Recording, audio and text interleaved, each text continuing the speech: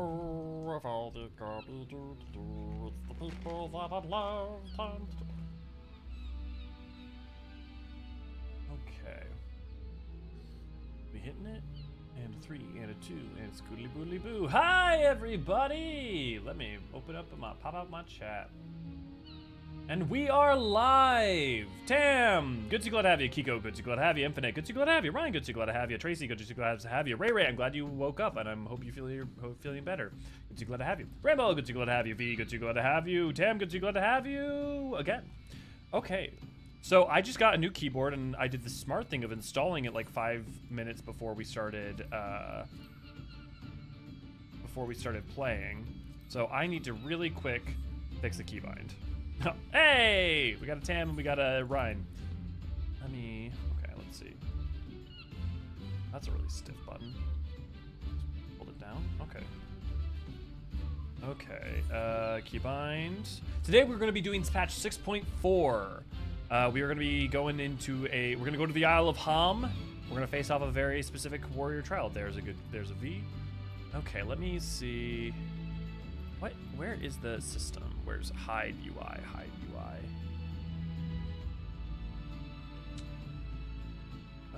Toggle UI. Yeah, okay, let's see. Just set to numlock. That should work now. Okay, cool. Okay, we should be good. Hey, y'all. Great, good to glad to have you. What you guys talking about? Zodiark's Legacy would make a killer title for FF12 sequel game. Not wrong. Zalera's Awakening. Tracy, hey, Raven.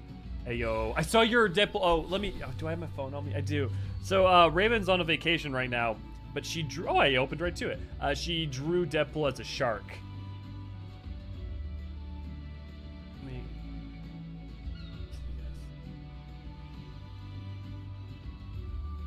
Very cute.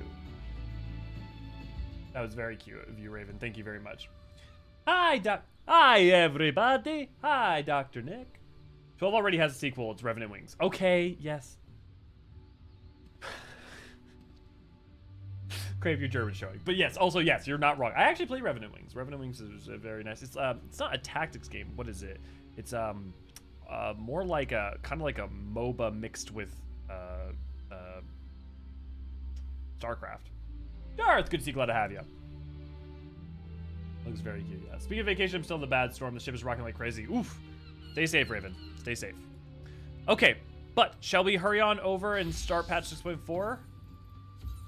That's weird. I thought for sure oh, right. Because I ended up restoring the keybinds. It changed that. Okay, well, let's fix that real quick. Yeah, so we won't really do much of a warm-up for 6.4 or 6.5, which will be tomorrow. If anybody wants to join us, we will be doing patch 6.5 tomorrow in preparation for 6.55 on Tuesday. That's the day that happens. But if you want to join in on a group, we got Infinite hanging out by the tree. V will, I think, be in charge of group Ray might be in, I don't know. I know V and Ray figured it out, but since V's here, I'm assuming it's V, and I know Ray's still shaking off the grog. Not the little grogginess. Not Ray's. It wasn't drunk. Okay, is not what I'm saying. Jian, good to see you. God have you. Why am I teleporting to Charlian? There we go. To the Mega Duta. V's group boss. Okay, cool. I was considering what it would be like to do an MSQ run from the point of the view of a Warrior of Light who already knows what the story is going to be, and I realized it would essentially be FFXIV abridged. Yeah, that'd actually be it. Too bad it's not an animated show, but Final Fantasy XIV abridged would be pretty funny. And the other thing is that, to be fair, that would, in some ways, be Hydaelyn's point of view, right? I mean, she didn't know everything that was going to happen. I'm there for emotional support. Go ham on those islands. Yeah. Okay, who can name the 4 islands of Charlian? Without looking it up. Oh, family. I'm sorry, Sean. Well, hopefully this will be a nice distraction. Rag, good to see. Glad to have you. To be fair, the Warrior of Light already just sits around in cutscenes eating as disasters happen, so we get that already. 1, 2, Val. Charlian, Ham, Val, and you got it, Tim. You got it. Starts with a Y. Ham, bacon, pork ribs. I should have known you guys were gonna meme.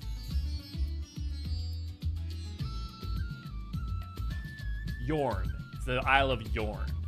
Ham, Val, Charlian, and Yorn. If we look at the map, you can see the Isle of Yorn is here. Ham is up here. Yorn is here. Charlian is here. And fuck, I forget if Val was the eastern or western island, but it would have been over to this direction or this direction. Probably out to the west, especially with how it disappeared into the glass ocean. Yeah, feel free to use this as a distraction if it provides you comfort.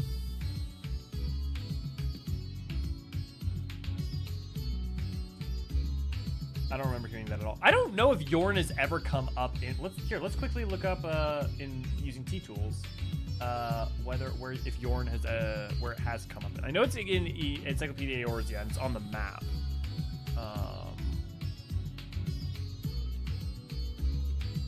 But does it ever even? I'm sure someone's got to mention it in the game.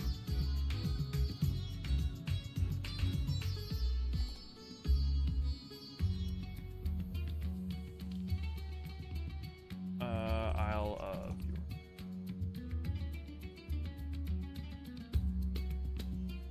Well, I typed it in to T tools and it didn't pop up.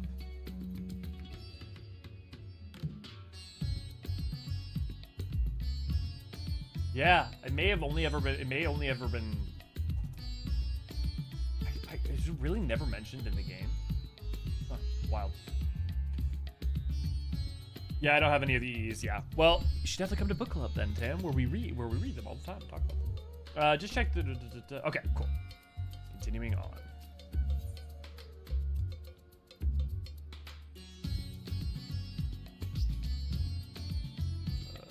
NPC, there we go. Rashawn's eyes light up when he sees you.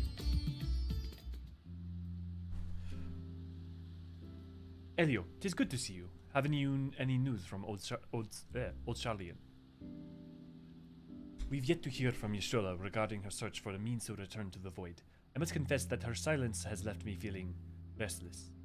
Nor am I alone in this. Istinian has such an excessive energy that he has been helping to train our soldiers with nary a grumble.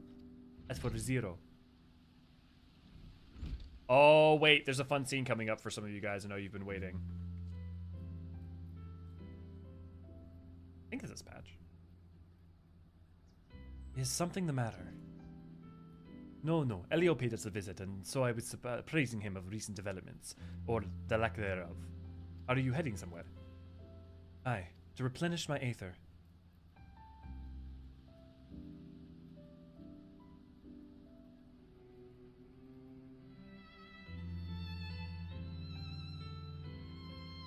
Would you like to come?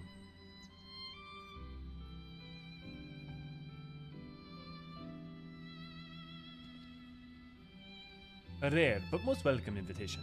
Timely too, I might add. I myself was thinking of venturing out into the city. It would be my pleasure to join you. You will accompany us, of course. Come then. I have an errand to run at the bazaar first.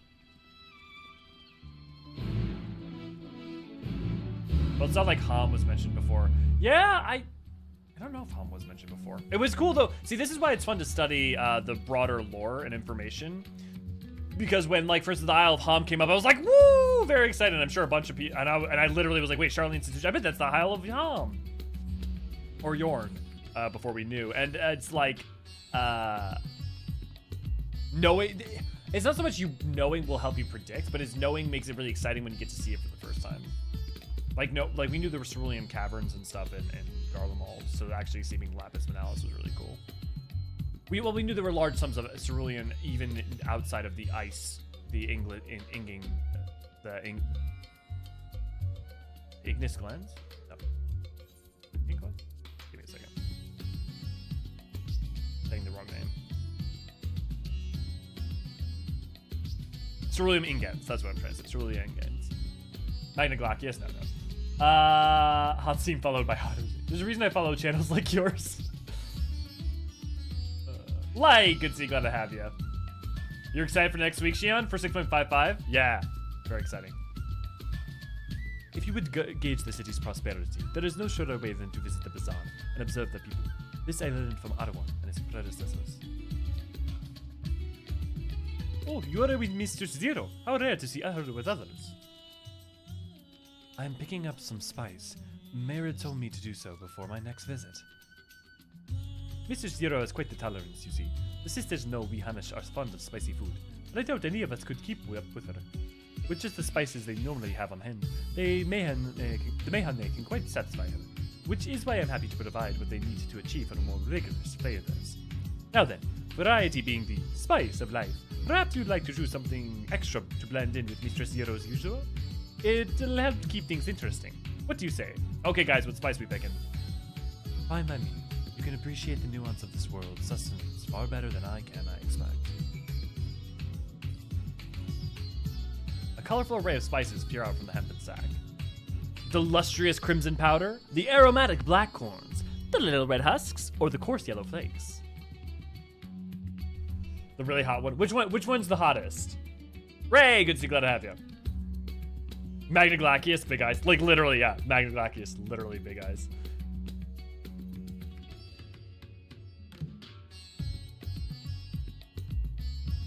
Okay, here to remember to pick the spiciest option. Check the buff. They're all hot. I would assume the little red husks would be the hottest. Mango! Good to see, glad to have you. These tiny husks get off citrus-like scent. Perhaps they'll imbue the dish with zesty notes. No, let's see, okay. The coarse yellow flakes. These flakes appear to have been grated from a thick root. Their sharp aroma suggests a bracing flavor. Bright red in color, this powder is hot just to look at. It will likely induce healthy sweat when consumed. These corn tickle your nose with a pungent yet enticing aroma. One can imagine them lending dishes an appetizing scent. Okay, let's go with the crimson powder. Yeah, everyone's all about the spice. We're going spicy. Ah, that's a fine choice. But take my word for it. Here, have a taste. Zero may wish to observe your reaction. It would be considerate to sample a spice in her presence. Well, I mean, it's not like it can be that bad. You tentatively place some spice on your tongue. A veritable blaze engulfs your mouth. Your reaction speaks volumes. That will suffice then. Always a pleasure, Mr. Zero, and do give Mary my regards. Max capsaicin, yeah.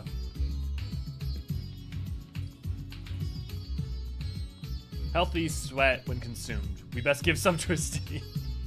Y'all thirsty for that dragoon.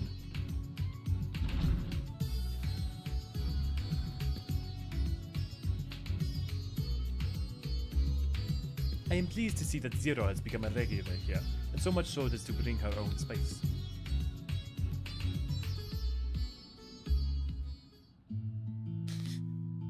I would like to point out that it seems like all the women are the ones thirsty for Esteem this time. But with this spice. Of course, Zero. It would be my pleasure. Well now, this is enough to make a whole kettle of your special curry. I don't need that much. Rest assured, it's easy enough to make a serving just for you. Or we could make the kettle and share it. There would be enough not only for your companions but other diners as well. I dare say everyone will be delighted. Look, I can understand why someone would be like, oh great, Final Fantasy XIV is going over the lesson that sharing is caring, thanks. Like, we needed to know that. But I don't know. I think sometimes the simple lessons are maybe the most important to reaffirm. And also, sometimes they need to be taught. Because people don't always just know. You know, you gotta teach the basic morals to kids sometimes. And sometimes adults could use some reminders too.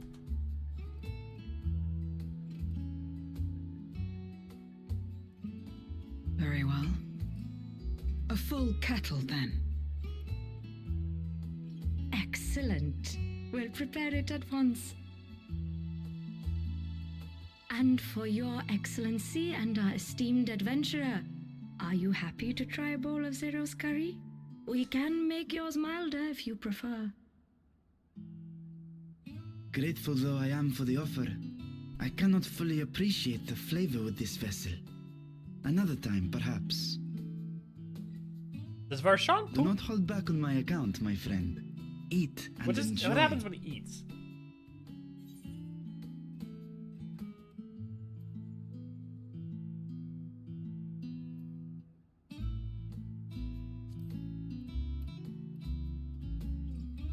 Well, if I have some, could it be a bit milder? Understood. Please, make yourselves comfortable.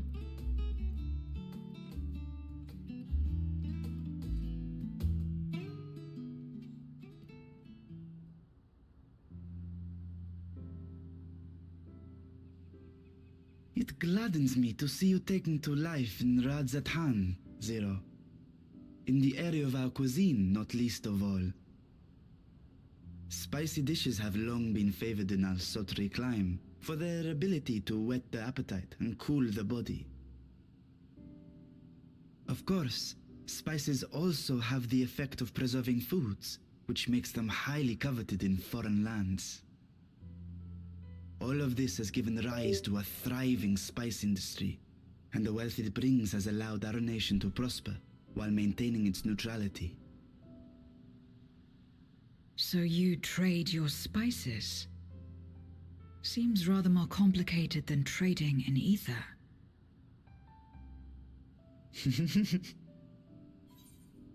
In the beginning, this land was no more than refuge for me. Can I just like further say my point about the 6.x patch, or the 6.0 and its patches being pro-globalization? I mean, the whole game, which is like, we're literally even likening spice trade to Aether. Like, I understand why it's important, but it's just funny. But now it is my home, and the people of Radzatan my beloved children. Together, we build this vibrant nation. And naught would please me more than to show it to my sister one day. Vibrant. Rubicante said the same when he described this world. A reminder of all that has been stolen from us. What many who remember doubtless yearn to take back.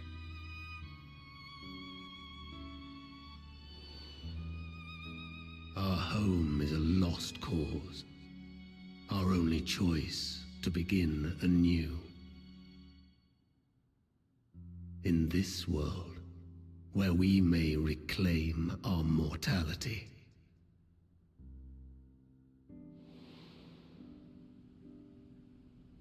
Nonetheless, it's wrong to damn another to save yourself. As I told Rubicante, as I found myself moved to speak. I still do not understand what made me feel this way, nor what compels you mortals to help one another. But I hope to someday. We too hope that you will find the answers you seek.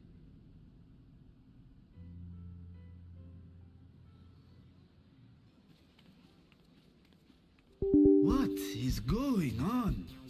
What's happening?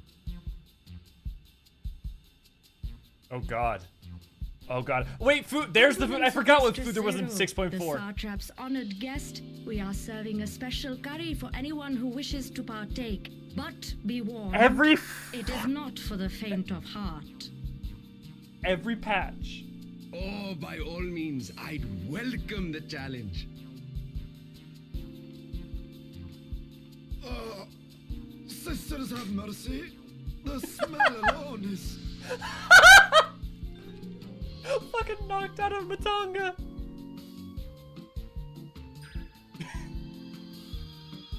Ah! It burns! It burns!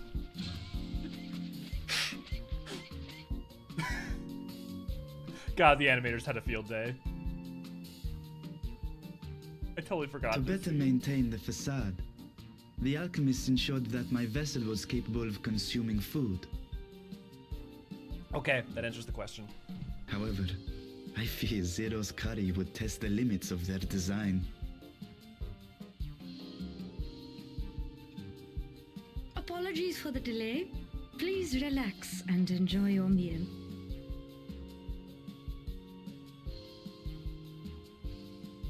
Relax. I don't have time for that. I've been waiting for this. Come, Zero's fucking. let's replenish our ether.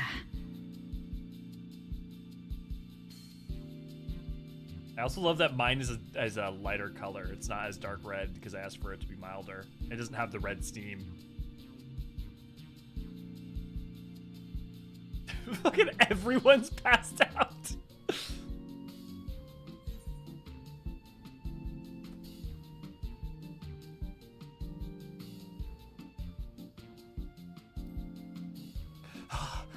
My whole life flashed before my eyes. It was exhilarating. I trust you have eaten your fill. I shall have Marit prepare a meal for us to take to Estinian. I suspect he too is overdue a replenishment. By this hour, he will have retired to his chambers at Magaduta. Come, let us pay him a visit. That lassie does look real good, yeah.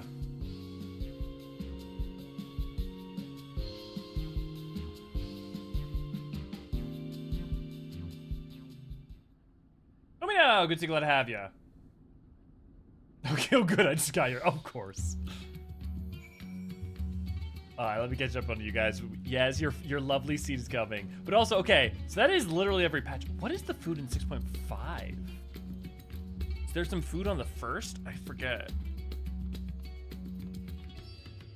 It's weird. I feel like I remember 6.5 the least, despite it being the most recent. I must have been in like a weird headspace when I played it.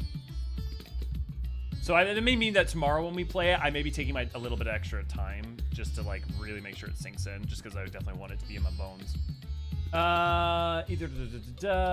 Next we are. Sydney's like Ace Rimmer, the kind of man he can turn a man. What a guy.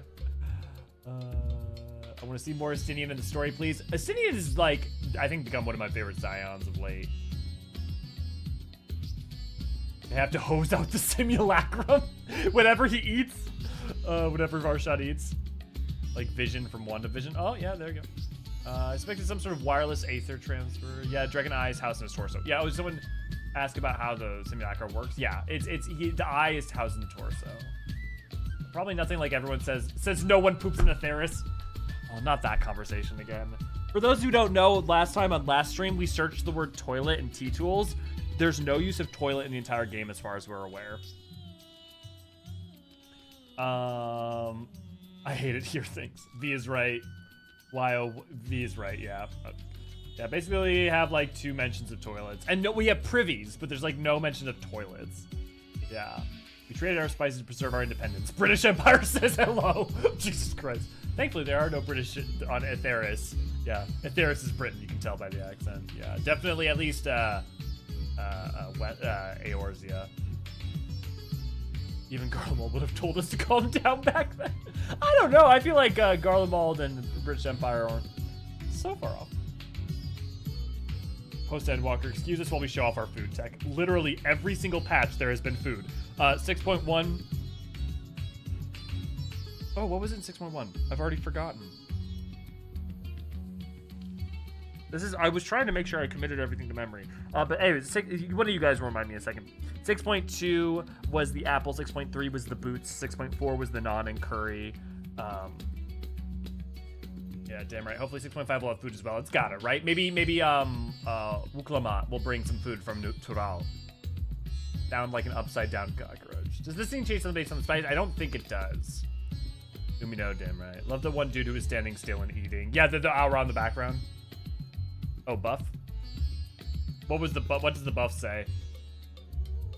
Tea biscuits from our bodies are ready. Coffee biscuits, surely. Oh, check its name in the combat log. Spicy circulation. Warmed and invigorated by a bowl of hot curry. I would have if it had been like spicy. Did we get tacos? Oh, maybe. Yeah, you know what? Maybe they're gonna bring taco variety as tacos. Maybe that's what's gonna be. 6.1 was the tea with the taru. Wasn't there something else? Am I wrong? I feel like we. Someone check me on this. Here the question, and apparently toilet is like any other words people use to replace it and not the actual words for toilets. Yeah. My brother just opened the room and I got salt water in his face. Am I evil for laughing? Ray Rich's response, I would. Hey, it's good to see you. Glad to have you.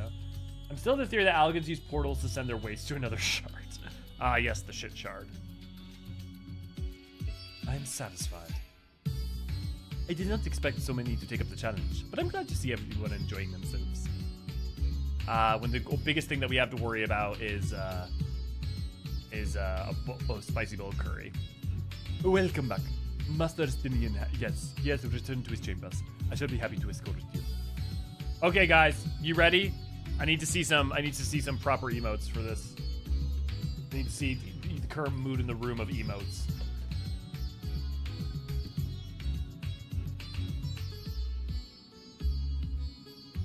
I'm gonna see the 6.1 food.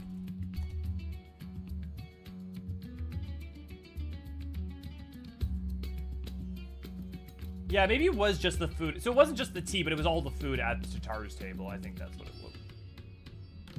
Yeah, that's about as many sexy Eliazins and gay bulges as I expected. If anyone wants to provide a couple memberships so people can use emotes, I'm just now might be a good time. Just a thought. Continuing on.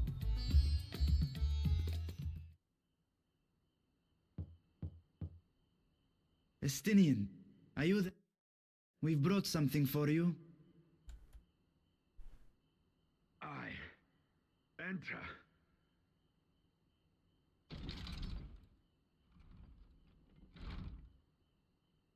This has become everyone's favorite patch.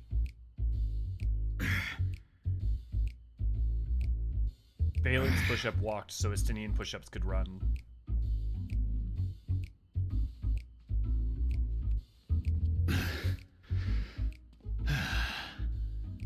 Squid masala from the Mehane. I thought you might enjoy it. Mehane, okay, I was right, they did say it somewhere. I prefer my squid dried, but I'm sure it won't disappoint. My thanks. Idle as I am in our sorceress's absence, I see. I can't offer much in the way of entertainment, but make yourselves comfortable. Oh, they know their fan base.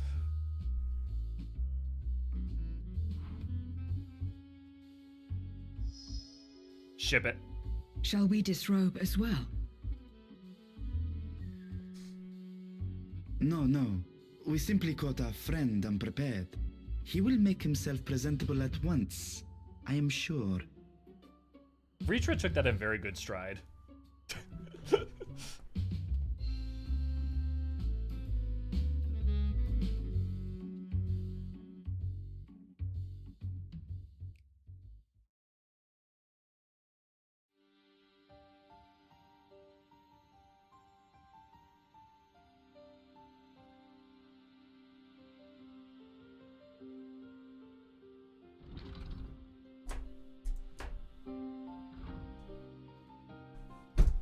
At last. We've been looking for you. Hey, you're still up. My friends, tell me, were you able to devise a way to return to the 13th? I believe so. It required a visit to the moon, where I took the opportunity to enlist Eorzean's assistance. Just the things you do on a Theros. Ishtola hath told me all. I should be glad to help you free Hydaelyn and put an end to Golbez's dark plot. If Rubicante spoke true, both Golbez and Hydaelyn are on the moon of the 13th. Unlike here in the Source, however, we have no means of making the journey from the surface of the star itself. The technology simply does not exist. Therefore, I propose that we employ a gate to deliver us directly to our destination. Is such a feat possible? In theory. Having once been a single hole, the Source and its reflections share striking similarities in geography. And according to a certain someone who unceremoniously whisked us away to the first, the same locations across the worlds are intrinsically bound. All of which is to say, were we to pass through a gate on the Source's moon, it should lead us to the moon of the 13th.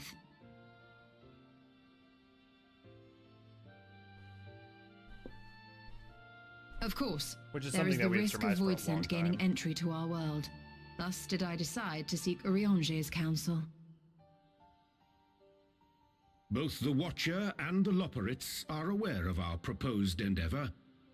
While they are yet deliberating precautionary measures, they have pledged their full cooperation.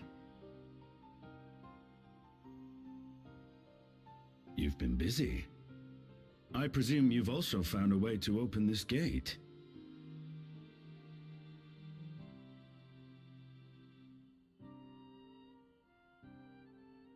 Be it in Radzat or Sharlayan, scholars have long cast their gaze unto the endless dark of the void. And so, with harnish insights to augment our knowledge, we have indeed conceived of a promising plan to pierce the veil.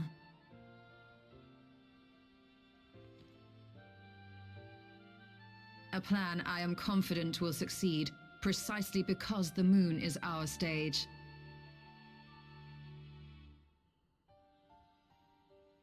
Zodiark's legacy.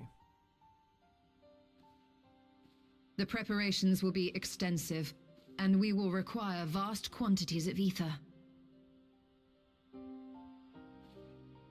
After all, our gate must be large enough to accommodate another great worm.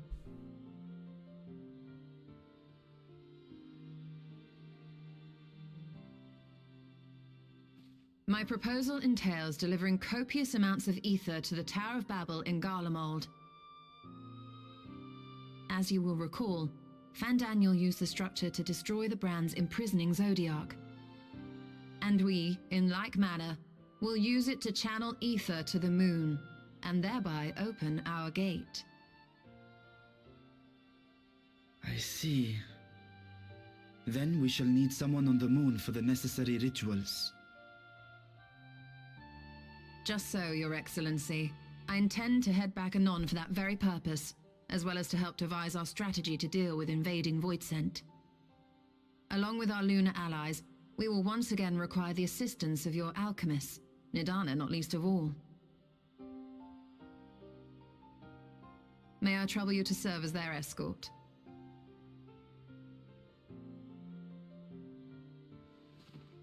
Fine by me. The room was beginning to feel constraining. For my part, I shall oversee the requisite tasks on the star. Might I prevail upon you for your assistance?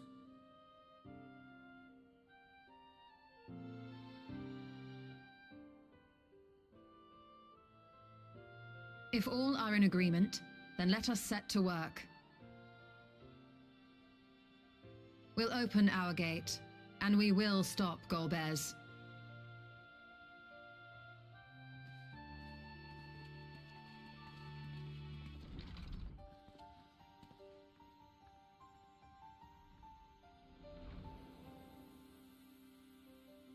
To the moon! One moon, two moon, white moon, red moon.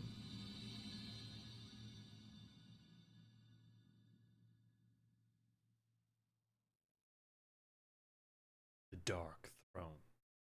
I think in Japanese it's more like the Throne of the Sinner. Interesting. Okay. To answer a question I believe Crepe had, the origin of the gay bulge emo is a gay bulg.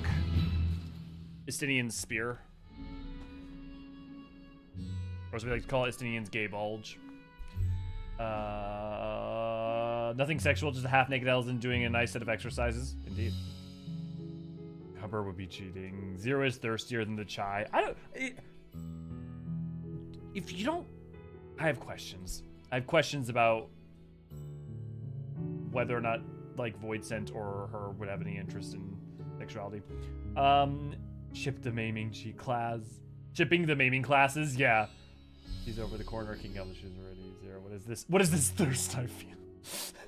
She now has a new hunger. The scene with the Stinian is just the scene of the evil Garlean guy in the weapon series. Yeah, that was the joke I was making earlier. The Valen's push-ups could walk, so the Stinian scene could run. You want to see a dragoon in shorts? Look up Fin Fang Fu.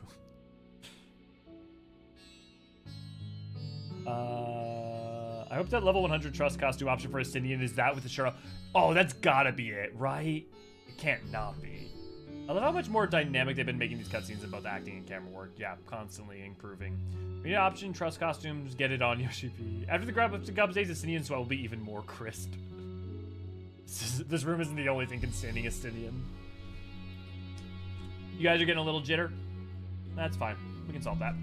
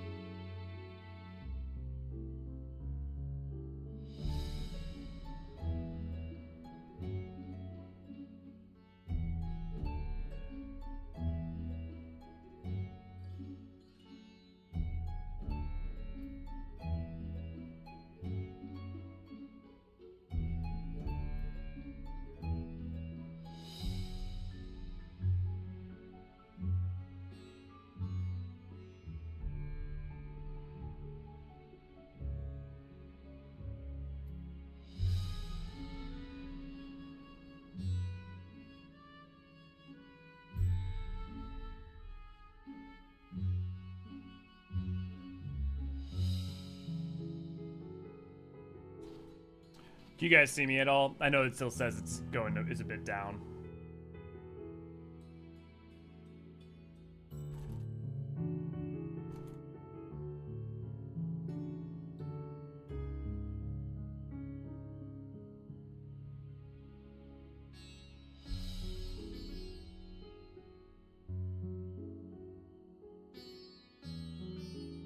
Okay, it's just YouTube. It's just YouTube. It's not even me. Well, that's like some comfort.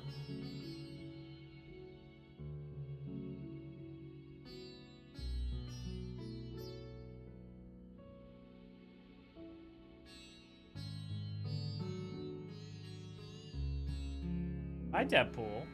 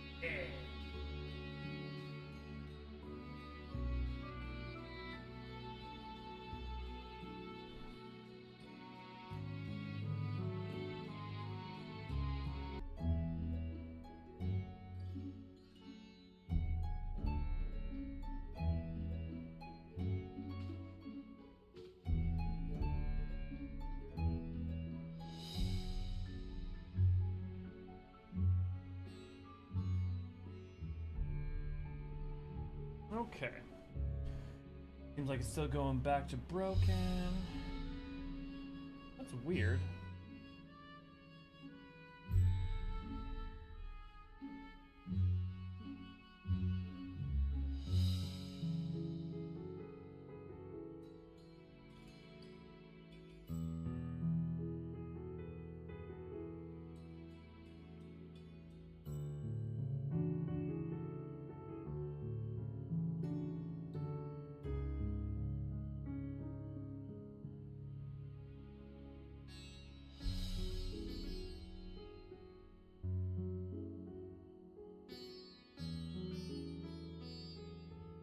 Yeah, I don't know what's happening because it's like, I know we used to have the old issues, but it's nothing like that. On my end, it's not saying anything's wrong. And it's not like the old issue used to be. I remember how that used to be. Stream coder.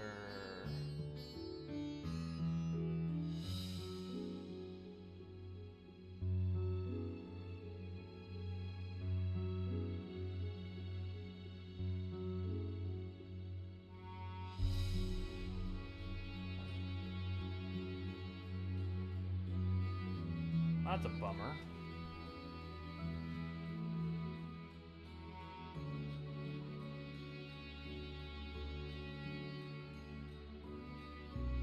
Fundraising goal, whole Deadpool stream. Y'all wanna, it's YouTube, not me. Okay. Can you guys see me, or is it just delayed? Let me try adjusting some settings. Oh, looks like we're losing a lot of people. Oh well. Sucks.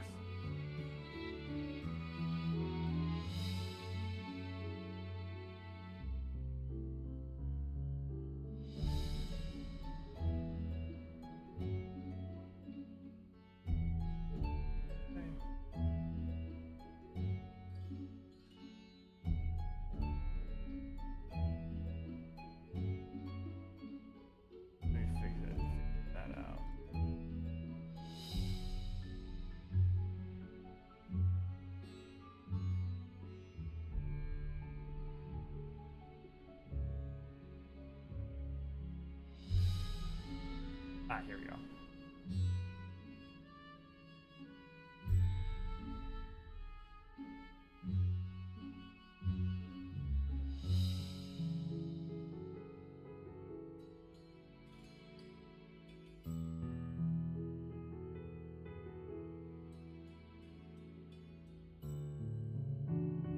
Oh, I can't edit the latency while streaming. That sucks. Okay.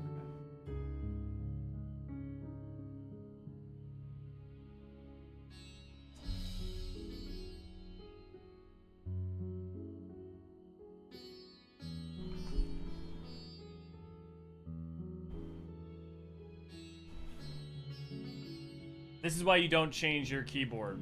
Terrible, terrible things happen when you change your keyboard.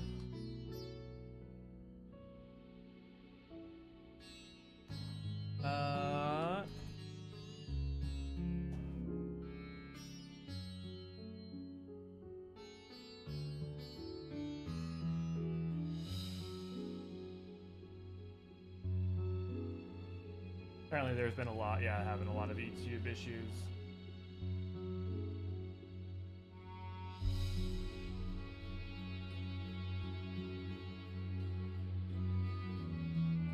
YouTube streaming issue.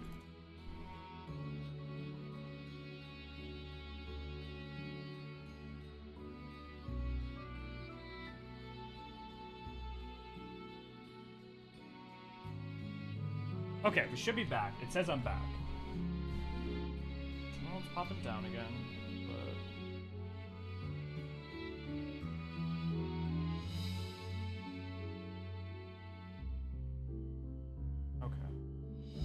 Popping back up. It'll be okay. Hi, buddy.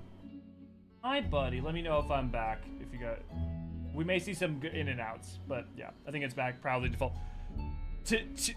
In my defense, for once, it's not my fault. But who wants to see more Deadpool to try and get us back into things? Deadpool, buddy. Come here. Can you come here? Come here. Yeah. Okay. Oof,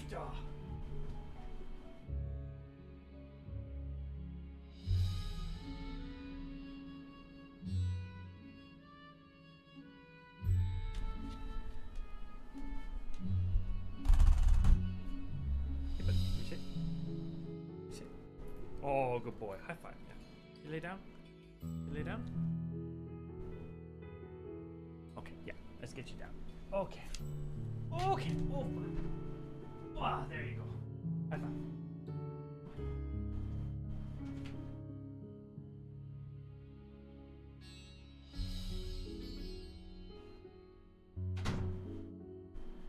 Would it really be a T-stream if we went a week without technical issues?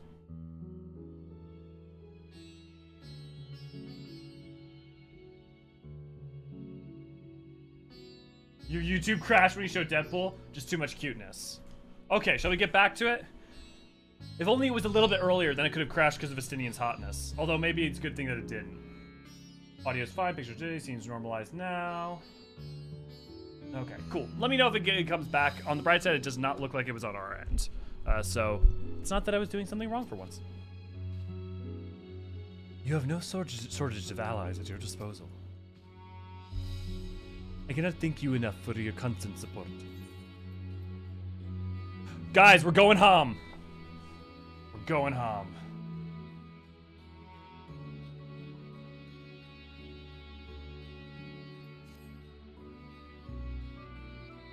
If one and all are ready, then let us set forth our preparations to complete. If I may, I beg a moment to exchange this vessel for its grown counterpart. It is in the keeping of the alchemists of the High Crucible. Of course, we shall accompany thee thither and thence begin our journey. Viviano, good to go to have ya. Some intern poured coffee all over the servers. Did I miss any interesting questions or comments any points of conversation you guys were having? I don't think so. I think you're mostly just drooling over Estinian. Oblivion, good to go to have you. Hey, it looks like the final stream I can catch without spoilers. Oblivion, you haven't done 6.5 yet? Well, do you want to join us for 6.5 tomorrow? Speaking of which, though, if anybody wants to join in for HOM or for the trial for 6.4, contact V in chat. I mean, there are succubus-type voice sent. Okay, to your point. Me being like, why would a void sent necessarily have sexual appetites? But they are succubus-type void sent, fair enough. But maybe they just use that to lure their prey. What does EE1 say about the succubus void sent? Because mainly it's just that they inhabit maidens, I thought. It was like, Soulcan, Ashcan, void sent. Succubus. Succubus manifests on the physical plane by forcing their souls into the bodies of a deceased women. Once the transition is complete, the resulting creature is said to be both fair and fey to look upon. Still more disconcerting, researchers claim that these void sent occasionally exhibit the personality traits of their deceased hosts. Succubi occupy the third and fourth rungs of the void sent hierarchy. Wow, that doesn't really tell us anything definitive. I'm not sexually void sent, I'm questioning why void sent would be sexual when they have no impetus to be. Opening a gate is about as difficult as I expected. Blame Estinian, not us. Yeah, fair.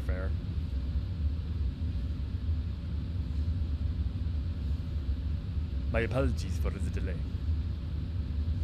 My, that is a striking simulacrum indeed. Well suited to the work ahead, I doubt not. By Urianje? Allow me to explain Joel's plan in great detail.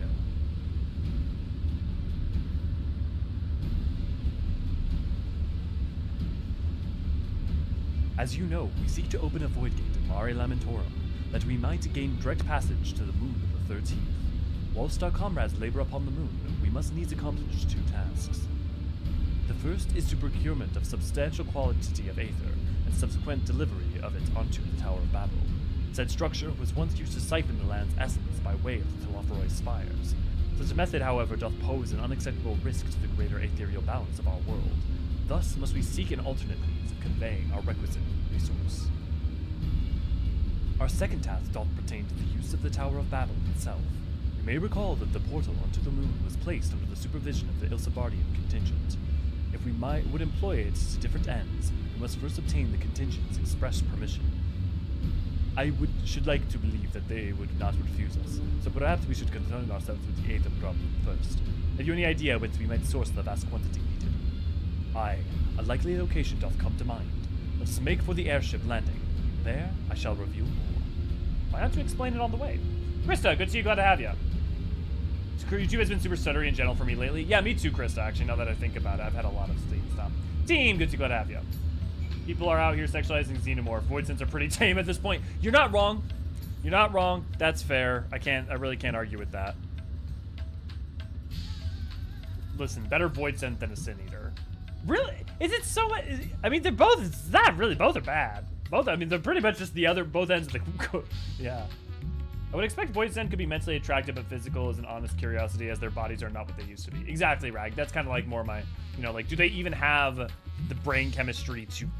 But then again, Void Sense are also. Void Sense are also.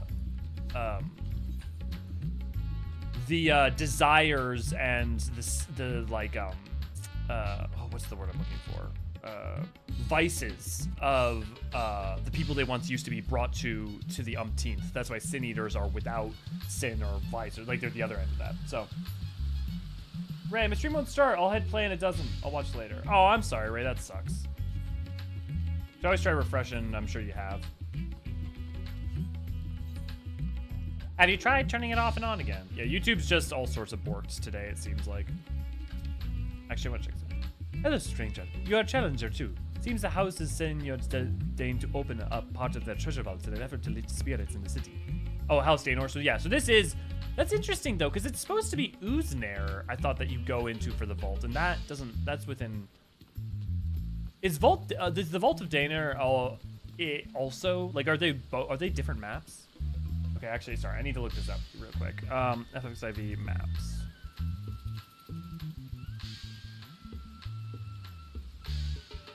Okay, there is the Aquapolis, the Lost Canals of Ulnar, and the Shifting Altars of Uznair.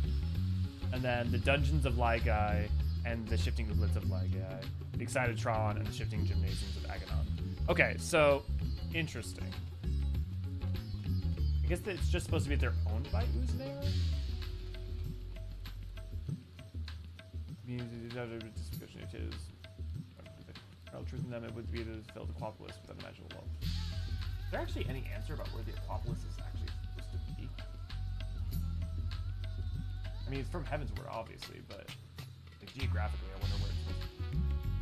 Well, the rewards are all Therapnarian. Okay, I'm sorry. This now I'm curious. Okay, Aquapolis. That's weird. There's no mention of the Aquapolis and T-Tools? That seems odd. Anyways. Cheers, Raven! Yeah, Oblivion, welcome to having Raven around. The elephant not doing too good, yeah. Tried listening to some of the Aetherite radio, and they were taking turns complaining about Picto, and I just don't understand why people can't just give something a chance before trashing it. Yeah, I won't comment on other people's opinions. That seems really odd to me. Like, not to make you have to argue. Also, Brian, good to see, glad to have you. But, like, Pictomancer looks awesome. It's super not my vibe. Like, it's super not for me in a lot of ways. But I love it. I think it's great that I think it's a really good class identity idea. I think it's going to be really fun from a lore standpoint. I think its aesthetic is going to be really cool. The thing that I found funny was people being like, "Oh, it doesn't look like something from 14." It's like, look, I mean, you guys remember when the Fall Guys campaign came out, and I was like, it feels a little not 14-y, but like the art stuff, like the paint colors are all the same paint colors from 06. You know, it's odd. I don't know. I think I'm really bad at not accidentally dismissing people's thoughts, but I will say, I feel like if people are on a high with a game, sometimes people find it easier to either trash or just dislike, or, you know, it's easier to be grumpy sometimes. But no, I mean, you know, maybe people do have like really specific, concrete distaste for it for whatever reason. I just find it funny that, you know, what's a weird job? You know, like Reaper's not, but Pictomancer is. Like, we're the people who thought Reaper was too edgy. I'm trying to think, like, what's the weirdest job?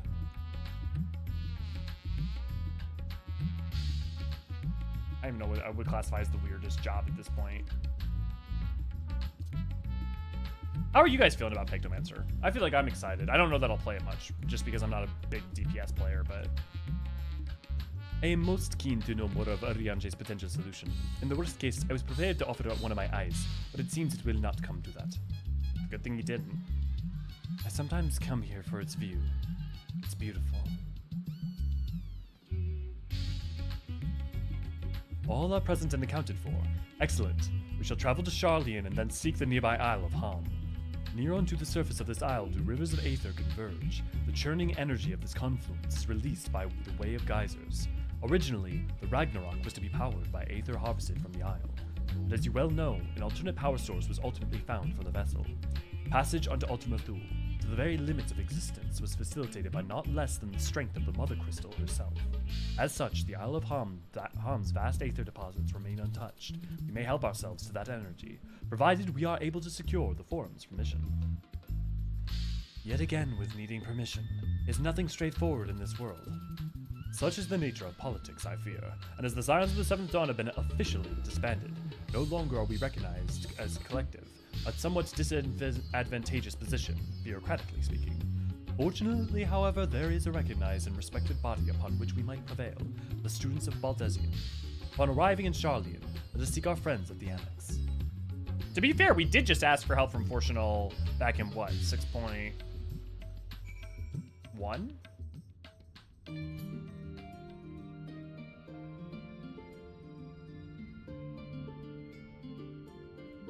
Because we went to Numenon in 6.1, right?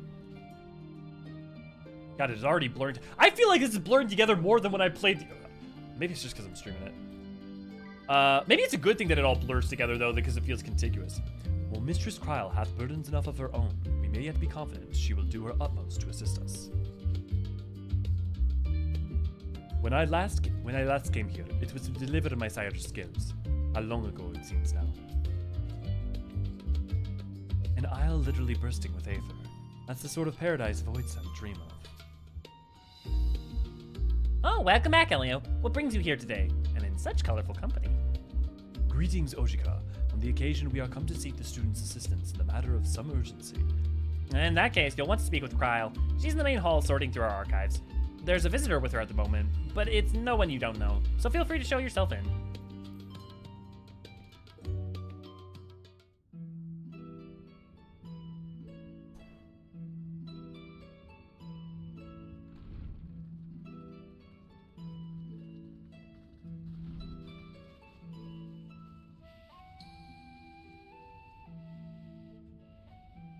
Now, if it isn't two of my dearest friends. As for the other two, I don't believe we've had the pleasure. Not in this vessel, perhaps. 'Tis I, Vashan. Though you are welcome to call me Vritra, if you prefer. Pay me no mind. I merely accompany them. I pray you forgive us our intrusion. If you are occupied, we shall call again anon.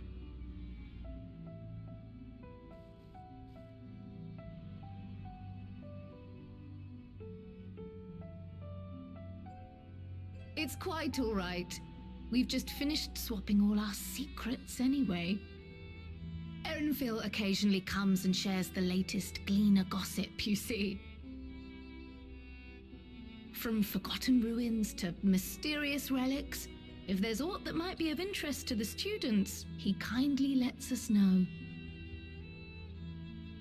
Alas, I must soon depart on an expedition. As I may be away for an extended period, I wish to give Kryl fair warning. Hence my visit today. I see. There are specimens that want for procuring, I presume? No, it isn't guildship business, but rather... Sort of homecoming. Homecoming.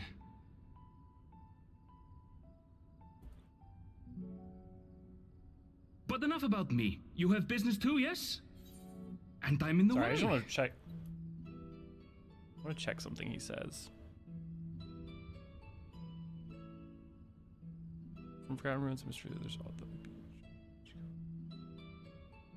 Must soon depart on an expedition. As I might be away for extended period, I wish to give Kral fair warning, hence my visit today. Okay. Far from it. As a matter of fact, we should be grateful if you could stay and share your knowledge of the nearby isles with us. We seek a means to travel to the Void. There, a man named Golbez plots to invade our world. A man who even now holds my sister hostage.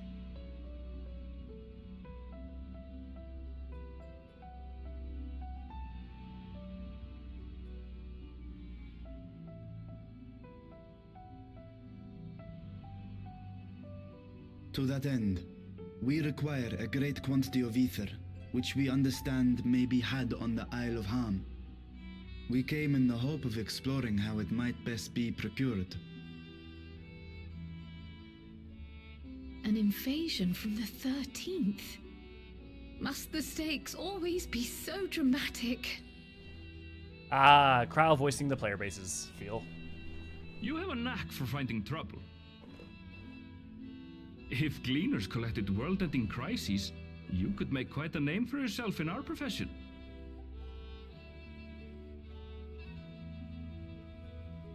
It's true the Isle of Ham is a veritable font of ether, but as it's under the Forum's direct jurisdiction, only a privileged few get to set foot there. I myself haven't. So if we want to help ourselves to the Isle's ether, we'll need to secure the Forum's permission.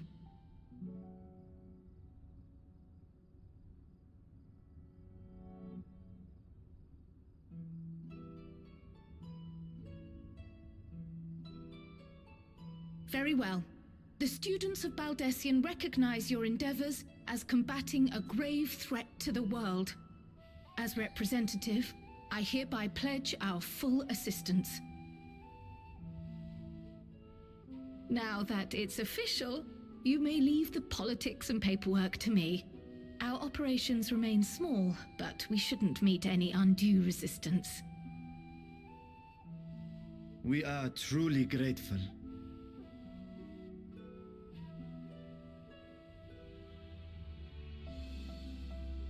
If I may.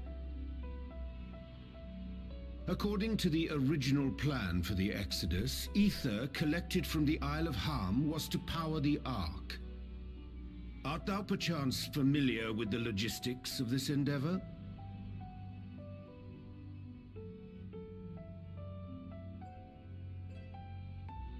I don't know anything about that, I'm afraid. Nor do I think any gleaner would. You might have better luck asking someone involved with the Ark's construction. Margaret, for instance. She's a researcher in Shirley and Hamlet. I met with her for a job recently, and she mentioned working on the Ragnarok's propulsion system. You could do worse than to seek her out while awaiting the Forum's verdict. We may well do just that. Our gratitude for thine advice, and may this threat be but a memory upon thy return.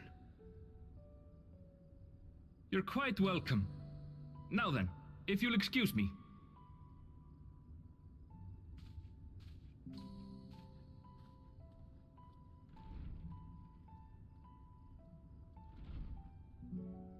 I best start drafting our petition.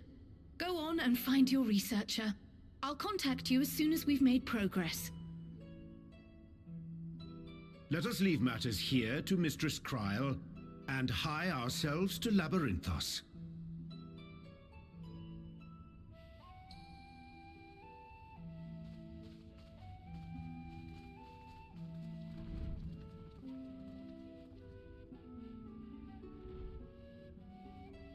Right then, time to put our best foot forward. The first insinuation of Toral. Well, other than Aaronville. A pity you can't tidy yourself. I should have had Ishtola enchant you when I had the chance. When did 6.4 come out? How long ago? Was that right after, right before Vegas? Probably And right. what have we here?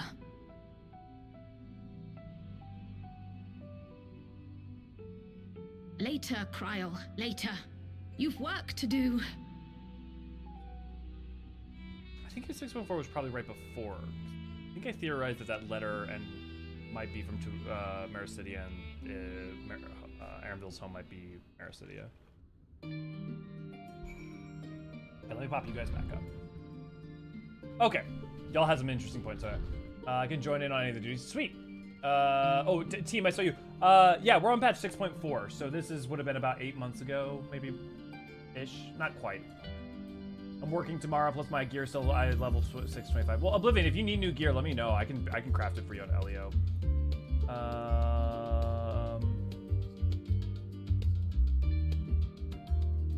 I shall good. I mean, some of them have tentacles. Tentacles, so many tentacles, and the sound of it rising on the bed gods, just listening to the side of that.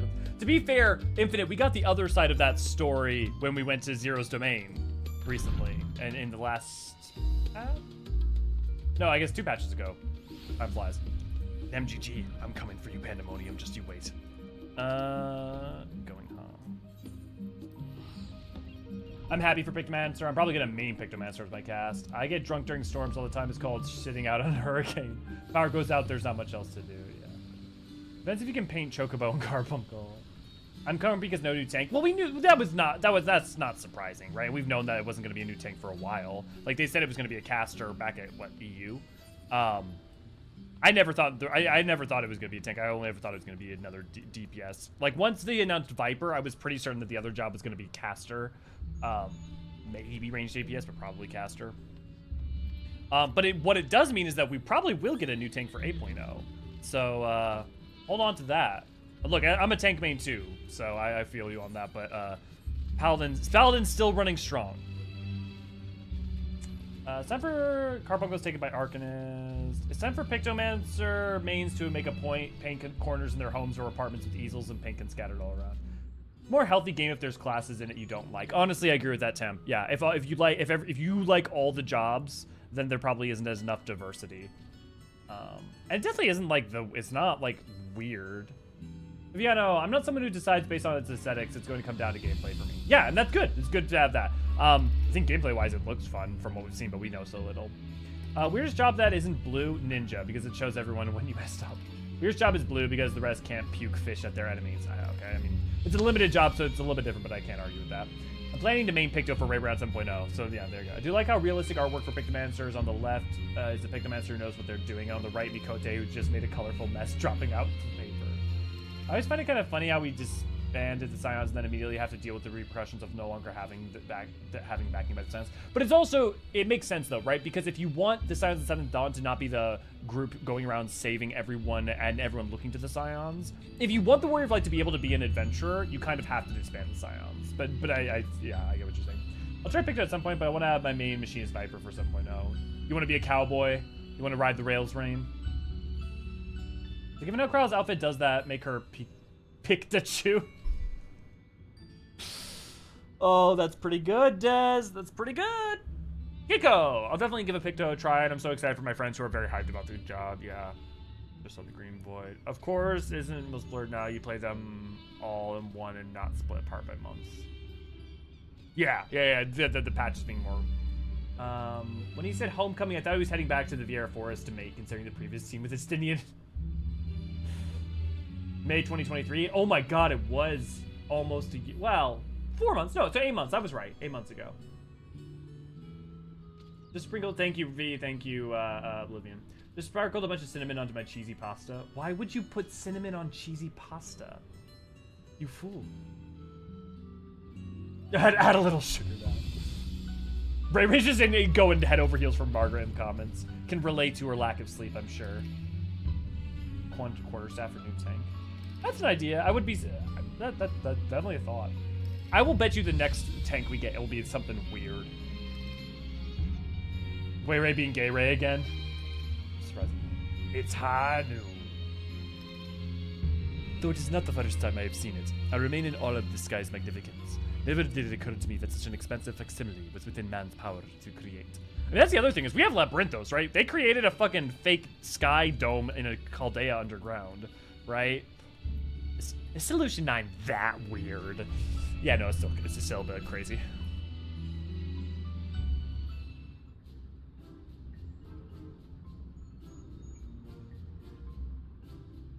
Visitors? Ha! How delightful! If you require assistance, then ask away. It so happens if you caught me in a post-deadline bliss.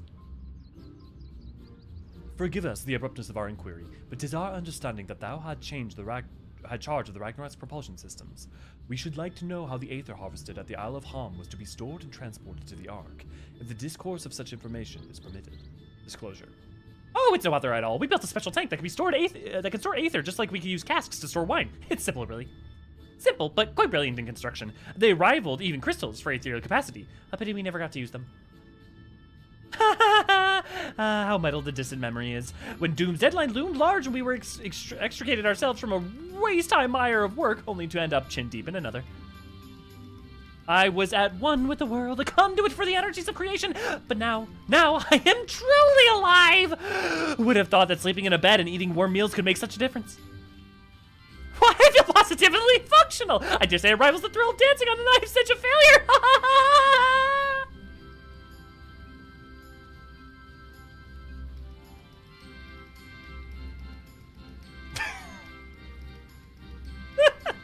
We are glad for you.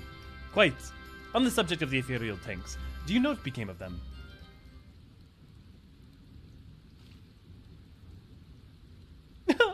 What did become of them?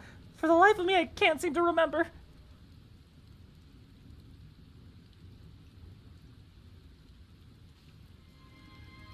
Oh, but I do remember someone who might remember. He should be back by now. Just look for the fellow wearing an outfit that screams, "I've been on vacation and you haven't." Very well. We shall seek out the conspicuous colleague of thine. Our sincerest gratitude, Margaret. And do look after thine self. No promises. Come, let us seek out this individual attired in the manner suggestive of a recent furlough. Does anybody feel like Uriange's regressed a little bit in these patches compared to like 6.0? He's speaking a little more cursive-y. Margaret is truly a mood. Look, I mean, am I wrong? Is my like personification of Margaret wrong? I believe it's pretty spot on. Life outside work, what a concept!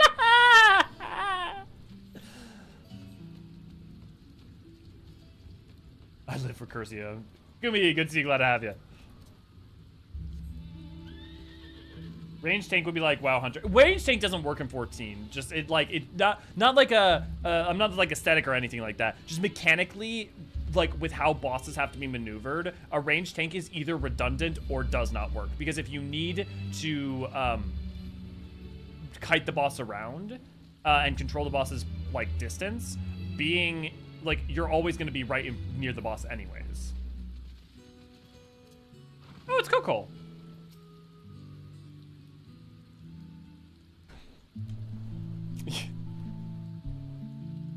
He's a reference to FF4. Oh, your face that launched a tiny boat. How you been, Elio? Able to catch a bit of rest? Yeah, and actually, we have some questions for you. Do you know about aether tanks for storing aether? Well, if I don't know about aether tanks, who in Baragot's name would? Born right in my very own shop they were. Okay, but like, once I say this, I don't know if you'll be able to unsee it, but does he kind of look like the Tiger King if he was a Lalafell? My pleasure, as always, Master Coco. I trust thy respite provided rejuvenating. And there's some, but I won't bore you with the details. At least not without a drink in me. So why the interest of little old tanks? Permit me to explain. I've apologized for anyone who has now cannot unsee it. Florida potato. I see. Think I got a long and short of it. It goes without saying, but we all owe you more than we can ever repay. If you need our aether tanks, then they're at your disposal. There's just one problem. You need the forum's approval to set foot on the Isle of Ham. Were it up to me, you'd be next on the next ship out. That lot can't wipe their asses unless it's an accident with procedural motions. Not wrong. You may be assured that my backside is immaculate.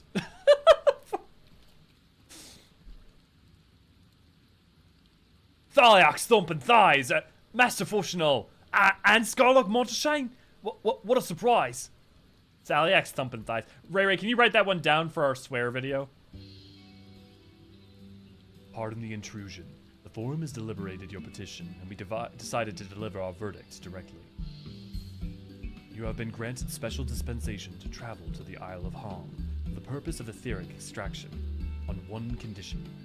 On account of its rich aether deposits, of aether, the isle is home to throngs of vicious beasts. We ask that you cull any such creatures you encounter.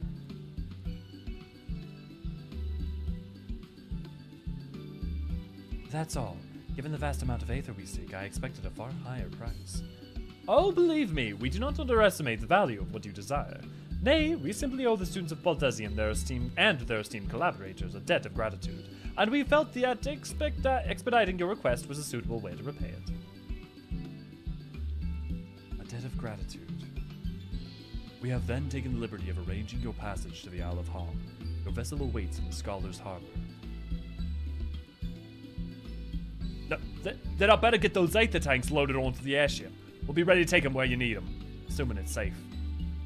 I shall head back to the annex, but if you need anything else, don't hesitate to call. Eorzean swears video, the only important kind of video. Me and Ray have been thinking about doing a video about like swearing in Eorzea for a long time, but we just haven't gotten around fully to it.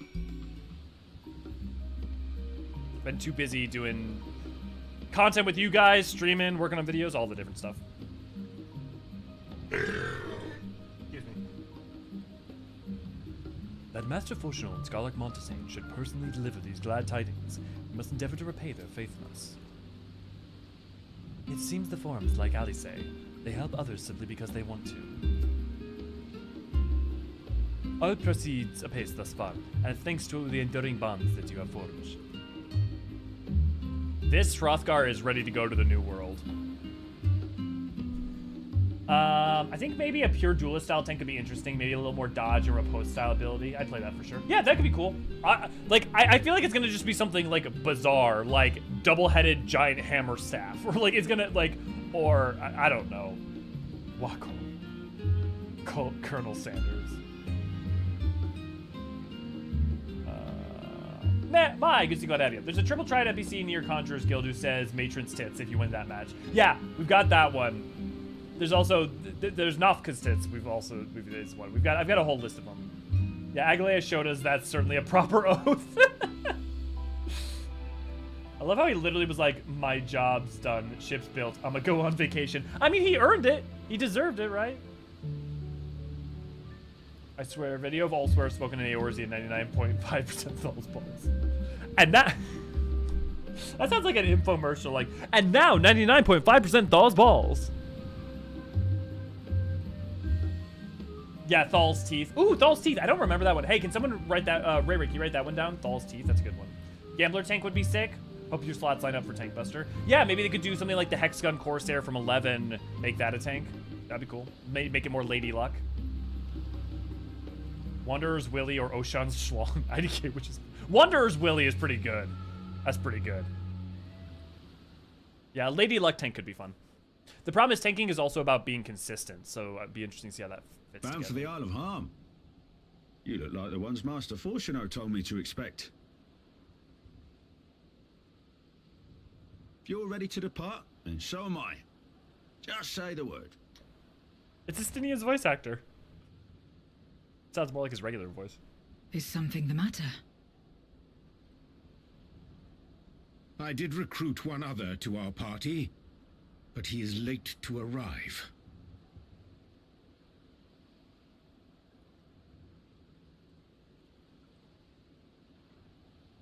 Come on, Thancred.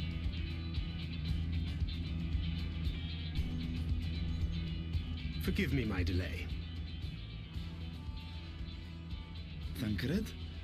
'Tis good to see you.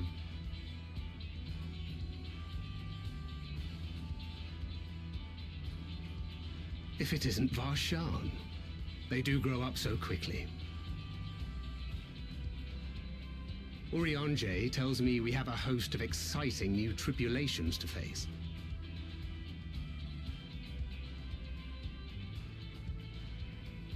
And you must be Zero. I've heard all about your daring do in Garlemald. A pleasure.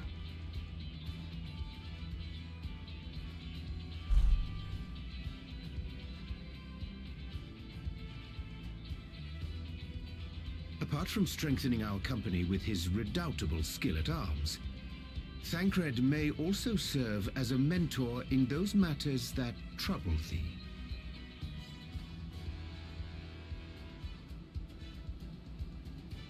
I speak of the intangible forces which bring souls together. Thancred is possessed of experience both unique and insightful that I am sure he would gladly share with thee. Thou needst but ask.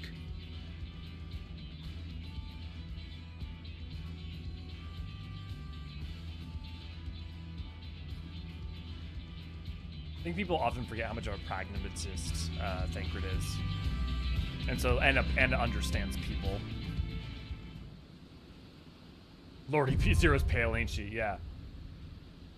The Isle of Hom, now accessible. You must be Zero. Alright, just one second, I gotta fix something. Oh, thank you, V.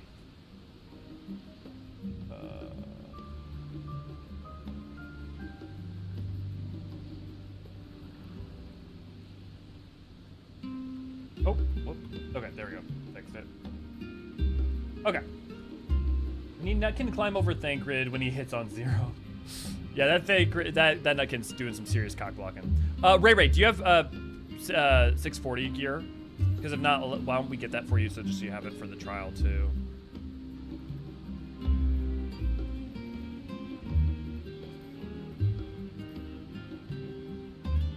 He's been around the block a few times, definitely. Yeah, she got it? Okay, cool.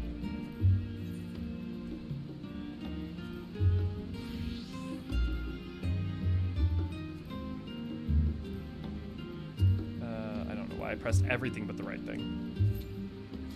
Okay, the Aether Font. Okay, who else? Like... Awesome, sweet. Thank you, V. Polar Bear Dungeon.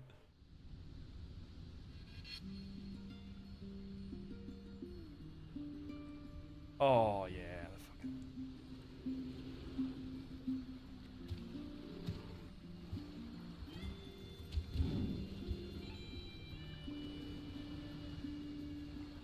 How's the audio, by the way? Let me know if it's the audio needs adjusting. Yeah, the Aether Font music is real good.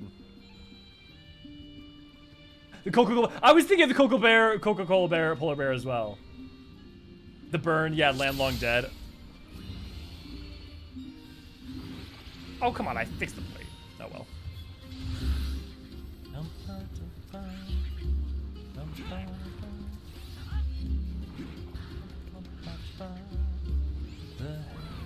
Oh, look at little polar bears are playing. It's like little Tims are clapping for us.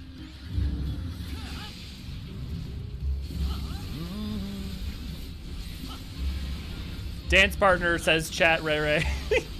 Wasn't even me.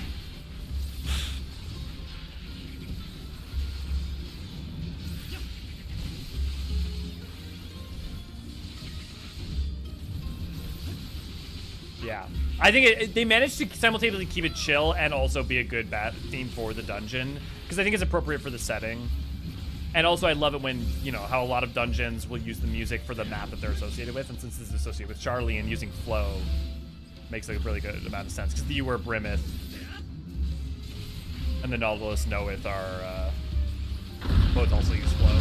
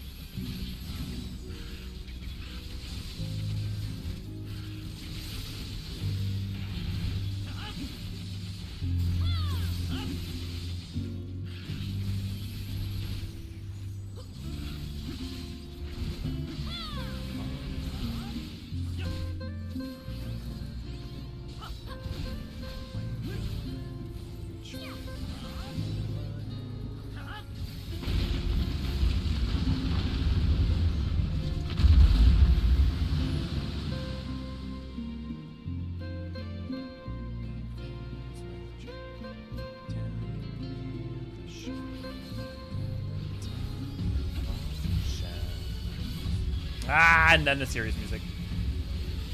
As a collector of chill music for my FCS, this takes the honorary place among the chillest themes.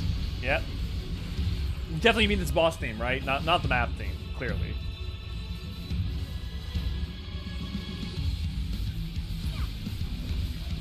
He's a cute boy, just as long as you don't look at his teeth too closely.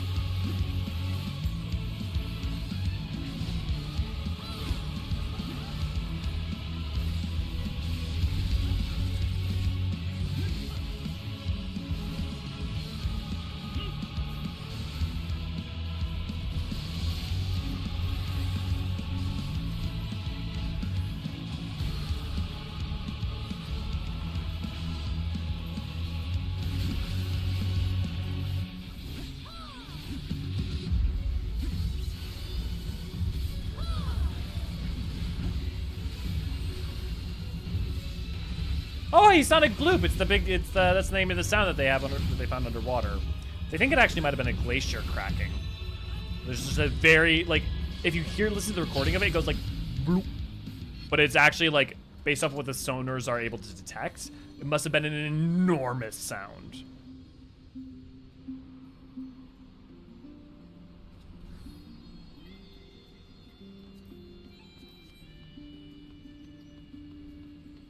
Guys, this reminds me a lot of parts of Dravania.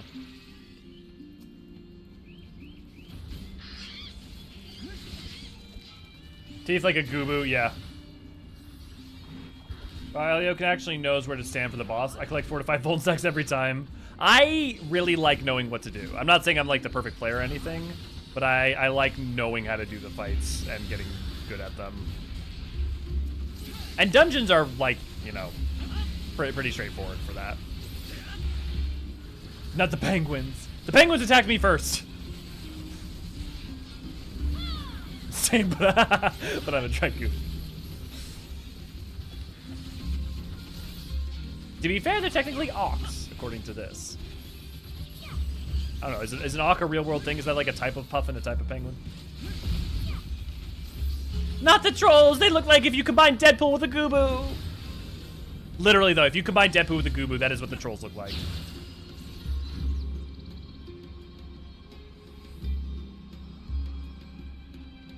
Oh god, don't tell Raven about the golems.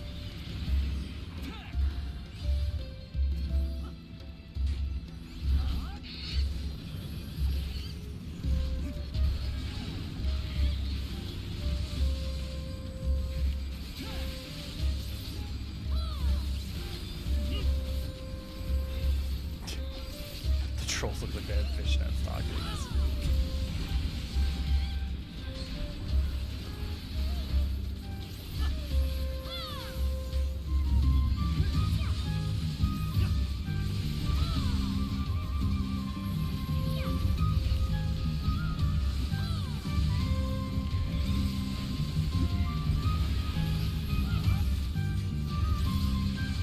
Okay, I'm asking this with no judgment, but out of genuine curiosity. How many of you guys don't care about, like, getting that much better on a gameplay level and mostly just care about being good enough to pass?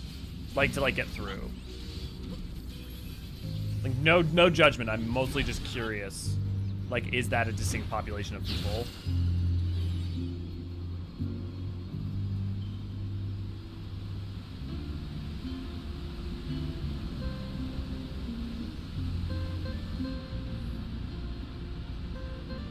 I don't. It's not cringe to try hard. I will go down. I will die on that. I think it's fucking cringe to be cringy at people who are trying to try. I think it's what I do think is a bad like cringy is if you're rude to other people because you're trying hard. Like that's the problem. Trying hard is not a bad thing. It is a good thing, and I will stand by that. The problem is being toxic about it. I don't care about getting perfect, but I like to improve. Okay. I mean, I guess I should be surprised if anyone's like, no, I distinctly don't like to improve, right? I'm glad to pass, but I try to get better. Yeah. I like being better than needed, but not the best possible. Don't want to do Savage, etc. to get gear. But I'm happy to do as much for tomestones and raids as possible. Yeah. Makes sense. Try not to fail miserably, but I'm well aware that I can screw up occasionally. I mean, look, isn't that all of us at the end of the day? Some level. Depends. I want to get better with jobs I play, so tanks mostly, but doing fine is enough for me with other classes. Yeah. I like to try, but I'm not try hard. I guess we should define try hard. What? Actually, this is I'm very curious about this. What would you guys define as try hard? Because I bet you that's going to range. Like, what constitutes try hard, you guys?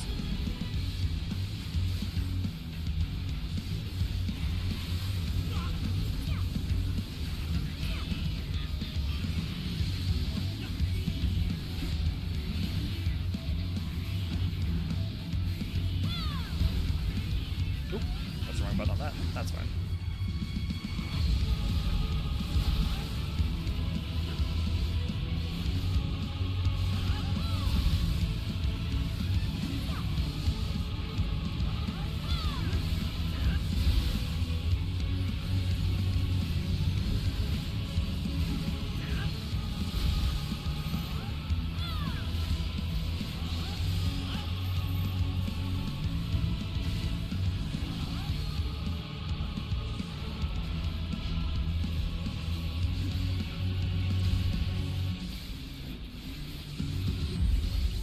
What did I get hit by?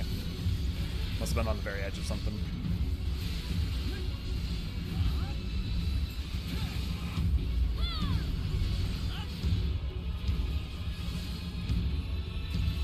Electric eruption.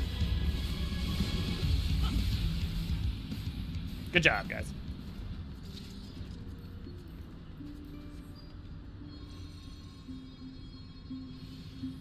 Crystal Cavern.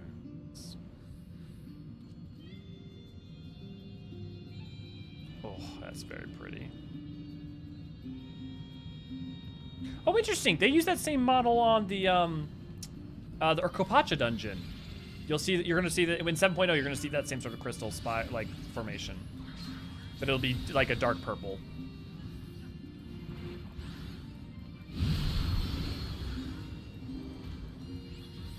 I wonder, was this a studying facility in here for this, or did all this crystal formulate over a period of time?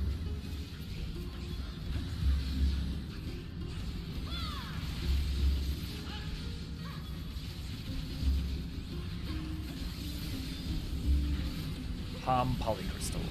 Hom mirrorlith.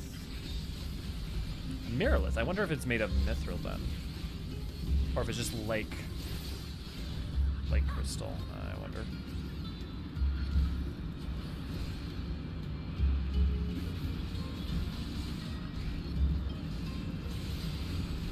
Hi, Bear. Good to see you. Glad to have you. Desian, good to see you. Glad to have you. Hey, nice to get to stream for once. Yeah, I try to pay attention to most opinions, especially on Twitter. Lots of doom posting lately. Yeah, definitely. I look. I've said this for literal years since Shadowbringers and maybe even before. I would do not take Twitter opinions on 14 in specific as like the broad consensus, because it is a very small specific section of 14 players. It feels a lot of times like it's it's the average, but it's really not. Yeah, healers adjust. What did break? Try hard is when you refuse to have fun to be good. Interesting. That's a very interesting definition to me, because for me, I have fun by being good and getting better at it. Like if I'm like a lot of joy for me comes in learning and getting good. Yeah. To me, try hard is doing everything you can for the best possible result. See, then I would say that's just. I guess that is trying hard, right? But I don't think that's like the colloquial way try hard's used, because I would say that is an arguably good thing, especially if done in a good way. Nem, did I say a good see glad to have you earlier? Because it's not good see glad to have you. That'll be fun and epic if everyone has forgotten the fight and we all get wiped some random attack. Looking at you should. As long as you enjoy being stupidly efficient and don't rub it in others' faces, then all power to you. Yeah, I think that's definitely a healthy way to look at it. Trying hard and cringe is if you get toxic to yourself, and if you do something wrong, shit happens. It's fine.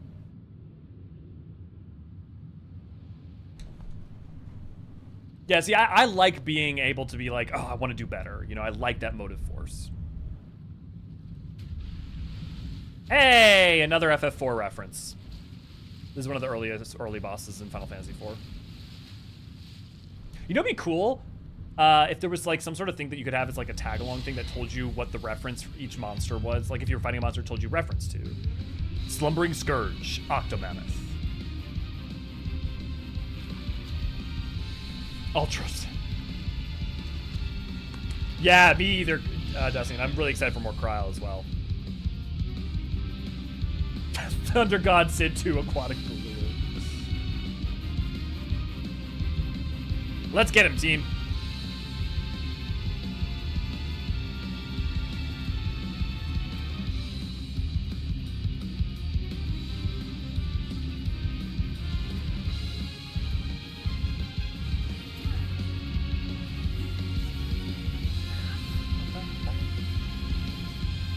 Raid wide. Getting good at a game you care about never comes off as try hard to me. Only really starting to really click with the game when I got better with the monk. Yeah. To me, I would say try hard as is colloquially used would require someone using it in a negative way, whether that's being toxic to others or themselves in a way that's not constructive. Also, I would say being frustrated with yourself or wanting to improve is not toxic inherently. That can be very much a good thing. Examples and front lines. I'll be happy whether I win or lose because I will learn either way how to play the game better. I will not get hung up on my failures. Sure. I would say, like, I want to win, and I'm like, crap, and, like, can be frustrated. And also, I will try to win, even though, like, I will try to win. But I'm not like, oh, my team's complete shit. I will sometimes be like, yeah, we definitely were not even real trying there. Or we had a lot of people who were, like, kind of not really, you know, in the zone. But I'm like, yeah, that's part of the name of the game for sure. I don't know, I don't need to pentamail my crafter gear. I should have moved. I was too busy reading chat. Follow V, not me. Twitter isn't real, to be honest. Yeah, honestly, that's not a bad, it's not a bad frame of mind. Twitter isn't real, it can't hurt you. Trying hard to me is complaining about someone not knowing a class in dungeon settings, since people obviously level classes, they don't know that. I agree. I will say on the other side of that, if someone offers you help and you like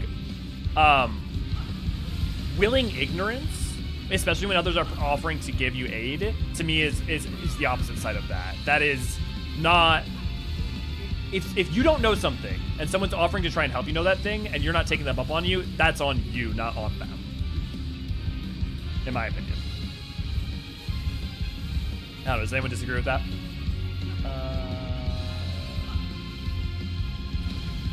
Hey, thanks for the welcome. Yeah, anytime, then. I only learned try hard by the context, so take it as it is. But A, usually derogatory. B, people who can't have fun with it. And C, who are more bullies to other people than who aren't trying enough. Yeah, I would agree. That's how I would define the, like, try hard as it's used colloquially.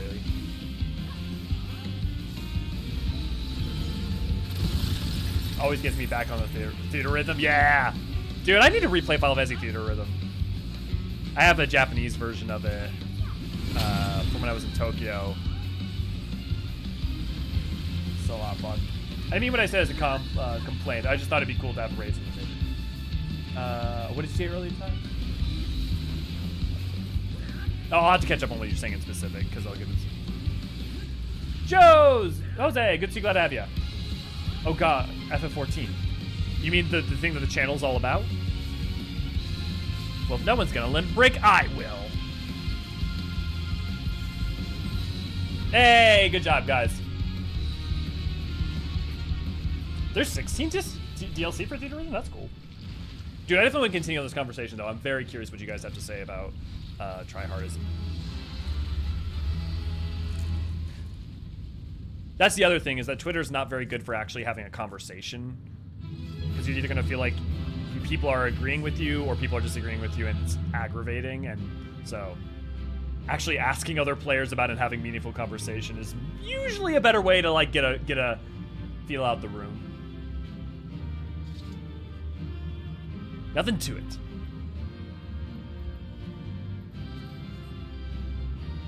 Awesome. Awesome, guys. Let's continue on.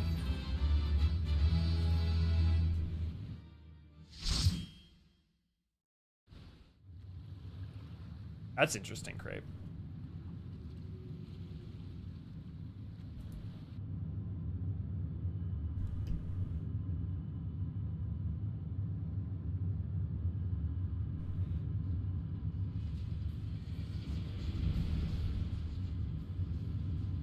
Man, I was wondering for so long how the problem I had with anything to do with transporting Aether between the first and anywhere else was the batteries. Like there was no way to transport that Aether. So the like 6.5, this came around, 6.5 came around. I was like, oh, okay, that's how they're explaining that. Much obliged for clearing the way. We'll get to work at once.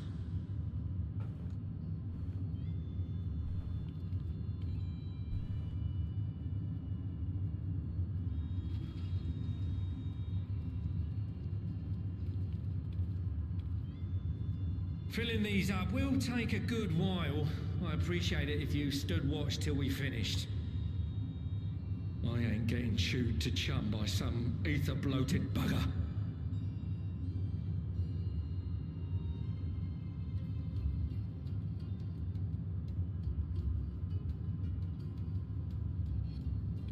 Oh, by the by. Where were you planning on putting these to use? We could deliver them by airship, see? Provided it ain't too far. We would need them transported to Galemon, to the Tower of Babel. Ah, that's a long old journey. Too long for a direct flight. Tell you what, we'll send them over with the scheduled shipment of provisions headed that way. I'll make the arrangements as soon as we get back. Save some poor chocobos having to drag this lot through the snow. You have our thanks. We shall not forget your generosity.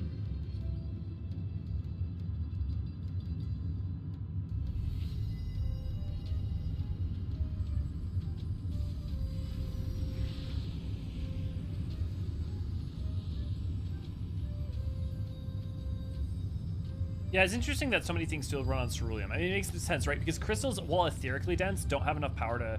Like, ceruleum works as a much better Everything seems term. to be proceeding apace. Yeah, I dare say you would have been fine without me.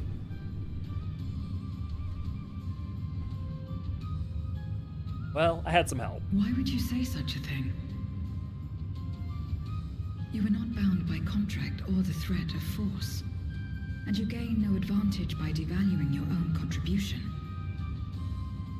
Yet you must be bound by something to speak thus. What is it? What binds me?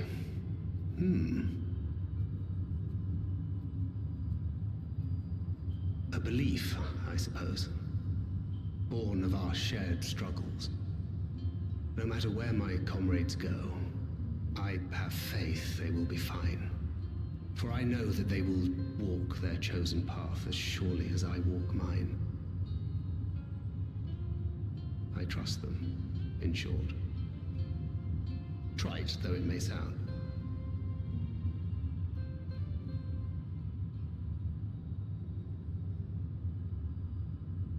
Trust. I remember the word. How long has it been since last I used it? It had no place in my dealings. Not with other Voidsent, and certainly not with Xenos. Not even in the time before darkness engulfed the world. Full often did Memoriates betray their own, corrupted by the very power they wielded. You could trust no one but yourself. Alone we fought, and alone we fell. I wouldn't know how to trust. Is there some trick to it?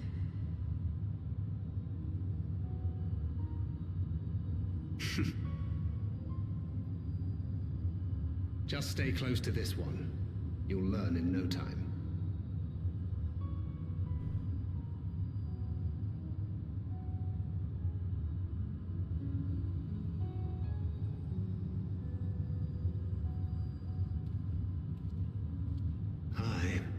Absolutely fine.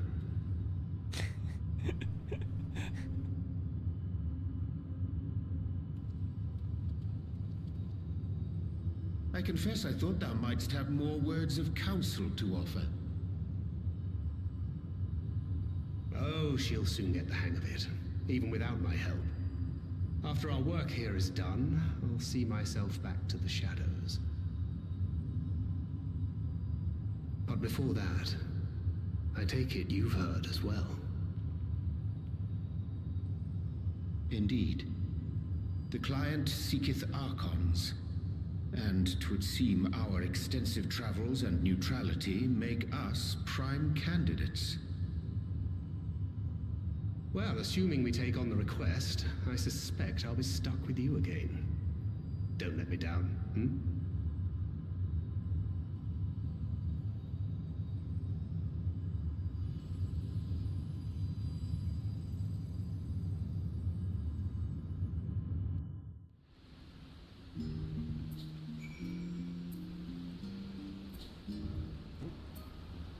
That's the wrong button. Okay, let me pull you guys back up. Crown Dawntrail made me happy, maybe so happy. This boss was difficult for me. Yeah, the Octomom, I think it's actually, I don't know, was a little bit less clear than some of the other things. Those epic fun I've forgotten the fight will get wiped some random attack. I'm more interested in Viper, but Picta looks great and I'm sure I'll have fun with it. Yeah, exactly, that's where I'm at. I like to improve my gameplay, but I'm super happy if there was a raid track that matched extreme difficulty instead of savage. Oh, a raid track. Yeah, I definitely could imagine that. It is interesting that, you know, as the normal gets harder and harder over time. Well, I don't know normals. But yeah, no, I definitely, I wish there was a more, like something between normal and savage for raids for players. I think that would be a good go-between. I was gonna say things like Unreal, but not really, because that's just an extreme synced up. And then Criterion is still a little bit too not quite that. I like just because you want to be good at a game doesn't make you try hard. Yeah. Craig, what stops you from just running extremes then? Because yeah, it's just that you're only at content trials at any given time. Yeah, I'm a tie bear on that one. I think having more content of that ilk would be good. I didn't mean what I said as a complaint. Just thought it'd be cool. Yeah, totally. I don't think it's a complaint at all. I think it's just like it would be cool if there was more of that. 100%. You get cutscenes while trying to open chests. Yeah. I play with a crew of raid gremlins, but that makes learning EX and Savages fun and silly. I can't wait until the whole group is at current content. Nice, Kiko, nice. I think being tryhard requires you to be trying substantially harder than everyone else. Like, if everyone's trying hard, then it's fine. But if it's casual party, then you would be considered one. See, but I think that's a bad definition, because I think you can have a bunch of people. The problem is there's a difference between people being casual because they are unaware of information versus casual because they, if you have a group of people who you want to try to care about completing the content and want to try to do well at it, and you have a bunch of people who are like, just don't really care and we're trying to muddle through, the problem isn't that someone's being tryhard. The problem is that there's just a difference of priorities. Like, I don't think someone's being a tryhard just because they want to, like, actually try to complete the dungeon quickly. If they want to, like min-max every little tiny bit of everything, or someone's yelling at you because you didn't make perfectly or something like that, then yeah. But yeah, the get good itch for me is definitely part of the fun of MMOs for me. Same, like, I feel like, but not the get good at other people necessarily, but just for me, like that draw to get better. I'm so bad at PvP that I always felt bad at worrying others will be mad at me. PvP has always been a weakness and don't enjoy it. Yeah, that's understandable. And I will say Frontlines is probably the best for that because of how much of a Zerg insanity it is. Crystalline Conflict's a little bit hard. It kind of does demand that you try a little bit more, but it's definitely something you can learn.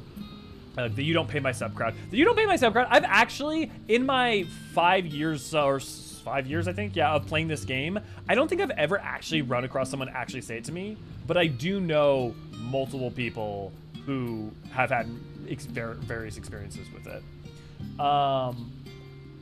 Counter argument to the offering aid thing is when it's presented as you're doing it wrong, here's how to do it right, and demeaning behind it. Yeah, 100% Tim. See, I would argue if someone is saying you're doing it wrong, here's how to do it in a demeaning tone, that is not someone offering help. That is someone being an ass. Just because you're offering the right information does not mean you're actually offering help. If you do not try to do so in a helpful way, it is not offering aid, in my opinion. Yeah, if someone is honestly helpful, then it's good to reply in kind, even if it doesn't help them. Yeah. If anything, it adds more fun to talk about, and you can talk about being new to the job and making the dungeon fun. Yeah. I'd murder for a 14 theater rhythm. Yeah, it really deserves one. When I was first trying to tank, someone was all dog, why don't you use the mitts on the trash mobs? And I'm like, what's a mitt? As a sprout tank. So I just responded, because I can. But he waited until the end of the area to say anything about it. When I was first trying to tank, someone was all dog. And I'm like, what's a mitt? As a sprout tanks. See, I don't get the because I can thing. Because, like, if you don't know, be like, hey, what's a mitt? Can you, like, help me understand? That's just a different thing. And I guess for me, anyone who said, if I ask someone, like, hey, or, you know, do you know about X, or is there a reason you're not using Y? And someone says, because I can, I have left dungeons for that. Because I'm like, to me, like, that's frustrating with someone saying, I don't, like, if you're trying to offer knowledge and someone says, I don't, it's basically saying I don't care to know. Well, you're watching Elio struggle with responding to people in chat while fighting the boss. Remember that V is here too, and she's a healer. Yeah. But I may have misunderstood your point, Gumi. I took his advice, but I feel about the guy should have said something earlier. Oh, you're upset because he didn't say something earlier. I see. Yeah. Well, I think it's because people are afraid to say something earlier because of the you don't pay my sub crowd. But I think, honestly, I think of the issues, people being assholes is a bigger issue than people being like, you don't pay my sub. But you know, I mean, both can be bad. There is still, yeah. Okay, oh, mitigation, haha, he should have carried on talking at least a little, yeah. Well, we're gonna shove them in a giant tower and shoot a laser at the moon is our plan. 30 tracks from 14. Oh, final bar has, it does have a bunch of 14 tracks. It doesn't have all of them, but it does have a bunch of them. Yeah. Purchase you won't regret. Yeah, it's a lot of fun. Hey, it has Locust, Exponential, and if I'm not mistaken, it's up to Heaven's Word. It might, maybe I'm wrong and it's up to Stormblood, but I think that's right. Oh, what Angel Wakes me? Okay, so no, it's over, even up to Shredderbringers. I was wrong. Oh no, Zero's remembering she hasn't leveled any of her trust through Shadowbringers, and now she can't even use them in Endfuck. No worry, Anjay, I'm bad at talking. We all suck at communication. We're all friends here. These two are gonna be our enemies. What, you talking about Eorzean and Thancred gonna be against us in the battle for the throne? Is that your thinking, Rag? Spencer. Summer vacation with the boys. Did I miss the part where we learned that Kryle was invited to Smash? What? Criterion is harder than Savage. I would agree. I think so. I think you're right. Well, it depends on the Savage fight, Crepe. But like if you've done like P12S, like current end of, but if you're talking about like P1 on patch versus a Criterion, I would agree. I don't. It's difficulty that's the issue. It's the cues and the pressure of having to perform in a social environment. 4MB, good to see, glad to have you. And sorry, I may have misunderstood which thing you responded to. Bring back hard modes. Well, hard mode dungeons, though, aren't that much harder than regular modes of dungeons. I don't know that hard mode dungeons solve that problem, and I think variant dungeons solve for that better, in my opinion. Difficulty being very fun as long as there's no expectation and pressure of immediate performance. I think I partly agree with that, partly disagree. Difficulty is fun as long as there's no expectation of pressure of immediate performance while you're learning, if people understand that you're learning. Because if we agree on that, then I'd agree. Because I have no problem being thrown into the deep end and having to get good fast and work at it fast. But if people are treating you like you're an expert when you have stated, hey, I'm new. Like if you go into a dungeon, you're like, hey, this is my first time accepting advice or anything. And then someone's a dick to you, you are full in the right. You are you have said, hey, here's where I'm at. And if people, and that doesn't mean so you don't try to get better. It just means that like, if you have set people's expectation and you are then also trying and learning, then you're doing everything right, in my opinion. You know? The best example of try hard as a negative is probably Team Fortress 2, where often people just mess around and some will go for kills and other will meme, but someone pushes objective and ruins the fun. See, but I disagree, Rag. I think it's a terrible example of try hard, because you have a game that is about, it has an objective, and someone's trying to play the game as it is designed, and people getting mad at them for playing the game literally that is designed for, has an objective in an objective mode. They're not in the wrong. They're trying to play the game, you know? And then not being a dick about it. If they're being a dick about it, fuck them. But there's, I would actually grossly, I would say that the people memeing and choosing to do that in a space that is designed for playing a thing with objectives are more in the wrong than the people trying to play the game. It's called a duty, not a chill. Yeah. But again, and if anyone's being a dick about it, they're in the wrong, right? Like if you go into a Criterion and you don't know what you're doing and you say, hey, I like to play, I'm decent enough, but I don't know what's going on. It may take me a second to get this down, you know, and then you're good, right? Hunter, good to glad to have you. I just like to have fun. Well, the problem is, Ryan, I think we all, well, most of us just like to have fun. The problem is what determines that is different, right? Some people want to meme. Some people, I get my fun by improving and getting better and like trying to complete the content, right? You know? The thing with TF2 is that there's a map such as PLR High Tower that serves as a terrible map for objective play, but great maps for TDM. So 90% of people only play in DM. Hence why people get annoyed when you play objectives on the map, as it means the round ends and it goes to a different map. The whole appeal of High Tower is playing High Tower. Yeah, but then the problem is the map design. If you create a mode where that is a mode set for things and people are going against that to play it a different way, you can't blame people for not know. This is like the inverse. People not knowing that the map, that they're not just, if you're told capture the flag and people get mad at you when you go and capture the flag because they're role playing in the corner, which I know is not what they're doing, but like, or they're like playing team deathmatch instead of capture the flag. The problem is not the person trying to play capture the flag, right?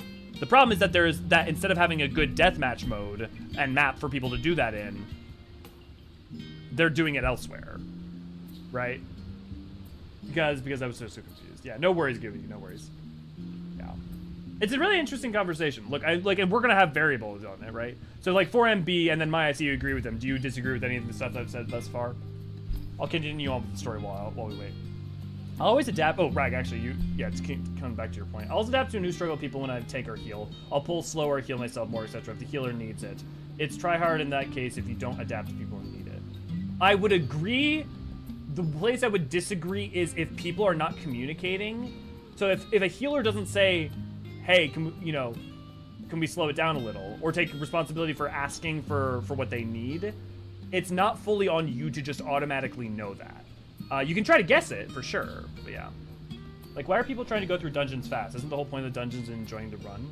Well, but for 4M, for me, I get how I enjoy dungeons is trying to go through them as fast as possible. Well, no, because you can just do another run of a dungeon. And also, so like, for instance, if we run a dungeon right now, right? If I ran a, so one, my time's valuable, right?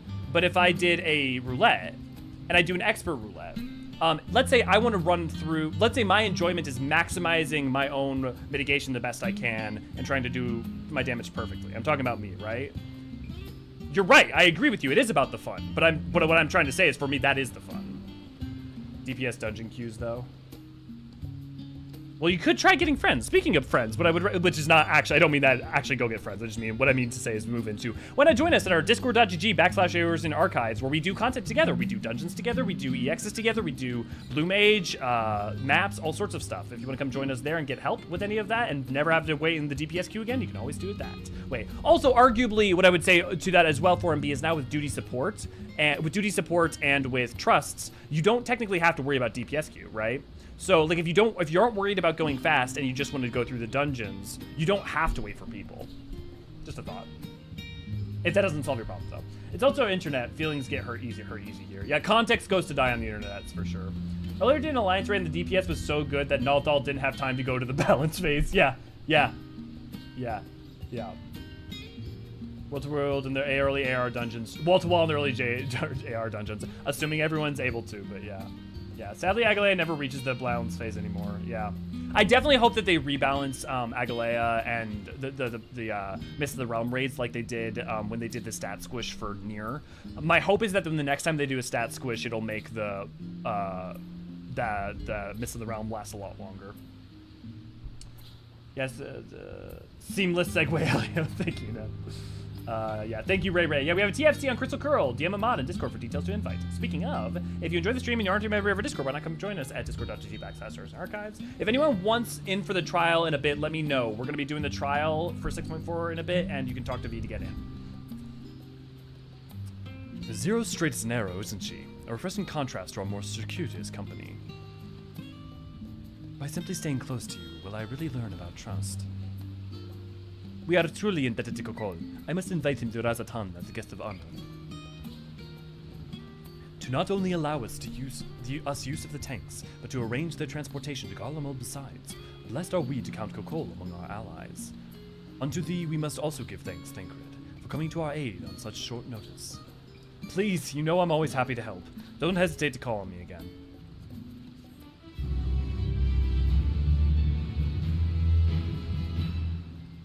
Well, a bit's a relative term, but you're not wrong, Rag. You're not wrong.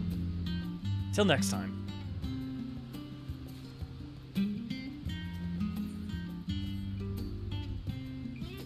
With the tank's transportations thus arranged, our first task is complete. We may now turn our attention to the second. To wit, obtaining the blessing of the Ilsabardian contingents to use the towers of Babel to channel energy onto the moon. Our destination is in Camp Broken Glass, where we may present our petition to Commander Lucia. Like fear to flame.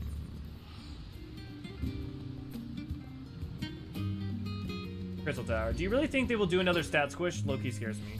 So one, I know they will eventually. They have said that if they ever need to, they would absolutely do it again. What I would ask is, why does it scare you? Because the only thing it's ever really done in any way that's been particularly a struggle is I think it's made the Nier raids last longer. They feel like they were scaled a little bit weird compared to it. But I would be curious what, yeah.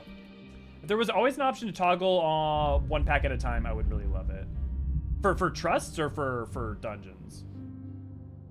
See, I guess, again, for MB, what I'm curious is why doesn't duty support fix that? Oh, no, because they're running tank. Because if they're the tank and you're the DPS, they may pull more than one. Okay, yep. Is the problem that you want to look around at the dungeon, or you just like the process of doing it? Nev, good to see you, glad to have you. Paul, good to see you, glad to have you. I forgot the stat squish. I should speed up my DDI solo runs just in case. Yeah. Why is there no freaking setting on YouTube to make default chat be all messages? Also not. Make default chat be all messages. I'm not sure I know what you mean. I like paying people instead of bots. Well, so have you tried like maybe creating a party using Party Finder and stuff or looking for people who also want to go slower? I guess that's the problem. It's like most of the time the point at which people are trying to create a Party Finder, you know, it's because they want to go faster. But I see where your struggle runs into a lot of other people's desires. Glad am I to hear that Garlemald's restoration proceedeth apace, and the people no longer want for warmth. But be that as it may, there is no substitute for appropriate garments in such frigid climes, as I can personally attest. Here we are again. Per Yisrola's advice, I have changed into clothing more suited to these surrounds, to the better to blend in. I hope this will suffice. Maxima! You are as ever welcome, Elio. I do not believe I have met all your comrades.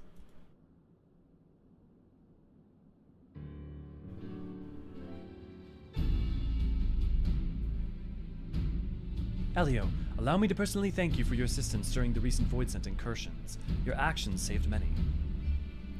What brings you here today? Pray forgive us for not sending word in advance, Commander, but we seek your cooperation in a matter of great import.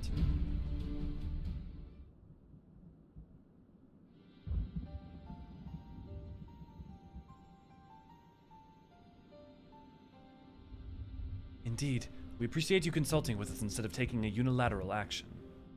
It is no simple matter to activate the Tower of Babel. I speak not only of the technological challenges. Personally, I think we must consider the emotional impact of such an action above all else. Pending a more official name, we refer to those who remain here as the Garlean community. As you would expect, they are predominantly native Garleans, most of whom are uncomfortable with ethereal manipulation. To compound matters, the trauma inflicted by Anima is still fresh. If the tower were to suddenly light up again, it's like to cause distress and reopen old wounds. Better than facing a mass invasion by Golbez and his Void-Sent hordes, surely. Of course, we acknowledge the gravity of the situation as well as the promised bloodshed should we fail to act. Yet even were we to convey your warnings to the public, many simply do not understand the workings of magic or the rift. They will struggle to comprehend why they must be forced to relive personal horrors for the sake of something they cannot imagine. What's theirs to imagine? Haven't these people seen Void-Sent with their own eyes?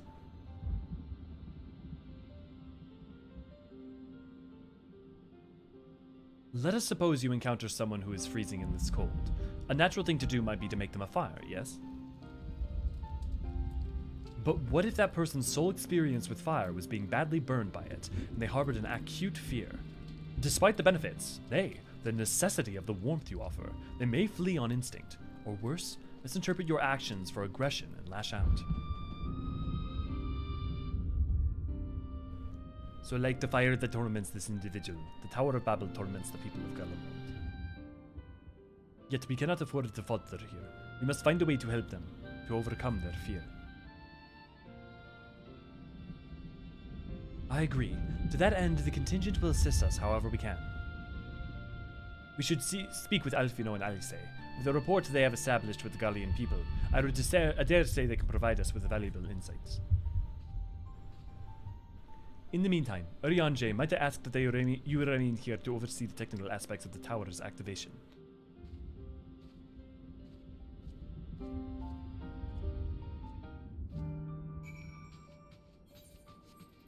Are we flying over? Yeah, cool, that'll give me time to check in with you.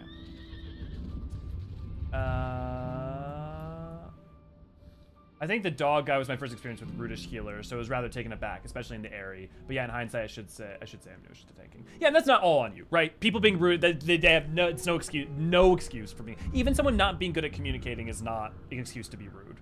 There really just isn't one, unless someone's being an asshat to you. In which case, don't engage with them. But do you really think they will do it? Yeah, in a bit. Forgets we need to talk to Garleans. Stat squishes aren't bad. Yeah. Balance is usually skipped, but I especially stopped DPSing during pre-balance to actually show it to first-timers, yeah. If gods want me to skip mechanics, they should have made them so pretty. That is different. I think it's very different that if you have people who have a cutscene and you know they're a first-timer, slowing DPS so that they can see a really cool mechanic in a fight is I think is a very different qualitative situation. The AoE general lightning damage that's unavoidable is the first boss, almost first shot everyone, and the unavoidable tether damage of the third boss killed anyone it went on. When stat squish happened at the end of Pandaria, the Throne of Thunder. Oh, okay, talking about WoW. Yeah. Though I'll admit that I missed doing 3k damage on a reassembled drill cut. We're already approaching old Shadowbringers numbers. Dawn Trail will definitely reach and surpass those. Yeah, I wouldn't be surprised if there was another stat squish by the end of Dawn Trail. It's very, very funny, but also annoying. I like playing with people instead of bots. When I do squadrons, I can make my squad do bigger pulls. Ha, as long as I'm a healer. Oh, right, I need to go to the... Expectation mismatch is certainly the big thing I'm seeing here. And that's almost always the case, right? Is the difference, like, how do you reconcile a player like me who wants to go fast, gets their fun from trying to maximize, you know, going fast and enjoying the fights that way versus MB, you know? It's not like their way of enjoying it is invalid. It's top messages of all messages. Yeah, I need to go slow because I'm rusty with a job where it's like 2.x dungeon. I say so right at the start. As long as you're polite, it's perfectly fine, like 99.9% of the time. And I will say, to Nem's point, if you say that at the start of a dungeon and someone is rude or not listening, they are the problem. Like, if you communicate and someone refuses to listen, that's on them. Other than the inevitable stat squish, which is mostly fine, I hope to consider a level squish because 100 levels will be daunting for new players. I wouldn't mind level 30 ARR and so on. So I've said the same thing, Dacian. What I will say in the game's defense is that because you have to do the MSQ to do content anyways, and the MSQ, if you play one job, the MSQ will take you from level 1 to whatever the max level is on that job. They can get away with it a little better. It's not like you can do Omega, but at the same time, yeah. It wouldn't be insane if they ever did it. They definitely keep hinting at the fact that they can't keep going with levels after 100, or they said that like they gotta stop at some point. So they're thinking about what the new solution will probably be when a la 8.0. Yeah. It seems very likely, Dacian, since I heard Yoshi didn't even like getting to 100. I doubt we'll ever get past that. Yeah, I'm with V on that one, based off of his comments. And one of those was leaving my FC because a large majority of it were playing a certain video game, but that was a while ago now. Yeah. One thing I don't like about low duty support stuff is I can't swap the 2 DPS, so you always have a thaumaturge. Oh, that's interesting. Yeah, good point. I think I have some sort of Paragon level system could be really neat. It's a sort of loophole around going fast. Yeah, either Paragon level or like the crystal system that Guild Wars 2 did, I think is pretty cool. It'll be interesting to see how they choose to solve it the 14 way. Reason I didn't like the last stat squish is because they removed a stat completely and made all previous Trials dungeons too easy to the point where I'm less actively thinking of more babysitting. It's interesting you say that because the last stat squish actually increased the amount of the stat requirements for in most cases rather than decreasing them. So I'm interested to, it's surprising to see that. Like in most of the time it would have increased the amount of health that a boss had rather than decrease it. And also, when you say remove to stat, which stat do you mean? I'm trying to remember. Maybe it's just been too long.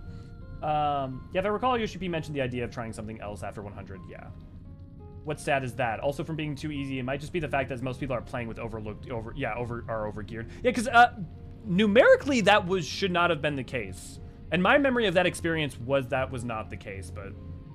Can we look forward to another OST analysis like to the Edge anytime soon? Yeah, Rip. I just put out one for In the Balance and Moonlight, dedicated to Moonlight. Will definitely be, there'll be more lyrical lores. I just got lots of things to do. Speaking of making sure people do all the max, all of you have better freaking do that particular charade for the newbie doing the final day's trial, giving them the hype phase 2 deserves. Oh, every time, Nat, every time.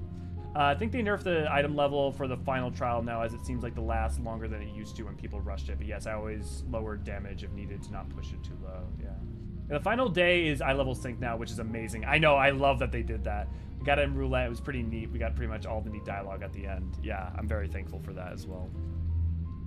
But yeah, definitely would love to hear more from Viv on your points. Oh, I see your message. We'll get back to that in a second. To dread fire even when one is freezing to death, to become a prisoner of one's fears, 'tis a fate to which Voidsent too can succumb. I have taken the liberty of explaining our objective. Of all the things, I knew you wouldn't be able to stay away.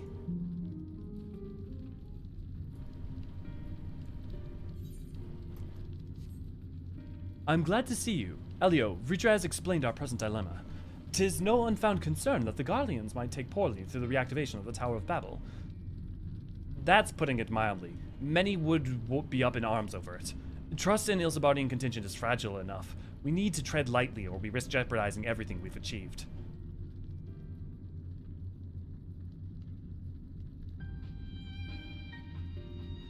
Trust again.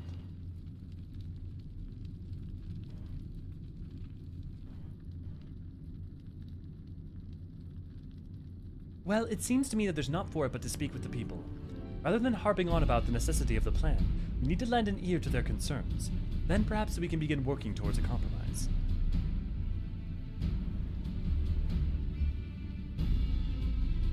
In that case, I take it you meet the community leaders. They're at the station called Senatus, near the Seneculum Imperius.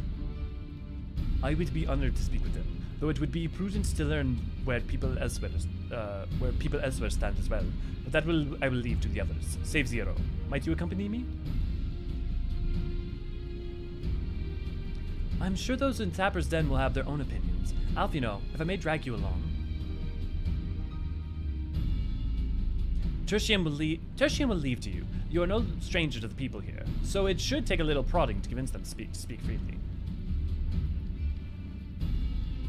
Then it's settled. Once you learned of what you can, let's all meet in the Forum Solius, where we'll have what I hope is a productive discussion. Yeah, accuracy was removed in 4.0. And, oh, okay, that's what they're talking about. Replaced with direct hit, and direct hit is a way better stat than accuracy. But yeah, the stat squish was in 6.0. Also, the other thing is that they've changed stuff throughout. So, like for instance, there used to be skill points in this game. Did not work well. Also, we lost TP in Shadowbringers, right? So like, there's always been that evolution over time. And let me just tell you, if you think, oh, well, they got rid of TP and that's like, oh, the game's now, you know, too simple. TP was not interesting or fun. TP was not fun, and I will die on that hill. TP was a terrible thing. It's awesome that it's gone. The game is a lot more fun. I will die on that hill. It used to take resources to sprint, and you had to choose between doing actions and sprinting. Yeah, well, nobody liked TP. Yeah, okay. We're all agreed on that. Hey, is there anything we can do to help you? No, stop it. The tower is evil. It'll turn us all evil. I don't want to hear it. Leave me alone.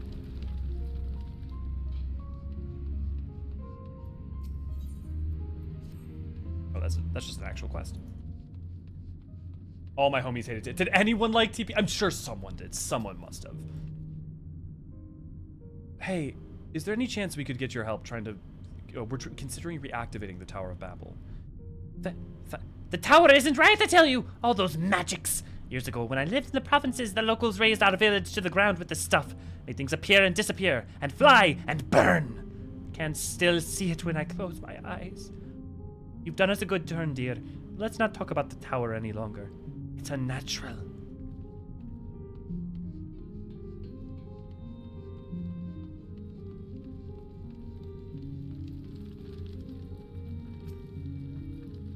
Hi. We're seeking to fire the Tower of Babel in order to prevent a Voidsent incursion and... Activate the Tower of Babel! Are you out of your mind? The abomination transformed my friends and families into monsters! I can't even bear to look at it whenever I step outside. You want to do something for us? Tear the bloody thing down.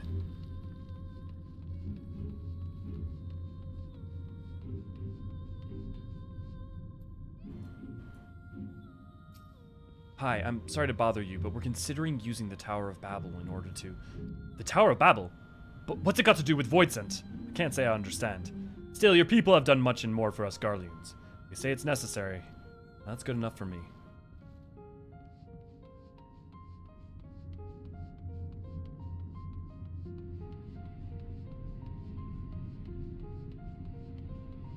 Here's what I would say to the Protect Point Viv. But was it interesting or additive in any way?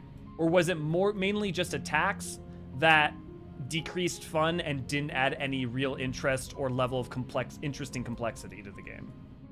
So just because it's not a big deal doesn't mean that if it's not adding anything and it's a mostly negative add, why not remove it? You know?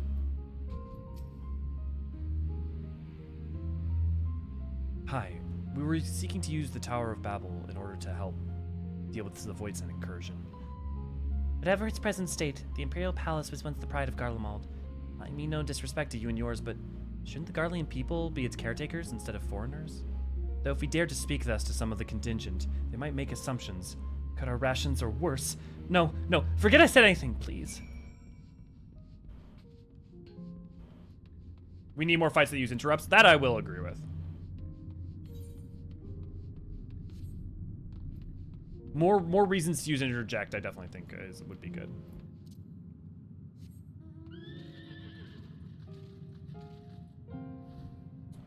TP was garbage. Okay, yeah, we're all in the same. I was pretty certain that the big Sasquatch. Oh lordy. Oh, here, I didn't read the bit. By Sasquatch, I mean essentially I'm referring to the huge formula changing our 2k health into 50k health back near Heavensward and Stormblood. Also, they removed accuracy. Well. I'm pretty sure, yeah, that was 6 point. One time I actually died as a tank while defense up and doing my wing shield. The first limit break hit. Everyone was fine, but no idea what happened there. Hey, sometimes weird shit happens. Everyone's yelling about TP. As a war main, I like there's a difference between crit and direct hit. Yeah, here's the other thing I will say. There's a great example of people being like, oh, tanks are all the same. If you do tanking in like a lot, and especially if you do it in things like EX and Savage, it's very clear that the tanks are quite different. They do have differences. And so there's also this issue of saying that jobs are the same when often they actually do have quite a bit of different flavor difference. But I know people will disagree with me on that. If I'm tanking, I'm always my Paladin wings for, yeah, always using Passage of Arms. I hate accuracy stats because they're boring. Accuracy is almost always the best DPS increase, so it's not a choice, it's just a default required. Yeah, but when I read about accuracy, it must have been miserable, so I'm glad it's gone. It wasn't very fun. Lordy, the one is always so confusing, especially when you're just doing duty fight. One time I actually died as a tank. We do that. I'm still not a fan of crit plus direct hit, but yeah, it seems better than what it was before. It's definitely not. Crit and direct hit are still not that interesting. They're better than they were before, but it's still not that interesting. I still have a couple stat reset items. Yeah, direct hit, my tertiary stat behind crit even on my tanks. To be fair, that does change patch to patch.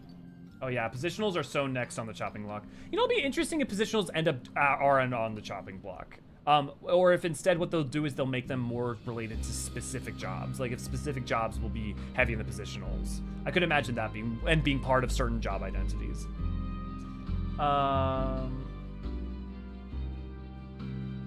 Honestly, TP makes sense in a game like 11. Yeah, definitely TP makes sense. TP is not a bad stat in any game type. It just does not work in 14 design style. My fear is the trend of making this game easy for everyone is that they'll remove something else and then go, not a big problem, make the game too easy. Viv, I think I vehemently disagree that they will do that in that, here's the problem. It's very easy to say that if you're already doing higher end content, but the thing is that this game is not hyper easy. The fights are difficult. The thing is that they've done different priorities, right? You have the thing is that their focus is being on making sure that the game has a low barrier to entry and a high skill ceiling. And some jobs will have a higher skill ceiling than others, and that's a good thing.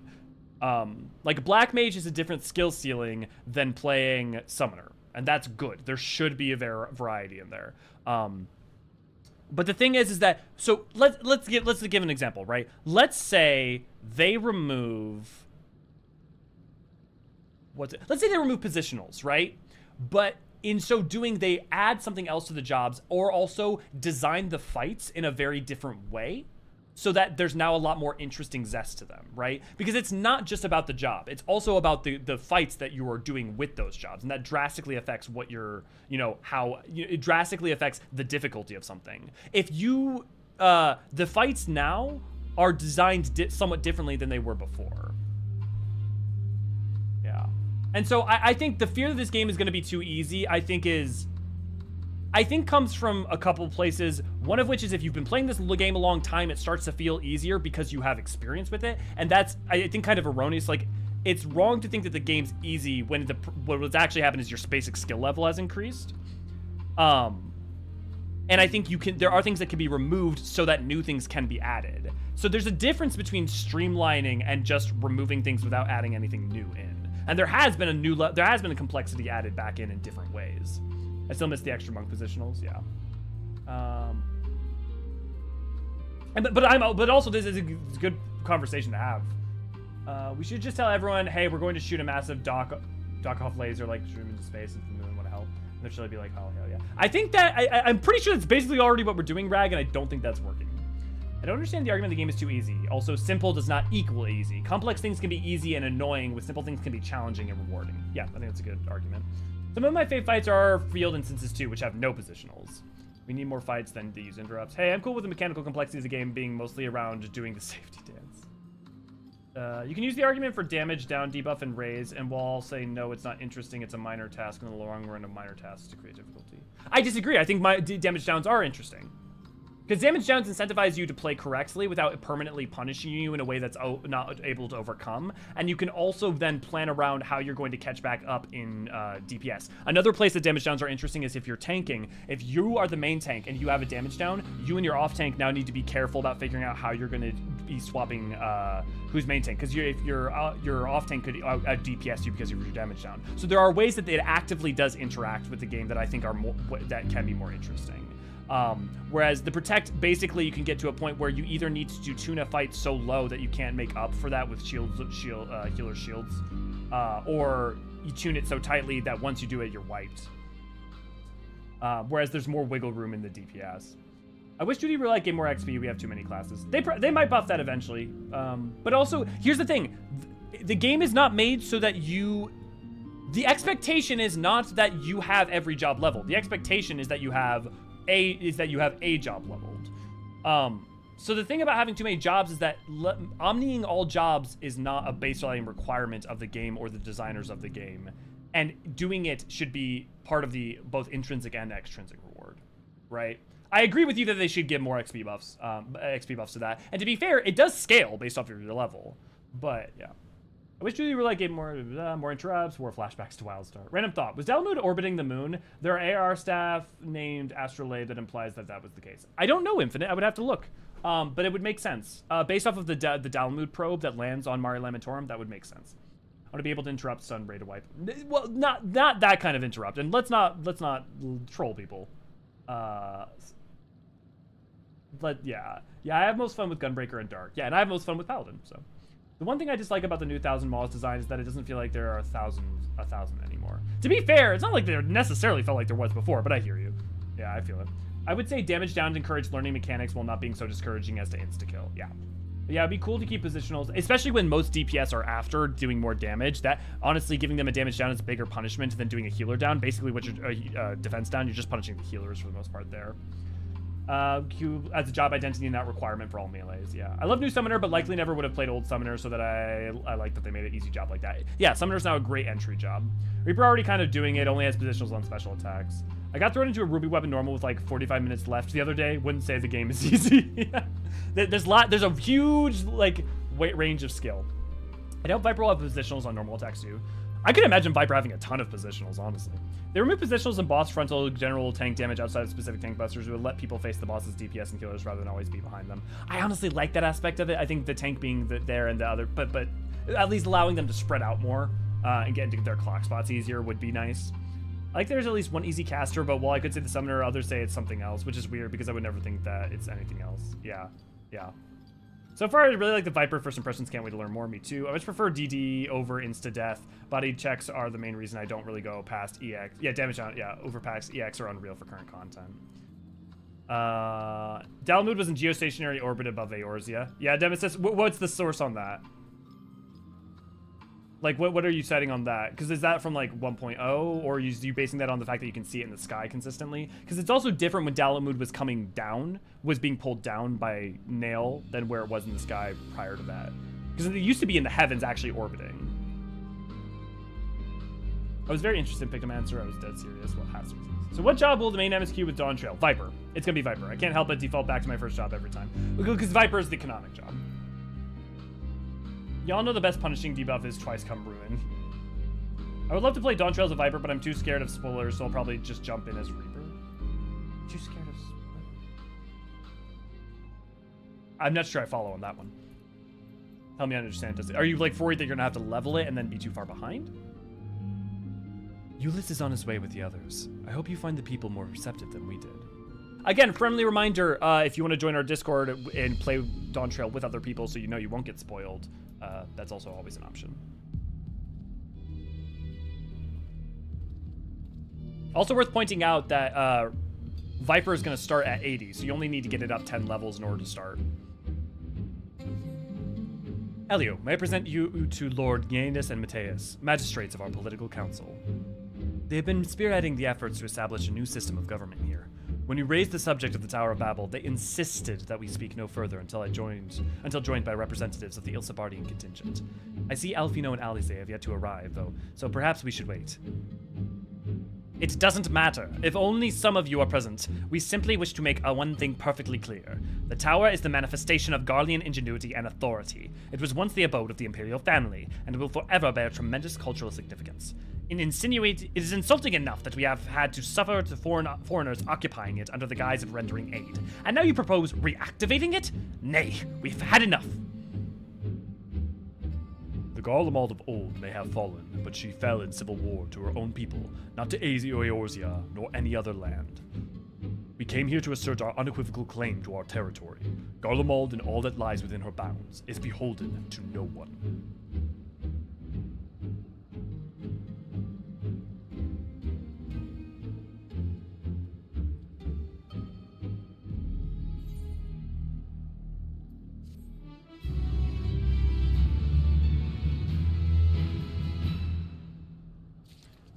While I'm deeply frustrated and annoyed at them and their also outdated mindset, you can't help but understand it, both in the world that they grew up in and also if you believe that the wheel is only going to churn and you're either at the top of the wheel or you're at the one being broken beneath it, you could understand where their mindset comes from.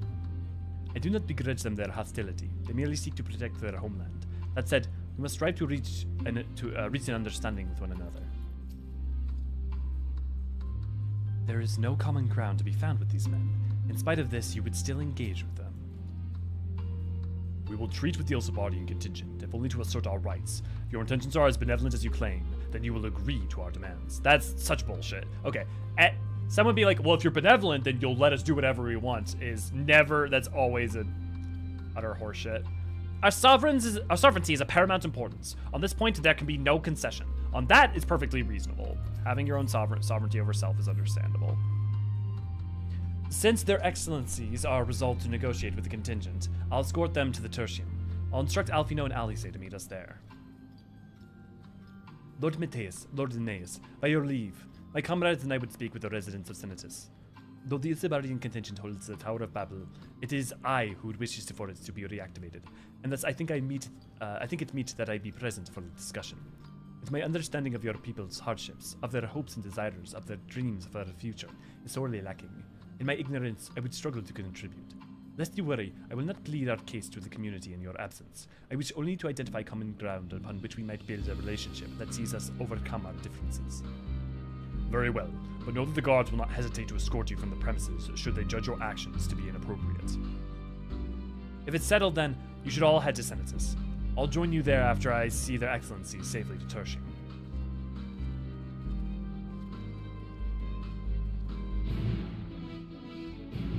Need to level up to 91st, yeah, more like getting spoiled by the internet. Ah. Yeah, I got bad news. That's gonna kind of happen no matter what. Like, let me put it this way. I cleared Endwalker by day 3 of it being out. Like, there will be spoilers on the internet no matter what. Here, I'm just gonna say this now. If you do not want anything spoiled from Dawn Trail, do not go on Twitter. Do not go on anywhere there is 14 information. Just don't. Just do not do it. I beseech you, like, the community is usually pretty good at spoilers, but there are a lot of people where Dawn Trail is now the first time that they've been really gonna be full caught up who are new, and I think that spoiler, the anti-spoiler part of the community has weakened a little bit of late, and I've been part of that problem. So I would just say, be very wary. You didn't kill us, we killed ourselves. Get wrecked. Weird flex, but okay. I really need to learn how to heal as a scholar. I've been a white mage since the start of the game, but after playing Summoner, I fell in love with Carbuncle. I'm going to keep Carbuncle out with healing. Well, Umino, if you're around, Umino's an excellent scholar. Here it is, Senatus, a temporary refuge for political dignitaries, hence the tight security. I'm given to understand that outsiders are not normally permitted so much as a glimpse inside. We should consider ourselves fortunate to be given this opportunity. I hope it will be worth the trouble. As do I, Zero. As do I.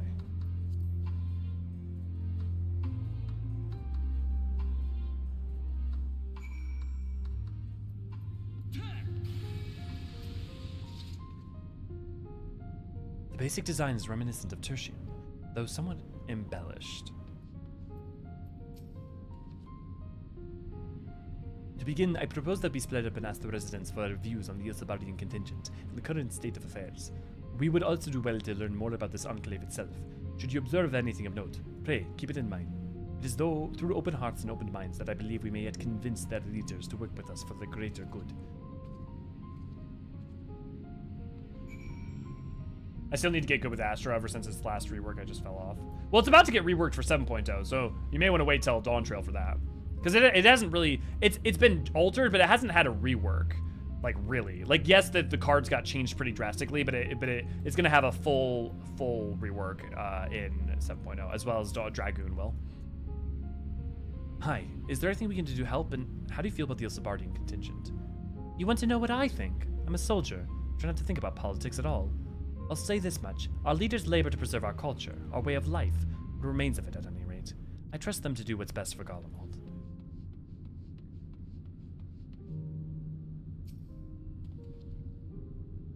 Give Summoner back Tank Carby. Please, God, no.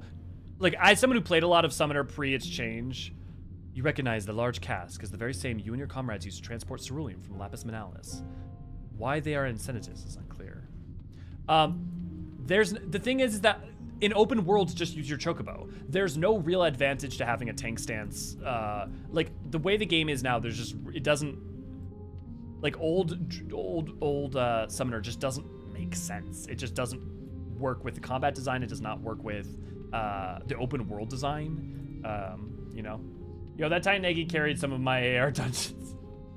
Well, that it shouldn't have had to. The tank should have been doing that.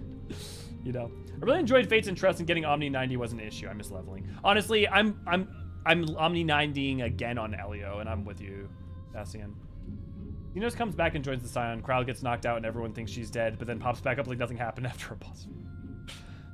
Stockpile of assorted supplies bears markings indicating they were provided by the Ilsabardian contingent. The Enclave is clearly reliant upon the Alliance for aid. I did love Hunter with pet tanks and WoW. That's what Beastmaster's gonna be, and it's gonna be great because it's gonna be a limited job, so it can be weird and it doesn't have to be balanced like a summoner does. Like, well, I'm saying that Beastmaster's gonna be that. I don't know that, but that is what Beastmaster's totally gonna be, right? And so what's gonna be great with it as a limited job is they don't have to worry if it makes sense for the game. They can just make it insane and fun, you know? Because some of the Arcanist duties. Yeah, but I did all the Arcanist duties on Elio. I never needed it. Like, there's not really, like, especially with all your abilities now. I'm trying to think of a time. I mean, I used physics sometimes. Is there anything we can do to help? And how do you feel about the Ilsabardian contingent? How do I feel about the contingent? Conflicted, to say the least. I've been tasked with the distribution of supplies, and I know as well as any that we couldn't survive without outside aid. Be that as it may, even though the Empire has collapsed, we have our pride. People don't want to be beholden to others forever. There's no denying that it chafes to see our benefactors occupying the Imperial Palace.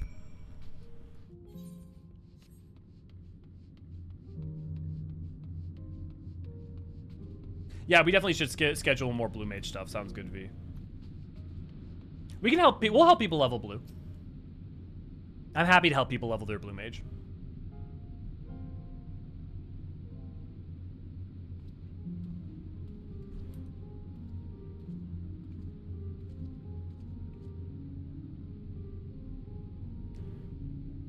Finished touring the Enclave, have you? What were you able to learn? Not much. People are conflicted about the Ilsabardian contingent, to say the least. Much the same as me, then. They accept the contingent's help as a necessity, and harbor a measure of resentment. They have only themselves to blame. If they don't like the bargain, they should reject it. How many times must I tell you? It's absolutely out of the question!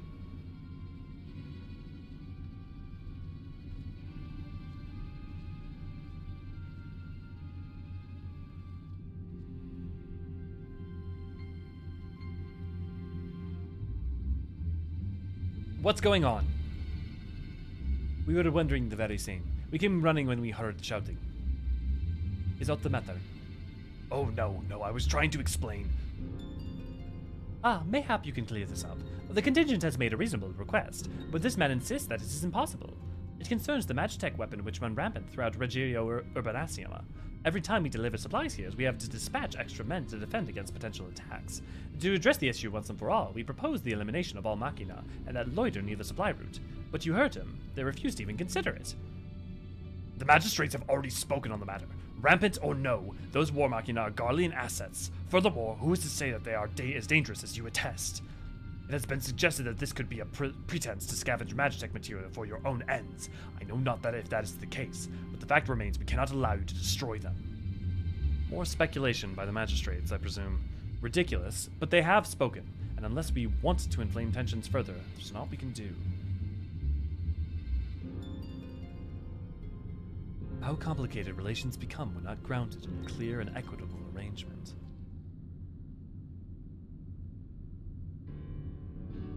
An equitable arrangement. Of course! Well, I do understand the difficulty of your position as a soldier. You must do your duty and obey your superiors. I have an idea, but I must first speak with Commander Lucia.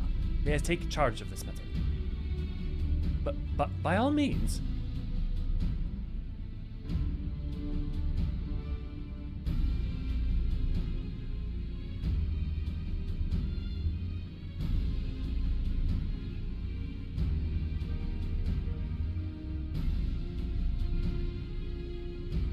Let us return to Camp Broken Glass. While we might discuss a solution, I believe will satisfy all parties.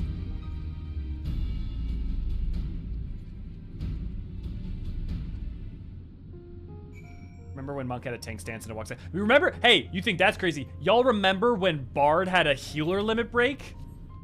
Any of you guys remember that? Beastmaster 11 is such a flop in endgame. I will be happy to see OP version in 14. Yeah, it'll for sure will be interesting. That's the beauty of limited jobs. I know some people don't like limited jobs. I think limited jobs are phenomenal because it allows them to make things that are broken and insane, and not have to worry about balance without ruining things for people like me who do care about balance for like the endgame stuff. Bard healer, yeah. Remember Stone Skin? Yeah, exactly. I doubt that they aren't going to fuel certain things on purpose. Yeah. Riding crop. Probably will make a whip in offhand. I'd be surprised. I wouldn't think it. I don't think it's going to be an offhand. I think they're just going to be a main hand because then they don't have to create as many assets. I'd be surprised if it was a whip, but if they do, they do. NPCs still use Stone Skin. Yeah, NPCs will still use plenty of spells that are technically not in the game anymore.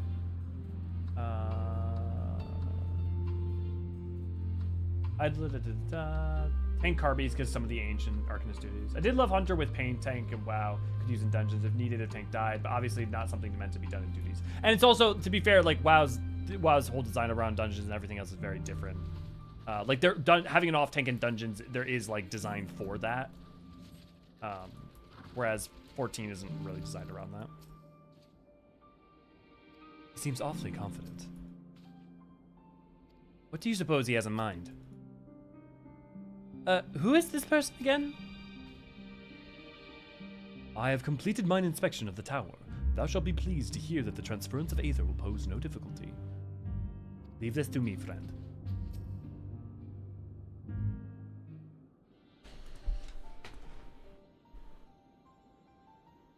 Welcome back, all of you. I pray there have been positive developments in your efforts to appeal to the Garlean community. Mayhap not yet, but there is a method by which I should believe all stand to gain. As Satrap, I intend to propose a trade agreement between Razatan and the people of Garlemald. It's a brilliant strategy. Please, continue.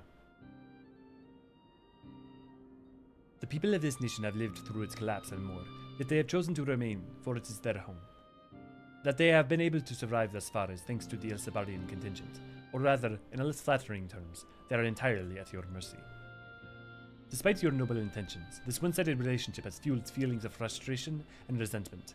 It is no surprise that some Guardians are loath to engage with foreigners, for fear of indebting themselves further, surrendering more of their already limited autonomy. That is why I wish to present them with an equitable arrangement, one that would restore them to a sense of agency after having been forced to rely upon charity.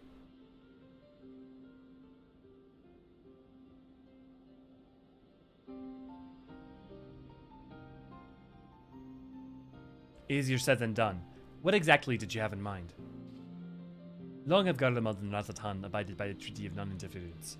Rarely have we traded with one another, and I wish but to continue in this tradition. We would provide your people with such supplies as you require, in return for which you would grant us leave to use the Tower of Babel, as well as share your magic resources and expertise. As we become more reliant upon your technologies, we will of course require more cerulean to field them. This is the process, and this you possess in abundance, and for it you will be duly compensated. Razatan's culture will be enriched by your magitech wonders, and our ever-increasing demand for your wares will see Garlemald grow wealthy and prosperous. Only when both sides keep the interests of the other in mind can an equitable relationship be forged. It is a principle I once thought I understood, but have come to appreciate all the more in recent days, thanks to the sage counsel of a friend from beyond the rift.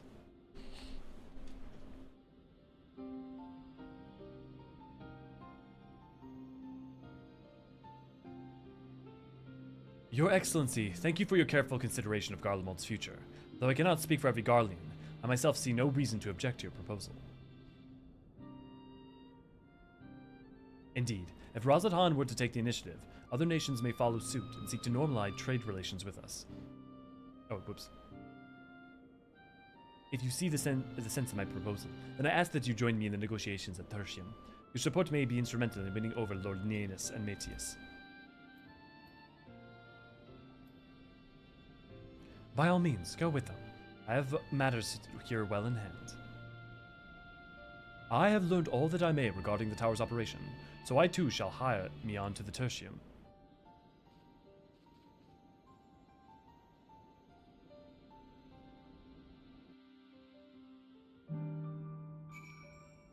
Heaven on high enemies in the higher floors use a lot of older skills like freaking swayback. Yeah.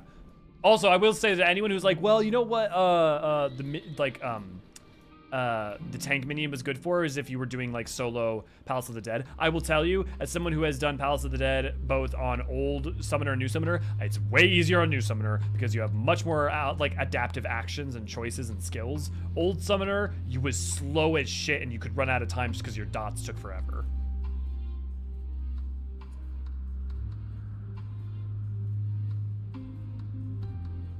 Can't wait till we get our lips and moves. It sounds weird, but with blue absurdly strong, it's easier to balance than than a normal job. Yeah, 100%. Because blue, you don't have to worry about it as much. And one concern is Beastmaster does need to be balanced with blue, though. Not really. The thing is, you don't. No, I would say that Beastmaster doesn't need to be balanced with blue whatsoever. They just need to be relatively in the same ballpark. But the thing is, the Beastmaster can be fun in its own right.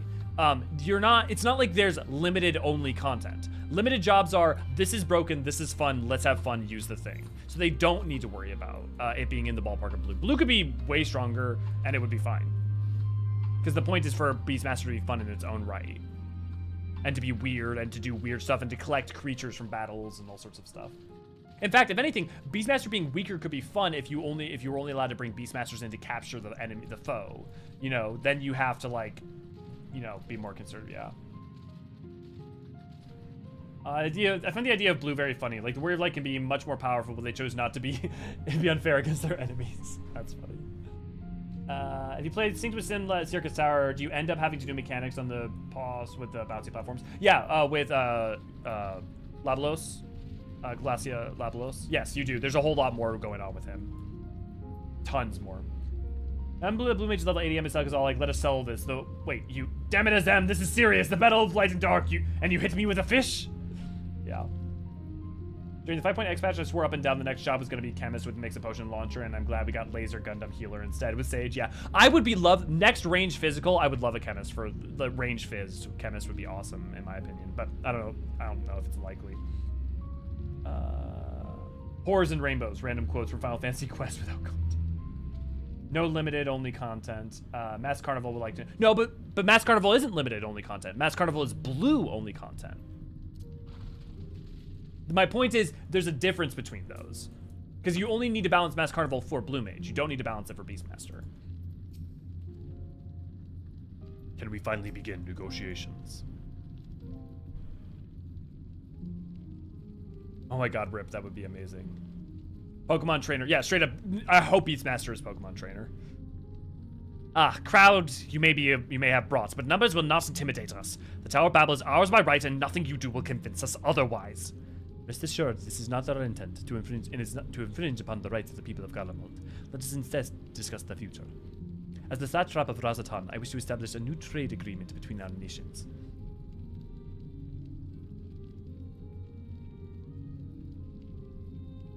You know me, Tam, always taking things like straight up. The aid we presently receive will not last forever, my lords. Sooner or later we must stand on our own 2 feet. But to do so, we must secure a means to replenish our coffers, and the proposed agreement presents a rare opportunity. It is true we do not want for Magitech and ceruleum, and foreign currency. Foreign currency will be needed to procure such things as we lack. It would depend on the precise terms, but I can see the merits. What? I cannot believe what I am hearing. You serve the Emperor. We're a proud patriot. And now you entertain selling national resources like a common merchant. Like you, I weep for what we have lost. But if we are to rebuild Garlemald, we must make use of what precious few assets remain to us. Nonsense! Utter nonsense! You're a traitor, Naeus, and there will be a reckoning. Oh yes, when the people of Senatus learn of this, they will cry out for your blood. Lord Maetis, wait! It isn't safe out there!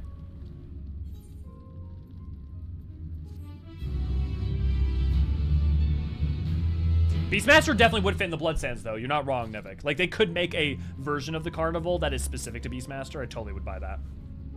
That'd be pretty cool. While I am thrilled Lorneus will be willing to consider my proposal, I am worried about Lord Metius. An embarrassing display. A man of Metius' station should have the capacity to keep his emotions in check. I fear for Lord Metius. To the best of my knowledge, Lord Metius is a civil servant with no combat experience. Should he meet with misfortune, he may fare poorly. I am not surprised some people cannot be moved by mere words.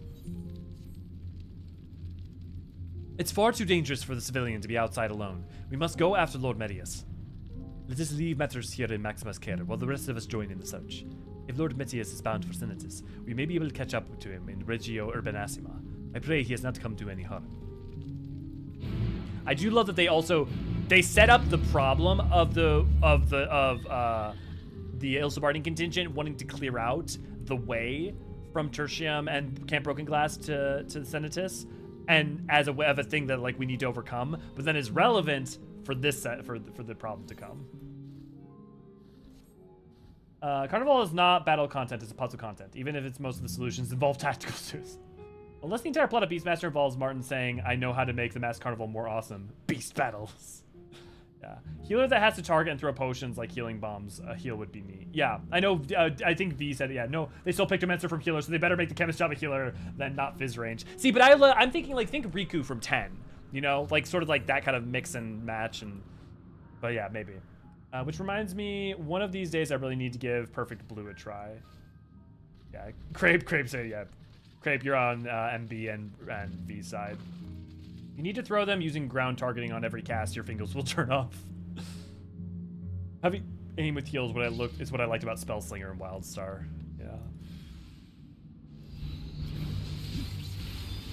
Yeah. No! Fizz healer would be terrible! There's so many ways that a Fizz healer would be a nightmare for like every raid, every EX raid, every Savage. Like, oh my god, a Fizz healer you would get cleaved by so much with the mage. Oh my god. Oh god. No, please, no Fizz healer. But maybe for you, Craig. Maybe for you. Can we catch Ultros and make him fight for us? Maybe? Who knows? We know nothing about Beastmaster. I am alive.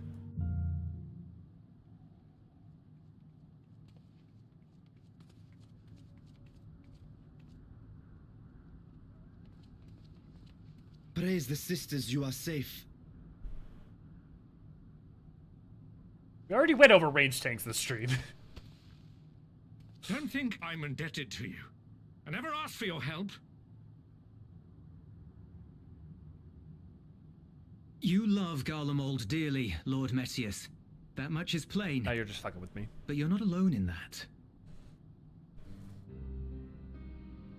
We all mourn what has become of our homeland. Bristle at having to rely upon outsiders simply to survive the cold. Even now, I struggle with fear and uncertainty. Day after day, I ask myself, what is right? Where do we go from here? I've yet to find the answers. But I won't stop looking nonetheless. And I won't avert my gaze from our grim reality.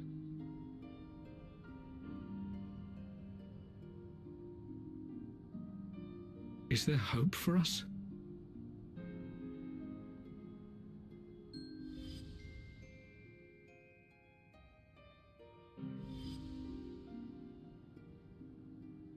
Aye, so long as we live. Garlemald lies in ruins, but the bonds between us will never be broken. That's their symbol. We are the chain that connects generations past and future. You and I, it's links. Help us, Lord Metius, for all we have been and for what we may yet become. Please.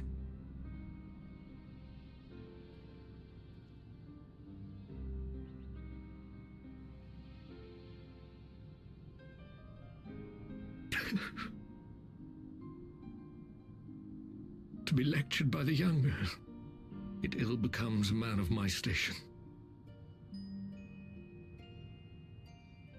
I will rejoin the talks at Tertium. Might I trouble you to escort me?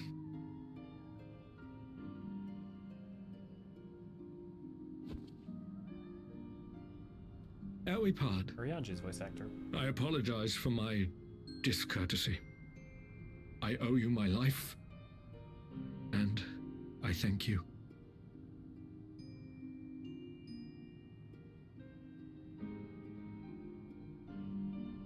Progress. Bit by bit. Euless, wait. I'd like a word.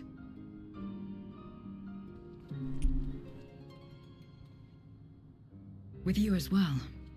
I'm to stay close, after all.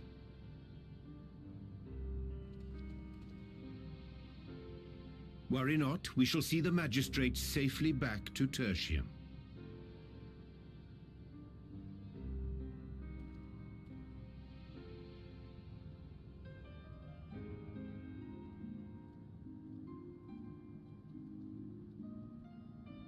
What is it?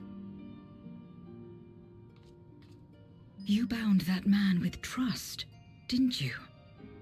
That's why he did not require coercion to return.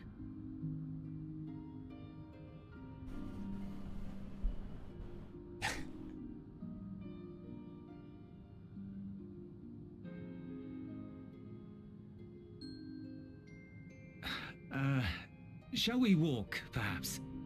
Chilly, standing around here.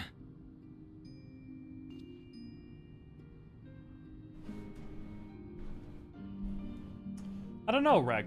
I feel like he probably will stay in exile for a long time yet. So Too many people that's would how rally. Zero came to join you. Still, I'm not sure I'm qualified to explain something like trust. I wouldn't describe myself as a sociable person. Before all this, any free time I had, I spent looking after my brother and sister. As for the magistrate, I only told him what's been on my mind of late. But I wouldn't have done so, I think, if it weren't for the twins' influence.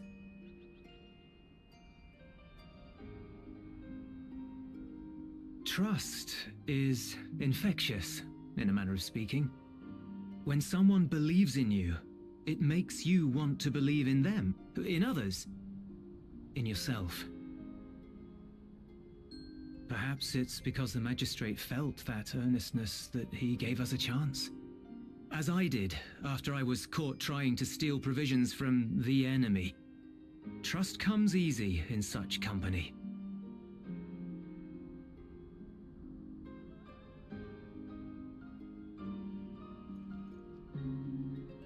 Little wonder my world is devoid of it. No one trusts in you, and so you trust in no one. And round the wheel turns.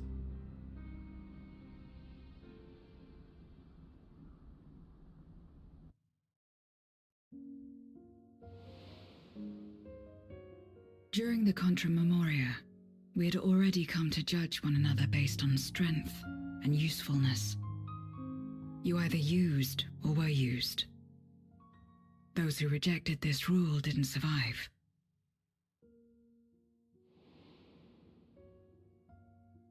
My mother wanted to save the world, to fulfill the hopes of Memoria's good and true. After she died, I carried on her mission alone. Alone? Didn't you have anyone to help you? Almost. 2 men tried just the once. Set that up. A swordsman and a mage, whom I met when passing through a village. They had saved the people there from corrupted Memoriates. When they learned our enemies were the same, they seemed heartened. They claimed to be soldiers of a kingdom called Baron, and were traveling the realm in search of a means to end the Contra Memoria. They really wanted us to think Durante They was invited me to join them. I refused.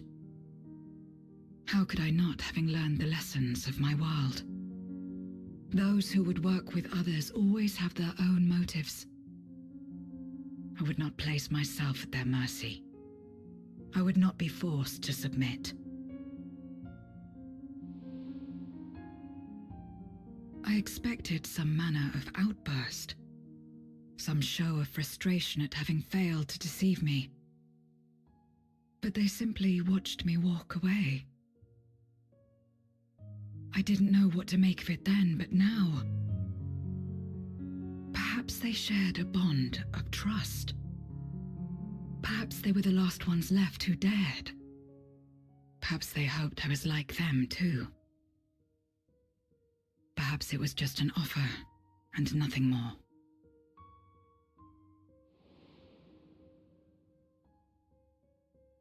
I continued fighting alone, but ultimately I was undone, overwhelmed by enemies that had banded together.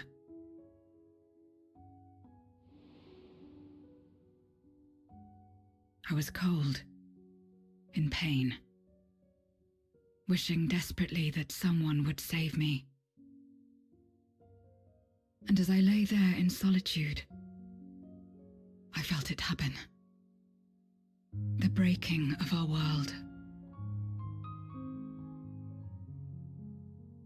Darkness washed over me, and I was swept into the rift. When I finally managed to return, it was to a world forever transformed. My home, now filled with abominations.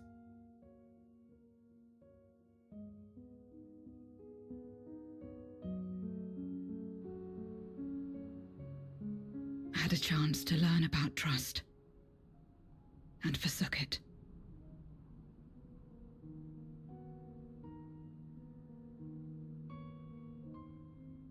I never had the power to save my home single-handed. I should have accepted their invitation. Had I joined them as I've joined you, I might not have had to face the end of the world alone.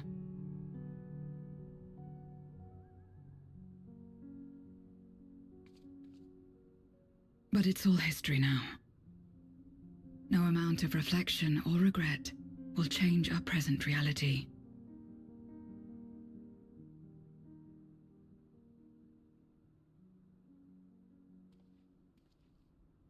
Whatever may have happened in the past, you're still here, Zero.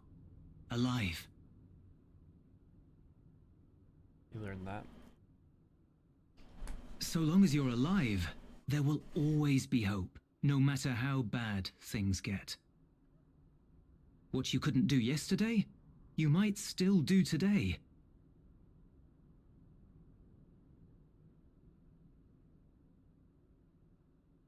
Think about it. It's plain that you've forged bonds with those around you. If you didn't feel that in some sense, would you have risked your life as you did for a meager ration of boots?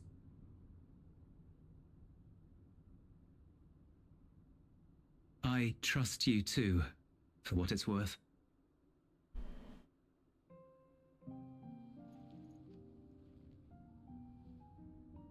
Here it is again.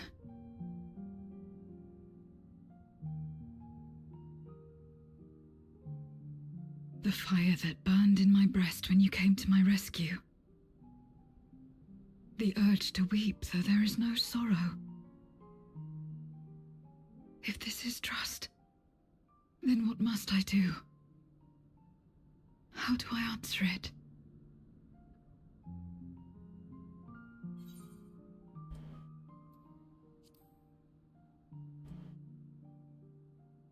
With a handshake, perhaps?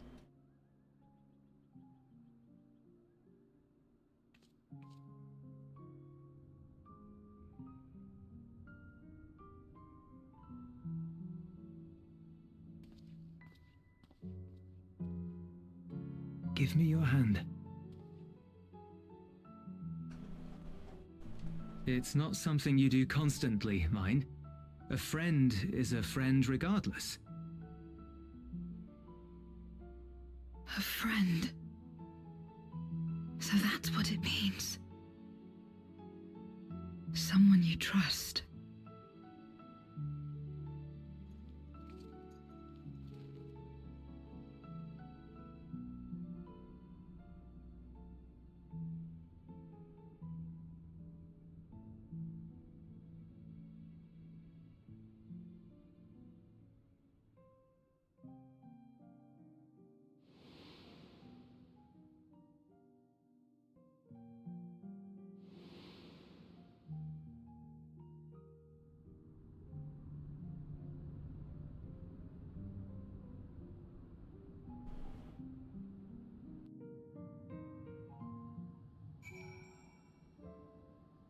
I always took the Nat Hat thing like a nervous tick. Yeah, me too, Dan. Seems there will be a lot of stuff we really don't know what actually happened in Zero's past. Yeah, I mean, we have the gist of it. To be fair, that's pretty normal if you think about, like question. What is Graha's past before we meet him? The Crystal Tower, right? Like, plenty of characters. What is Y'shtola's past before you meet her? You know, Urianger's we know a bit more about. Thancred's we know a bit more about. You know, yeah. Why cut to Xenos here? I'm confused. So remember, Xenos refers to us as his friend, and it's kind of reflecting. It's reflecting on that, right? That the thing is, Xenos saw us as his friend because he trusted in us. He trusted in us to give him sense of feeling, to give him that sense of fire. And whether or not our Warrior of Light reciprocates, as the game lets you define whether your Warrior of Light reciprocates or not. And you are given multiple dialogue options at multiple moments in the game to let you choose whether or not that notion, like, for instance, even just at the very end, you know, that the desire that drives us. You can either refute him or you can acknowledge him. And me as a player, me for my Warrior of Light, he's right. My desire to grow strength, to get powerful, to climb the next mountain, to overcome the hurdle, is a part of what drives me. You know, and to say otherwise would be lying. But it doesn't mean that we're not different. It doesn't mean that I still don't think that he's a monster. It doesn't mean that I won't stand against him, right? So to me, showing Xenos there, though, is very much, imagine the difference between one as an embodiment of, like, why he could refer to you as strength, because he does trust in you.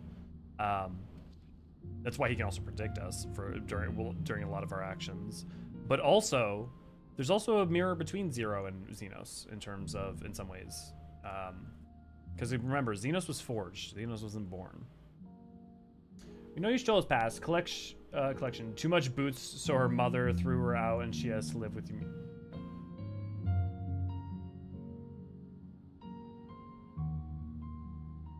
I'm not even sure I follow your joke there, Craig, but yeah. Pretty sure Y'shtola lived on the colony until the Exodus. I think Yamcha talks about it a little. Yeah, no, so yes, we knew she lived in New Charlian and she studied with Matoya. My point was not so much in that.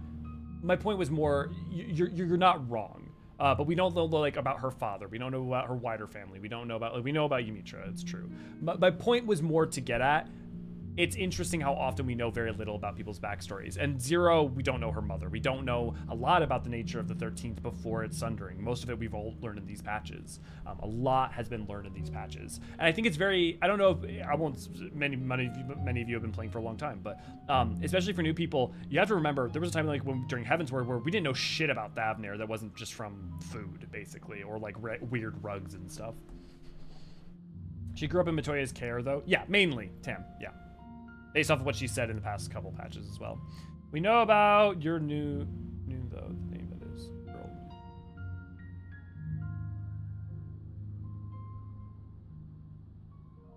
Yeah, but we don't know anything about them, really.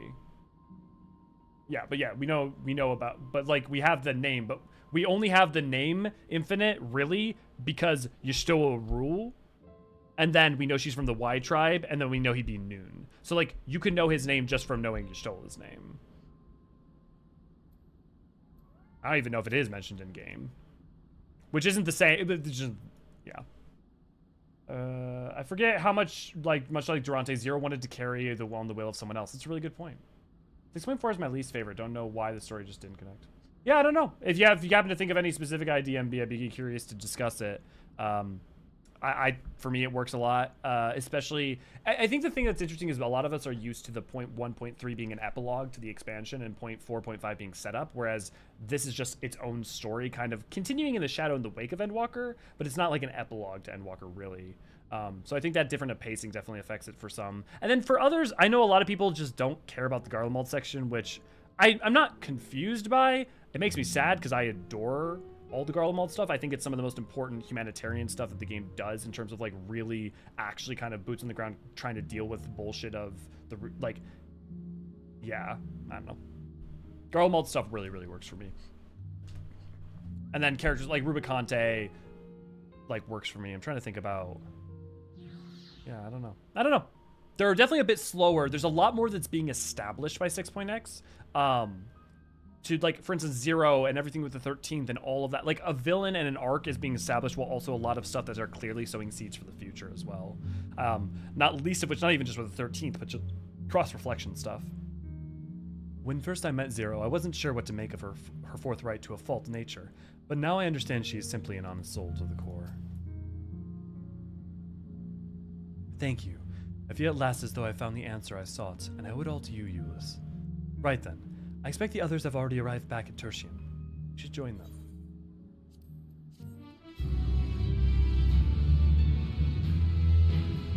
I've heard a lot of people say they like Garlemald. Tracy, what I would say is my experience of talking to people so far is that Garlemald has been divisive. Like, people either really seem to like her or really don't care that much for it.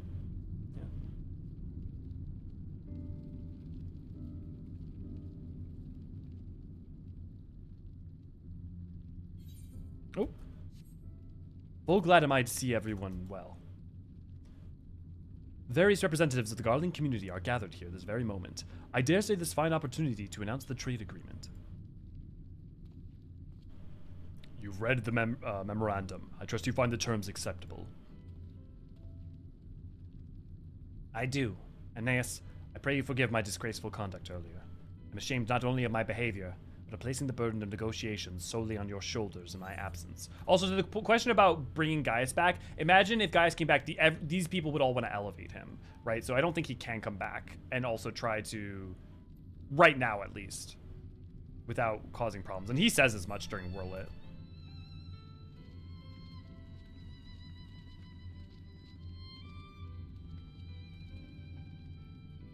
You should know that when we brought up the subject of the tower's reactivation to the people at Tapper's Den, some reacted quite strongly. Once we explained that it would be prevent another Void's End invasion, however, they were more receptive. It's fair to say the recent episode is still fresh in their minds. I tagged along to deliver a supply of ceruleum. Have to say, I didn't expect to see such a large crowd. Even the stuffy Imperials who normally keep to themselves in the senates are here.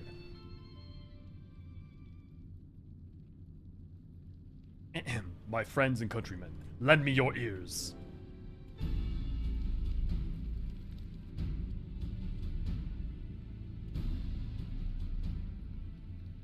I am pleased to inform you all of this joyous occasion that we, the people of Garlemald, have entered into a trade agreement with Razat Han. To inaugurate our accord, we intend to grant the individual before you access to the Tower of Babel. In return, Razat Han will provide us with supplies, which shall be equally distributed amongst the settlements of our nation.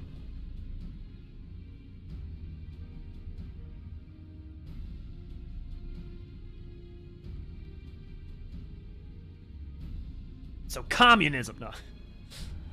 Let me be clear on one point. This is not an act of charity, but trade. A bargain struck between equals rooted in trust and respect, and it marks a significant step towards rebuilding our nation and regaining true independence. Razat Han holds Gallian technology and ingenuity in the highest esteem. It is my hope that through this agreement, our prosperity will enjoy a mutually beneficial relationship for years to come. Now then, we bid you gather round to hear the particulars that you might convey to those elsewhere.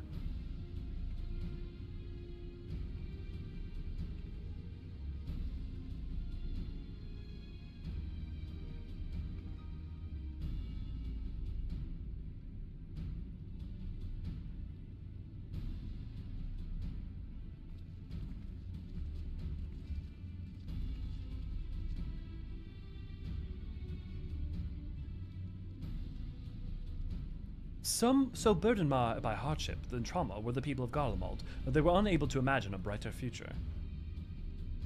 To be recognized as equals, as a nation with something of value to offer others, that validation alone is enough to rekindle their hope. 'Tis by virtue of this partnership that we may access the Tower of Babel, a rather timely development given the Aether Tank's impending arrival. Once the tower's stores have been replenished, we need but to wait Y'shtola the signal to channel the energy to the moon, yes? Then you can leave that and anything else on this end to me and Alfino. No need to worry. Devote all your energies to the mission in the void. As ever, I am in your debt.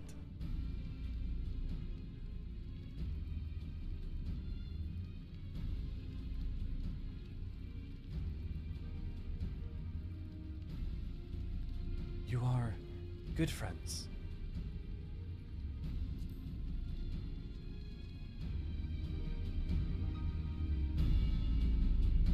I see, good to go to have you. My guess is they created 6.0 exit standalone to have a better queue to 7.0 for people who want to start with Dawn Trail. I think there's a good chance it's possible, Grape. Not only a good chance it's possible, but I think what supports that is the way in that it's also not an epilogue. So you could even start at 6.x as in its own right, right? You don't even have to start at Dawn Trail. But yeah, I think that's probably almost very, very likely. That, and the thing is, if you're gonna do Golbez and that stuff, you kind of have to give it 5 patches. And also, it's not only, it's kind of allowing it to be a full like arc on its own. That's not an epilogue to Endwalker, but also continuing on some of that stuff. But it's also sowing seeds for the 1st and the 13th and other reflections, and yeah. Good friends, eh? Coming from her, she's not just saying it to be nice. Both Rasatan and Garlemald stand to benefit greatly from this agreement, and may well mark the beginning of a long and fruitful relationship. Moments like this give me hope that we still have a place in this world. I'm not wrong to call them that, am I, friends? Guardian technology shall enrich my people's lives and empower them to achieve great new feats. I'm particularly eager to see what our alchemists are inspired to create. Easy go! Good to go to have you. Let us take a moment to review matters as they stand. Having procured sufficient stores of ether, we may now channel the requisite energy unto the moon via the Tower of Babel. Our work on the star is complete. However, we have yet to receive word from Y'shtola as to the state of the lunar preparations. A ritual to open the gate, and measures to forestall a void-sent invasion. Neither task is simple nor quickly completed. She would doubtless benefit from our assistance. The very thing I was about to propose. Let us join her above and lend what aid we may.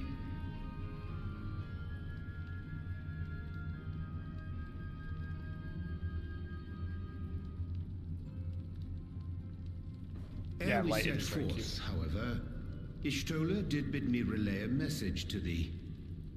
As thou art well aware, a key objective of our mission is the extraction of thy sister Hydaelyn from the Void. Held captive for millennia and divested of an eye, she is like to be severely weakened. To make good her escape, she shall require aid. Aid that is best provided by a fellow Great Worm. Right, that's why they bring Veritra. You would have me go in my true form. Very well.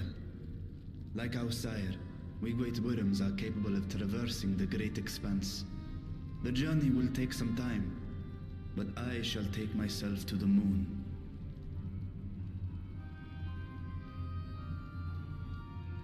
To begin with, I shall return this vessel to Radzadhan, that I may have both my eyes.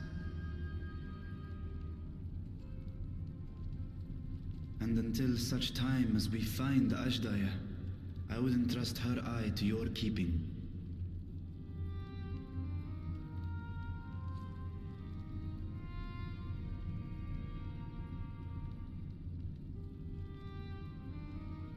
Will you do this for me?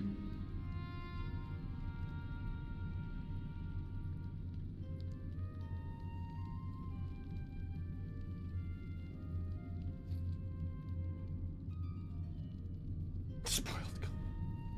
We shall contact you via Link Pearl once all is in place on the moon. You need but follow Y'shtola's instructions. Understood. We'll be ready.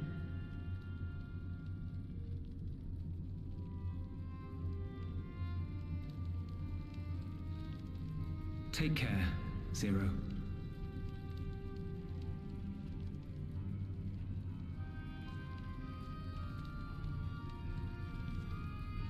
It will be the briefest of homecomings. I'll be back before you know it.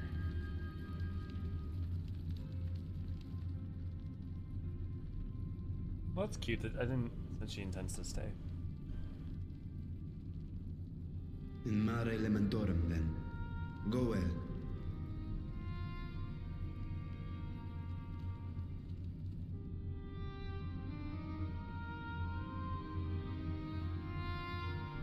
I mean, yeah, Nevik, she revised. I mean, she's out in the void somewhere.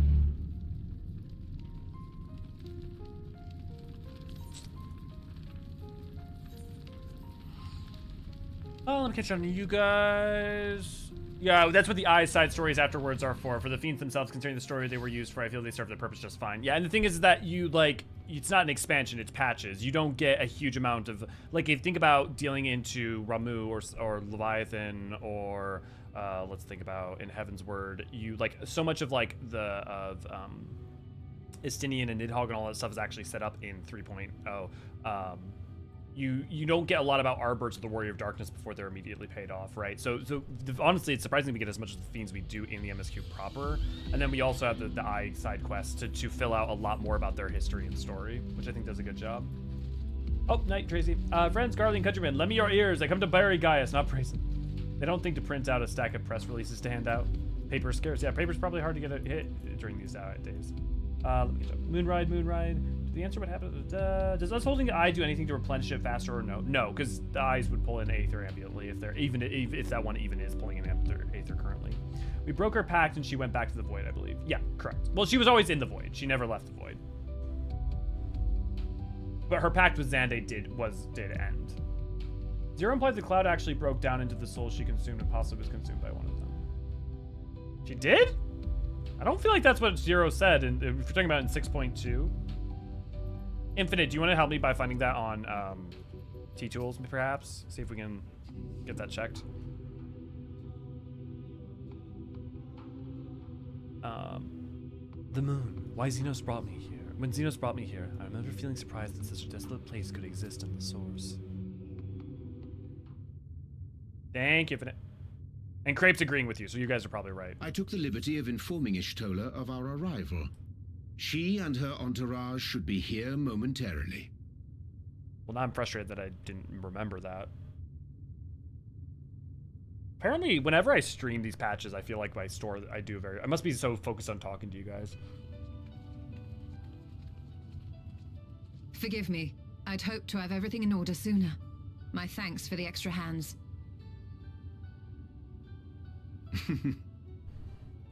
Alphino and Alice stand ready at the Tower of Babel. Vritra is also en route. Excellent. You've done well, all of you. For my part, I've managed to prepare the ritual with help from the Watcher. All that remains is to channel the ether from below. This should, I pray, open a gate leading to the moon of the 13th. May I just say how excited we are to be a part of this grand undertaking. The development of the artificial Atomos was one thing, but this is an opportunity like no other. Ishtola even managed to get a loan of elegant treatises on voice and summoning from the prized collection of the Sons of Saint Koinak. The Empire's application of etherochemistry in regulating void gates provided us with many a useful insight for our work, let me tell you. That's how they created the fissure and gate. I asked a favor of Grahatir when we were comparing notes on cross-rift travel. Given his credentials, I was confident he wouldn't be denied.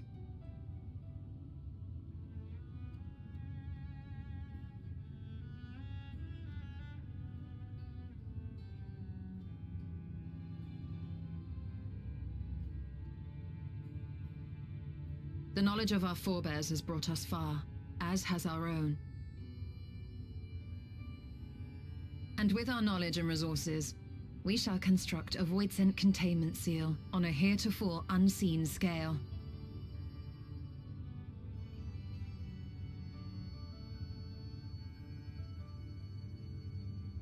Containment seal? Then thou wouldst make use of... Aye, a tried and tested means of holding dark entities at bay is readily available here. 'Twould be remiss of us not to employ it. The astral binding seal. We shall reforge the brands that Xenos and Fandaniel destroyed. That which held even Zodiark shall more than suffice for void scent of any persuasion.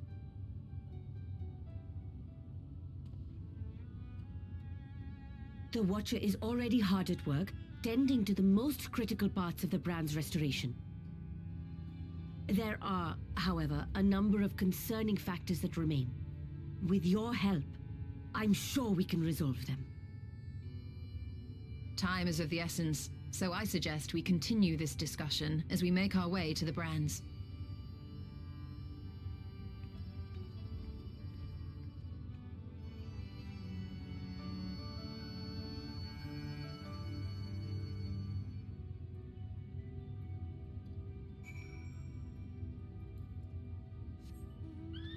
I love that they use Matoya's theme sometimes for Y'shtola's. Yeah, well, she is Master Matoya.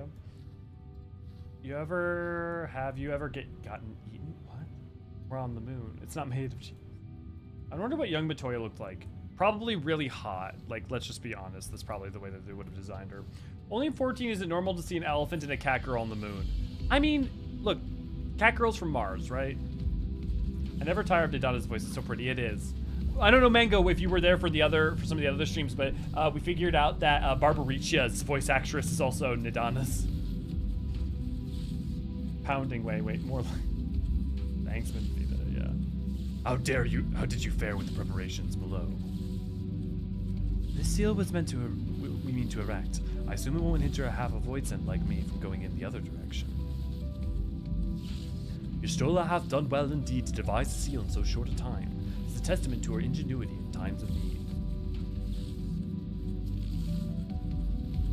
So this is the one of the brands that the once imprisoned Zodiark. Were I to describe it to my comrades back home, I doubt my words would do it justice. Now then, to the matter at hand. With the Watcher's assistance, we shall reforge each of Zodiark's brands and use them to erect a barrier capable of repelling void scent. Yet though we expect it to be effective against larger beings on account of its original purpose, there's a chance that it will allow lesser void scent to slip through. Therefore, we shall require a second line of defense, and I believe the Loporrit's supporters would be suitable for this purpose. Urianshe, Elio, two of you have a strong rapport with our lunar allies. I would have you meet with Livingway in the best way burrows, and provide any assistance they require. I will join you as a void scent. My knowledge may be of use. Excellent idea. In the meantime, the rest of us will see to the reforging the brands. I will send word when we have finished. Pray, do the same.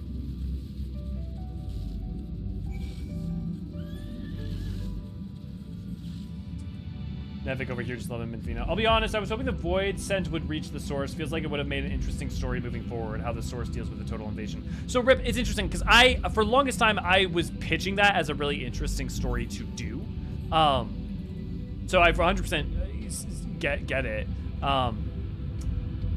But also the Void Scent reaching the source kind of presents an issue of, unless they're going back, their death alone kind of is invariably a major problem, because that level of astrality coming into the source or aether coming into the source would basically result, not necessarily in a calamity, but basically a calamity. I kind of think what they ultimately ended up going with is going to be much more interesting in the long term. And how to deal with that. I also still think there's a lot of room for what happens if we open the gate between us and another reflection. That reflection, let's say their version of Alag, or like whatever their version of an empire is, has control over the whole star, and now we just open a gate for them to get into the source. You know, so that story could still be done. All right, I forgot this part, yeah. Oh man, how did I forget about Zero meeting the Loporrits? Yeah, all y'all forgot this. I'm curious why she chose blades as the basis for the brand design. Is it because Hydaelyn's using the Blade of Light? Do they call them blades? Because I don't think they're really blades. They're more like pylons. Sort of revealing light. Livingway, I trust thou hast been well. What are these things? There you are. Y'shtola has praised me of your present undertakings. I understand that she wishes to employ our pride and joy, the veritable carrot of our eye, an unrivaled combat supporters, as precautionary measures in case the Void Scent containment seal of hers proves lacking. As we speak, my fellows are rounding up what units they can and will bring them to northeast corner in short order. Please, wait there.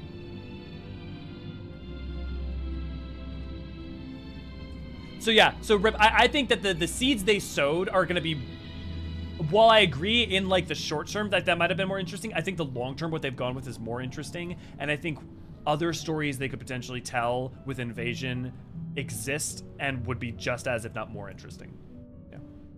My memoria buildup has me wondering what kind of future threats can come from the Void. I mean, that's the thing too, is the Void's still dangerous, right? There's still plenty of things and unknown things all throughout the Void. Us going there and traveling there or trying to help it will still be a major interesting story to be done. On the Void power levels, how high was Golbez? We don't know. One, the rungs is a bullshit system. Literally, even in Encyclopedia Eorzea, they're like, yeah, the rungs are us just being like, we don't really understand these things, but this is what we kind of describe to them. However, that said, I would apply him in the first rung, if not higher. I would say that he is pretty much paramount, akin to Cloud of Darkness, if not slightly weaker. We open a gate, and the next thing we know, an entire armada of sorts pushes through. Exactly. I'm curious what the symbol is that's on the TP things in Myths of the Realm, because it's in the center of the symbol of the final stage. Of all the TP things. Not sure I know which one you mean, Nevik. Did they ever say how Loporrits produce children? They don't. Loporrits don't reproduce. They were created by Hydaelyn, and that's how many there are.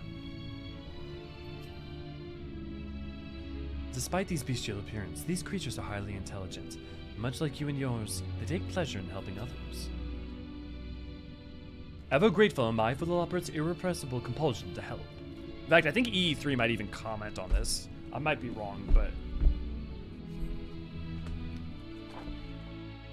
Sentient carrots? Yeah. That's one way of doing it. Dreadfully sorry to have kept you all waiting. God, I love their voices! Hello there, friends. A new person. Heard there was a bit of a rush, so we gathered what combat-ready supporters we had available. Loporrits have the best riders of any race. A welcome contribution. Thine initiative never ceaseth to amaze. Oh, stop! You're making me blush. Though we have fulfilled the purpose given to us by Hydaelyn, aiding the people of Aetheris remains our greatest joy. So you can count on us, ever and always.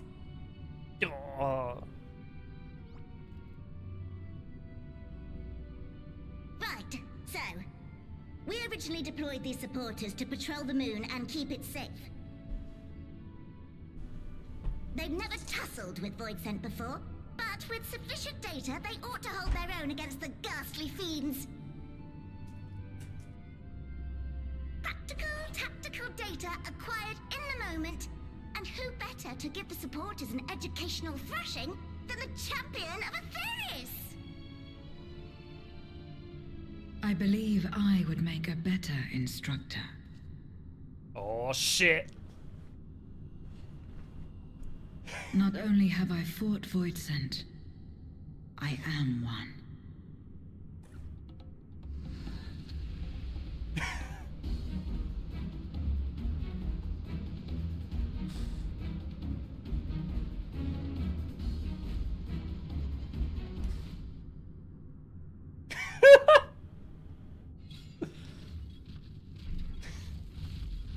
Run away.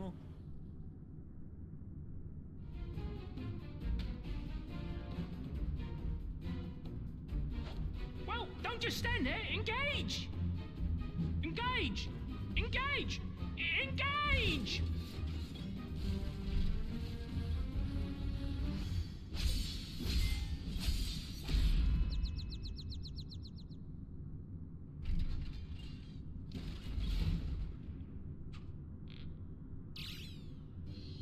That'll do! I love this game. A defeat bitterer than the bitterest carrot. Using this experience, we must enhance the supporters and turn them into Voidsent slaughterbots! Indeed. Right after we've managed to put the poor dears back together. Pray forgive our comrade's enthusiasm. May I inquire as to how long the repairs will take? On an ordinary day, I'd say no less than 5 carrots briskly consumed. But if you were to provide us with encouragement?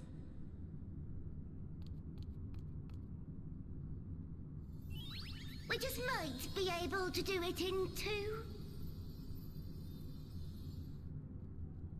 Ah, Brandon's archaic word for sword. Had no idea, Infinite. Thanks. The little head. Little sound effects in these patches, I swear.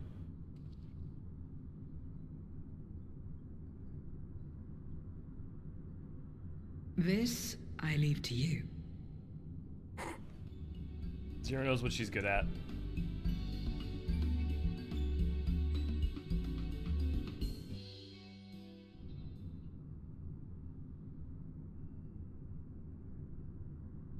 Yeah, Void for field explorations. I was talking about that with someone else. Was it Brian and Chris? I can't remember, but that definitely could work. Or Void as weapon. That totally could be a thing. I'd be curious to see if they would, but I just because you could they buy. I would definitely be down for that. I'll say it. That's what I'll say.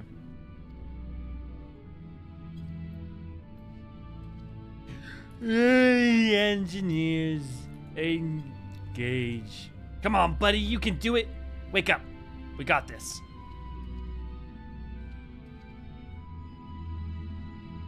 What? Engage! Engage! Oh, sorry, I was in the midst of... Forgive me. The sudden precision parts is strangely soothing and sleep-inducing. But I'll try to keep moving.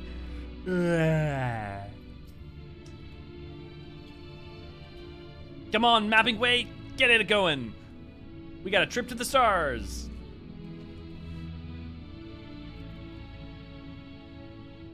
What a marvelous feeling. There's nothing like wild gesticulations of encouragement to fire you up. Oh, singing way, I believe in you. Don't clip that. With you cheering... That was almost a gobby. With you cheering me on, I can do not less than my very best.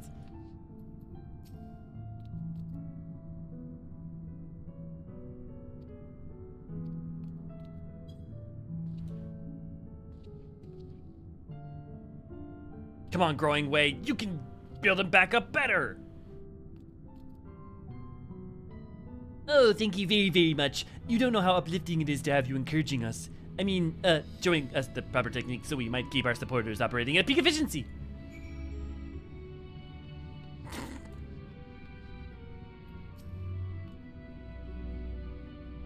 I wonder if there's a gobby way. Oh my god, I need him. Oh my god, a goblin dressed as a lapra or a lapra dressed as a goblin? Oh no! Why must you say this? Now I need this. Is anyone do art? I'll hire anyone to draw it. Please, I beseech you. My, everyone is in high spirits indeed. Thanks to your encouragement, we'll have to supporters up and running again in no time. Right, attend to the remaining busy work and leave the deployment of our new and improved void and slaughter bots to us.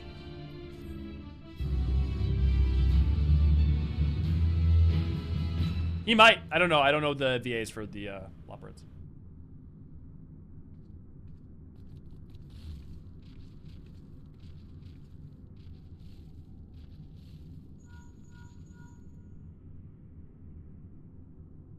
Can you hear me?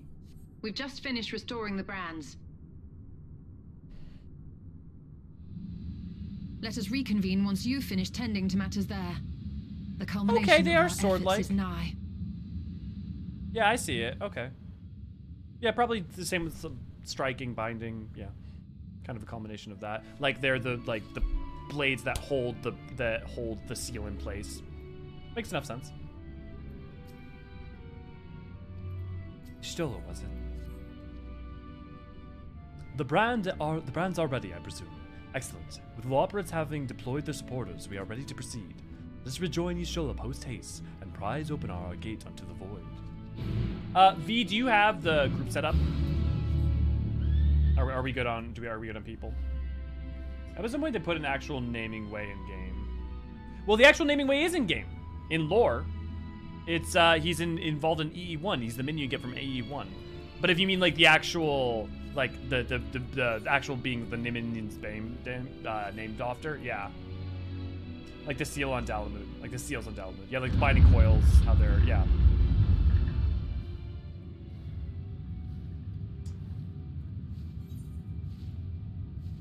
Well, technically all these squares make out a hexagon, but... Eorzean sees this void as business opportunity as usual, so she pours more money into it. Poor Carol, yeah. Yeah. Lopper at Yu Hase.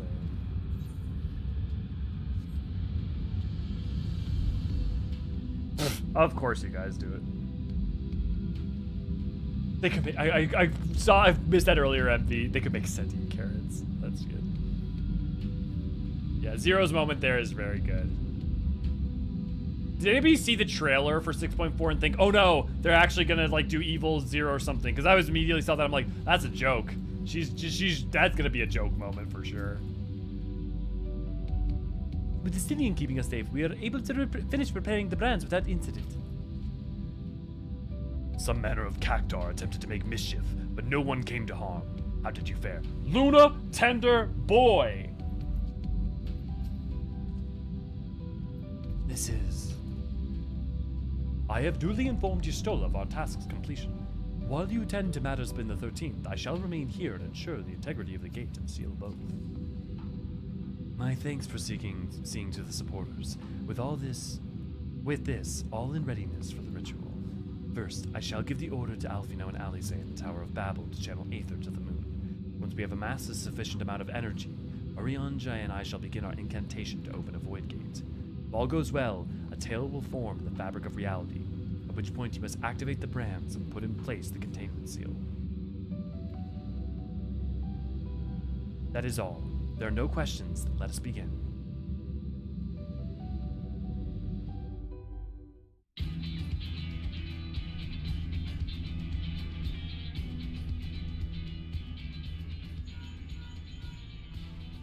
Apologies for the wait. The preparations here are finally complete. Excellent. The Tower 2 is activated. But give the word and we will begin channeling the ether. Infinite, did you ever find the info in the Cloud of Darkness? Make it so. If not, I'll make sure to check it out later. I mean, if two of you guys are saying the moment it's of truth.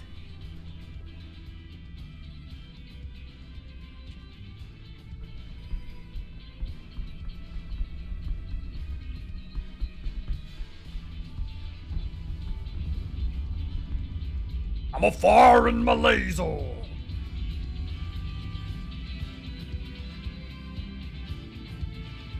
Bah!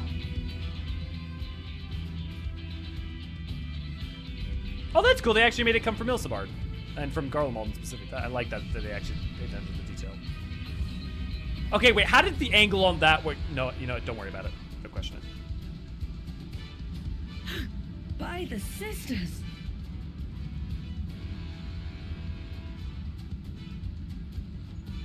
Oriange, commence your invocations. 'Tis time to open our gate.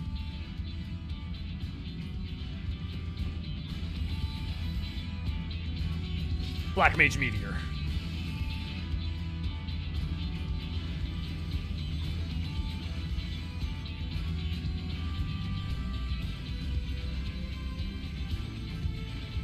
Thank you.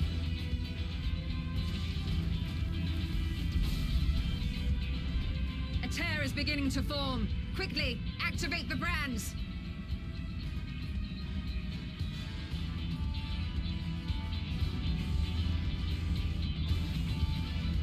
There's another like spoken incantation they need to do or something. Like what exactly is the spell to create a void gate? I'm assuming they need to channel the Aether and make. Wouldn't they have to attune it astrally? Maybe not. Maybe they can just take the ambient astrality as enough.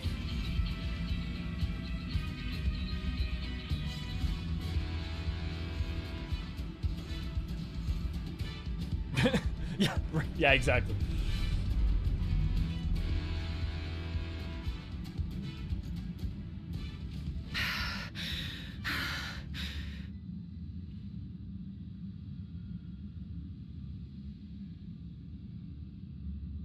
Success. The gate is open, and the seal appears to be in place. Let's see how well it holds.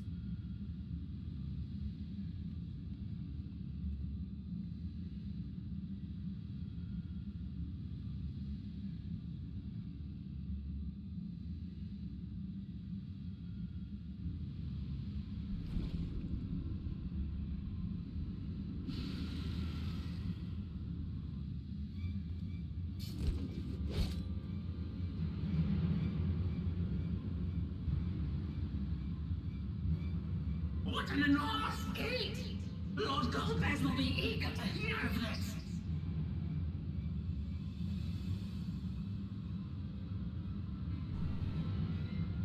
It's cool because that's the same guy from 6.2, the guy that tattled on us. So this is the promised land. The land of boundless ether.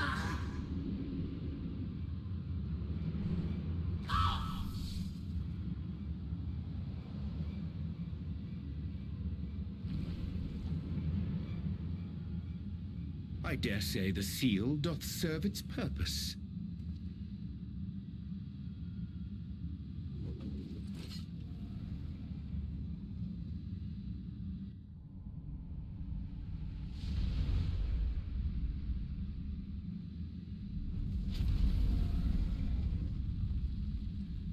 Did Reacher fly I here? see all proceedeth apace. I guess that makes sense. We know that they can fly through space. Indeed. Just this moment, a void scent emerged from the gate, by which we may safely assume it leads to the 13th. It's incredible, Ishtola. Truly incredible. Oh, what an honor it is to have been part of this historic achievement. It's just interesting to me that he flew here rather than using the gate. A the part teleportation is an gate. understatement. None of this would have been possible without you and yours. Our success has also served to solidify our understanding of cross-rift travel. The Ascians rejoined reflections to the source by instigating elemental imbalances.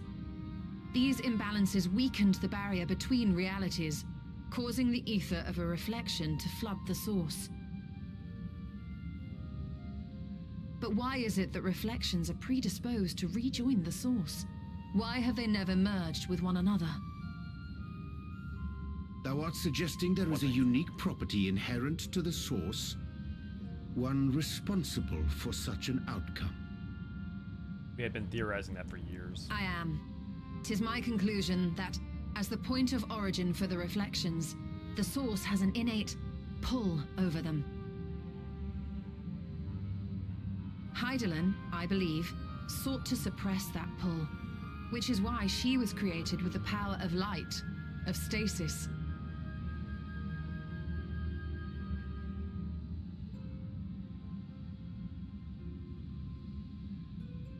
Meanwhile, the power of darkness, of activity, reigns in the void. Hydaelyn's influence would naturally be weaker, and this manifested in the form of planar fissures. Working with this hypothesis, I set my sights upon where the pull was assessed to be strongest, and through our combined efforts, we succeeded in opening a gate to the void. Which makes sense that it was highly astral there because of where Zodiark Now, was. I before. must stress, it was because we sought the void that we succeeded. Pleased though I am to have my theory proven, the secrets of travel to other reflections still elude us. But we know it's possible because you can go from 1st to 13th. Even so, in the reality that lies beyond the 8th umbral calamity, there are those who found a way to reach the 1st. I will not rest until I do the same. One step closer to fulfilling your dream, eh? That's the 3rd time they've mentioned it. They mentioned Just it a here, they step. mentioned the E3. Many more remain to be taken, And in the short stories, obviously. which further motivates me to forestall a void-sent invasion. So come, let us set forth to find Ashdaya and put an end to Golbez's plot.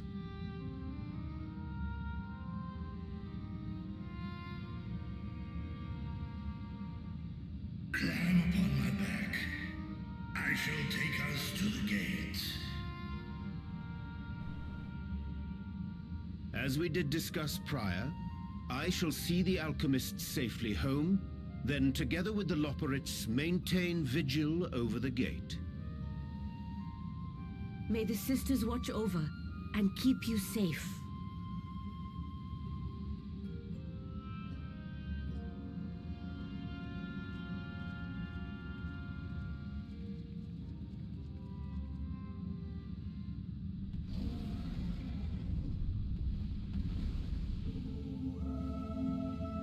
Yeah, Primogenitor. The music of his father. Into the void once more.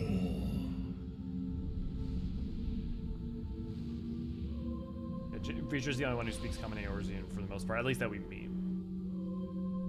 Well, also, yeah, Midgard Summer. When you said First Brood, I thought you meant First Brood. Not technically, he's for Midgard Summer's not part of the First Brood. Japanese, he speaks casually. That makes sense. He's got the younger brother. Midi is the only one of the dragon to use English. Maybe Ratatoskr did. I wouldn't assume so. No reason to think that Ratatoskr would have. Yeah, Midi uses both. Midi does use both.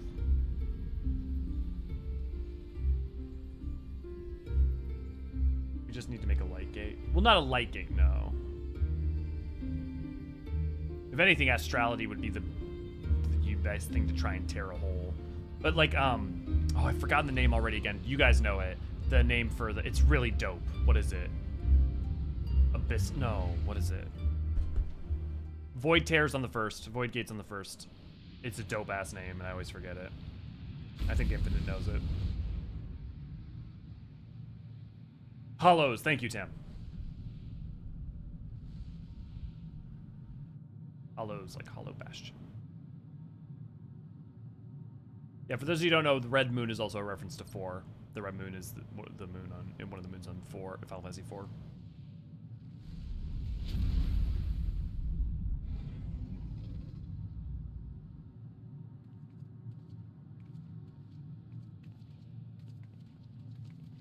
This is the moon of the 13th.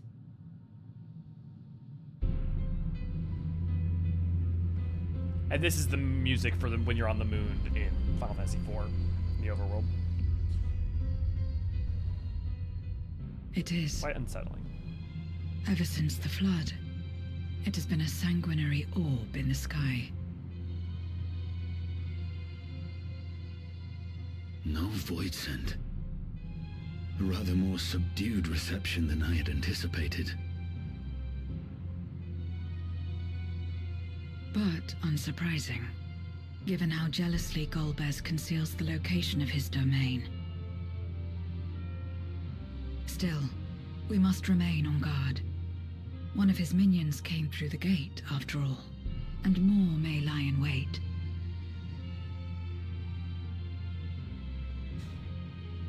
I do not sense my sister. Where could she be?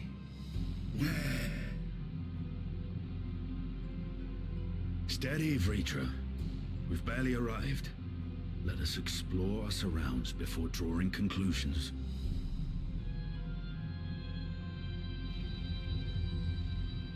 Probably nothing, honestly. Yes. Other than maybe the Watcher. Thou art right. I shall survey the moon from above. The ground I leave to you all. Because remember, Zodiark's energy, when Zodiark died on each of the reflection, on the source, he died on the reflections as well, and his Aether returned to the Ethereal Sea. The only place that didn't happen was the 13th, because there is no Ethereal Sea, because it's so highly astral. Here's Zodiark. Probably not, because like his entire being is astrality. But you know, it's a thought. I'm assuming the moon still exists there, yeah. Did the Void Scent eat the 13th Watcher? No, Golbez killed him. You see it in a flashback during 6.3, I think. Another moon playing another moon is a genius decision, yeah. Orb. There's also 2 moons in 4, yes, yeah. So Dalamud as a second red moon was always an FF4 reference. Yeah, Dalamud was also interesting a 7 reference with the way that it crashed down, that too. Those both 4 and 7. Drishla to Hrothgar, how would she look? See, AC, I appreciate the like rapidity with which you come up with ideas and weird things, but I'm also always wondering where they're coming from. Just need to transfer the Dark Aether, throw a Hollow, and vice versa. Yeah, so 6.5 will touch on this. What's interesting, Nevik, is my curiosity as to whether or not how the new tech that we have might make that simple. The problem is the way that Umbrality would affect the tear, but that should work with what we know now, with some of the information we have now. No, the Watcher wasn't easy to know, yeah. On the first, Watcher is probably just sitting in his chair, drinks coffee, and thinking, holy shit, I am still alive. My lance will be ready should any more of Golbez's pawns appear.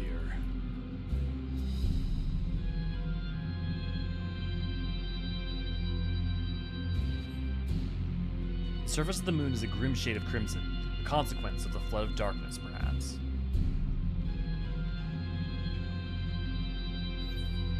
Wonder how far. Yeah, okay, you can't walk all the way. Oh, that's kind of brilliant of them. They used a part of Mare Lamentorum, but they also made it a section that you can't actually. Oh, that's smart.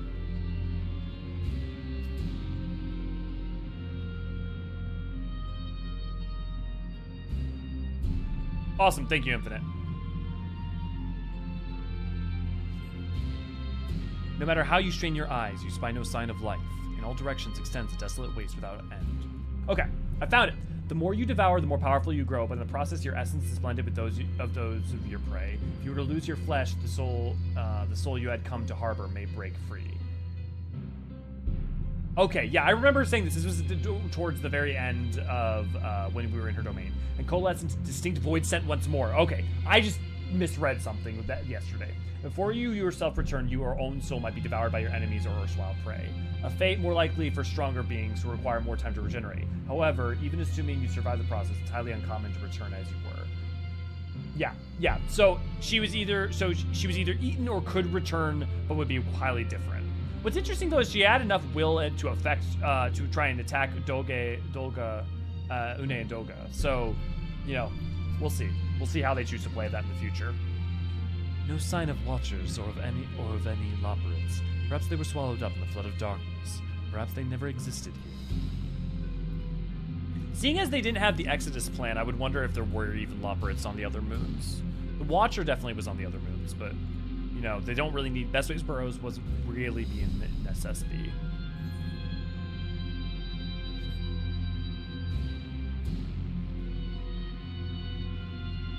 I mean, he might have nom-nommed on the Watch right there. We don't know. Oh. Hydaelyn has finally found her rest. Maybe I'm sure they noticed that Zodiark places. According to E9, she came back hot. Well, E9's just our imagining of her, but you're not wrong.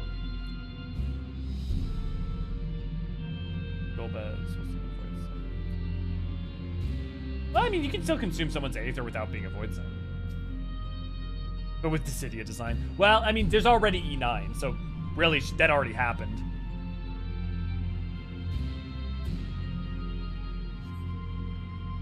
You hold your breath and attempt to catch the faintest noise. Save for the sounds of your comrades, there is nothing.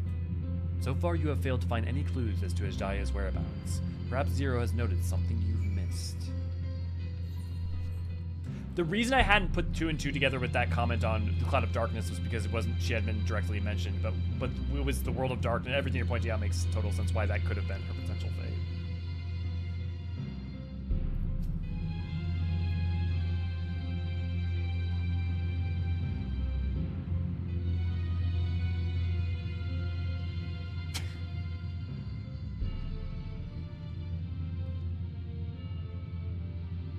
The chasm has caught your attention as well.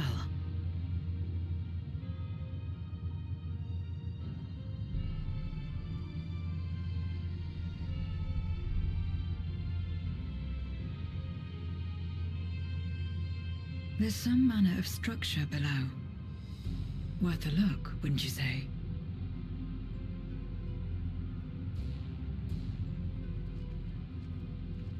Dude, I remember being so uncertain what happened to Zodiark's aether. Here. This like was Golbez and Zodiark's aether were born? Darkness on our moon, where Zodiark was once imprisoned. If this place serves the same function, then a fragment of his power must have been sealed in the depths.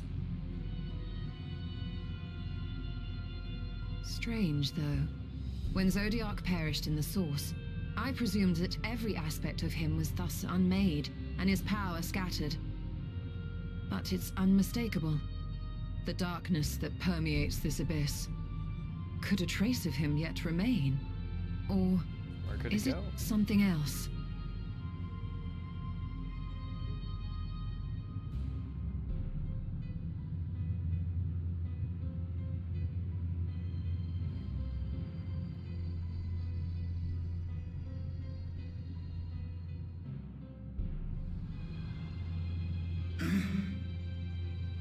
I hear thee, sister.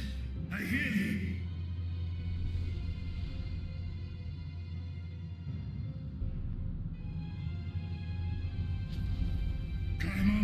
archons. Hydaelyn is here, within this chasm.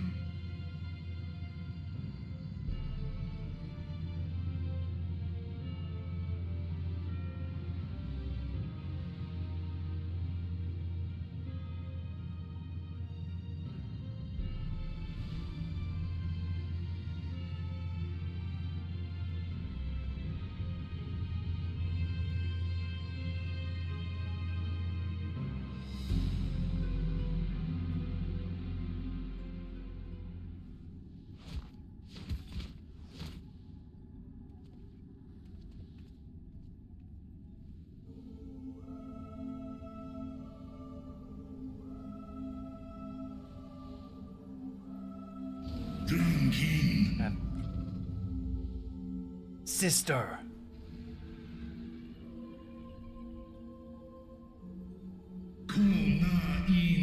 Tis I, Vritra.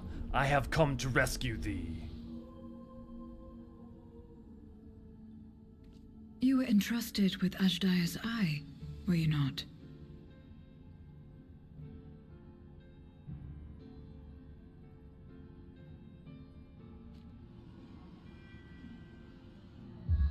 It does still have Aether in it.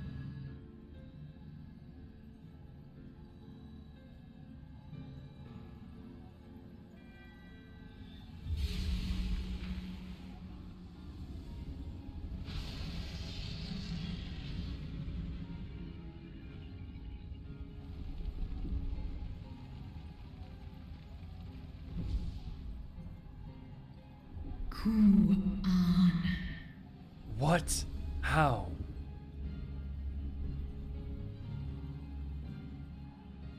Oh, Waghom. Vritra, wherefore art thou here? Oh, thank goodness. Tis thee, dear sister, truly thee. How long have I dreamed of this moment? Would that I could have found thee sooner, but I am here now. Let us return home together.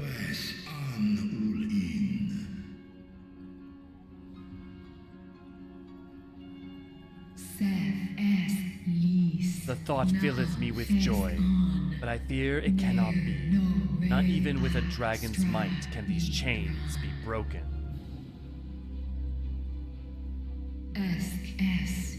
For they are forged of the very will of the man named Golbez. So this is indeed Golbez's domain.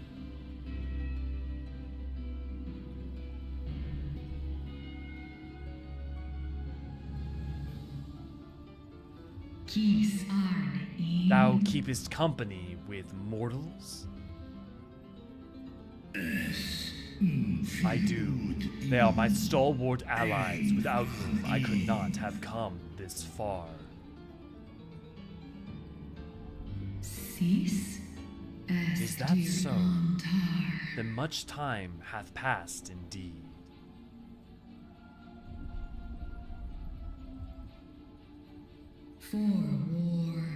It doth feel like only yesterday that we were fighting the Voidsent hordes the men of Alag had unleashed on Mericidia. Desperate to save Tiamat, I flew into this lightless world to strike at the heart of the cloud of darkness's fortress. I know her voice actor, where do I know it? But the Voidsent I slew returned again and again. Before I knew it, the rift betwixt worlds had closed. I was stranded, bereft of strength. Thou didst save the lives of full many, sister. Today we abide in harmony with men, working side by side and forging enduring bonds. Indeed, in the course of searching for thee, I did cross paths with many a noble mortal, with whom I built a nation of rich diversity. To thee I would show it, my beautiful Razat Han. I shall not rest until thou art free.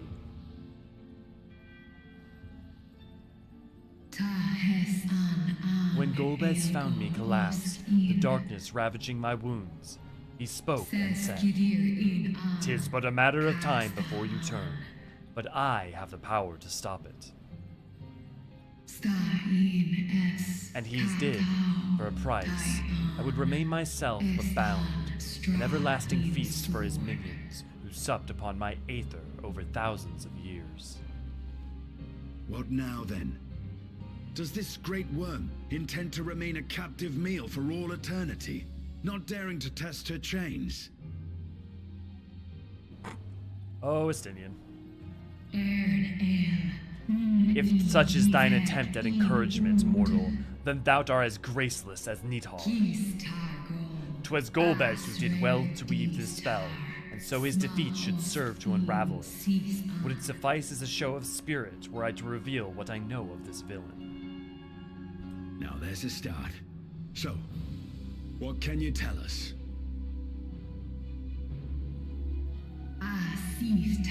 Mayhap, in order to sustain the magic, he cannot travel far from this place. He doth prefer to send minions to carry out his will, but on occasion will ascend to the moon's surface. And every time, without fail, he will visit the same location to the south. Something of import lieth there, doubt not. Well, you heard her. Shall we look into this spot near and dear to our enemy's heart?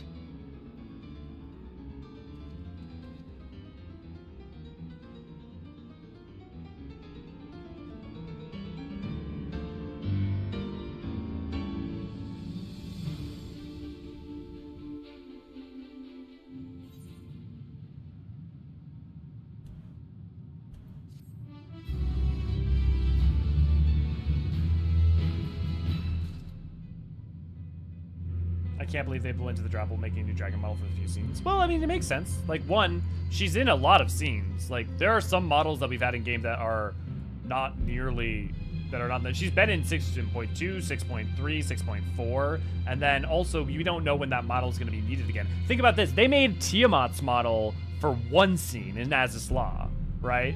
You know, but then think about the mileage they've gotten out of that.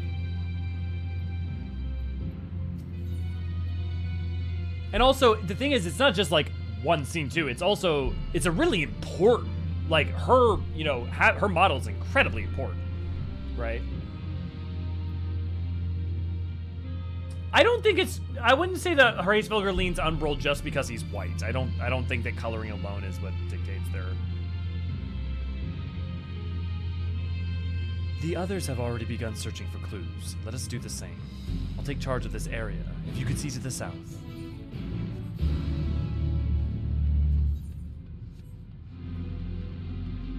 When did Justinian exchange words with Midi? When did Justinian exchange words with Midi?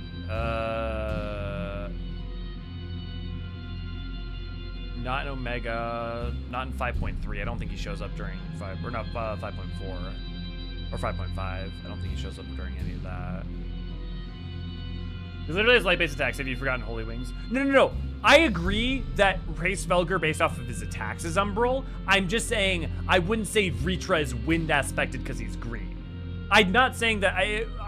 I think, I mean, on the merit of his like coloring. How many dragons has he sassed this expansion? Yeah. Oh, did hug, by the way. Yeah. I love as Jaya speaks Draconic with Midwestern US accent.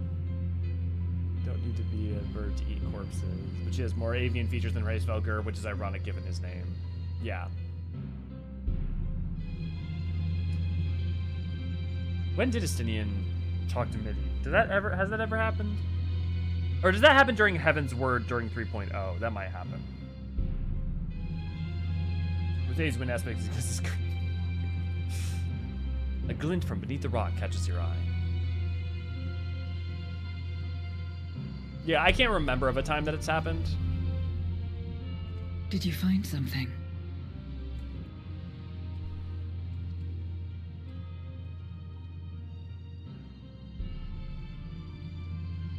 A memoria. But whose? It could be. Nevik, it doesn't sound like it to me, but it might be. I have no idea. It sounds familiar. Reminds me of some Nier voice actors.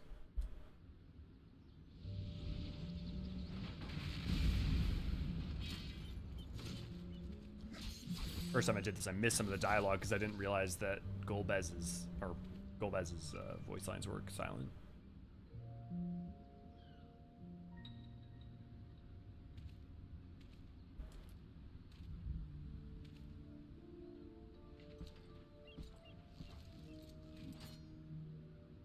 You have lied, pillaged, and murdered. Have you anything to say in your defense?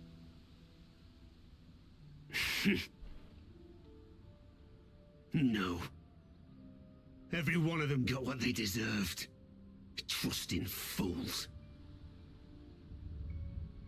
Like you would-be heroes. Aye.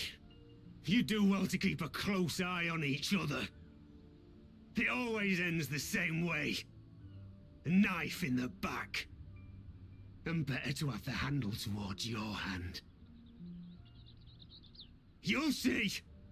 Oh, yes. You will.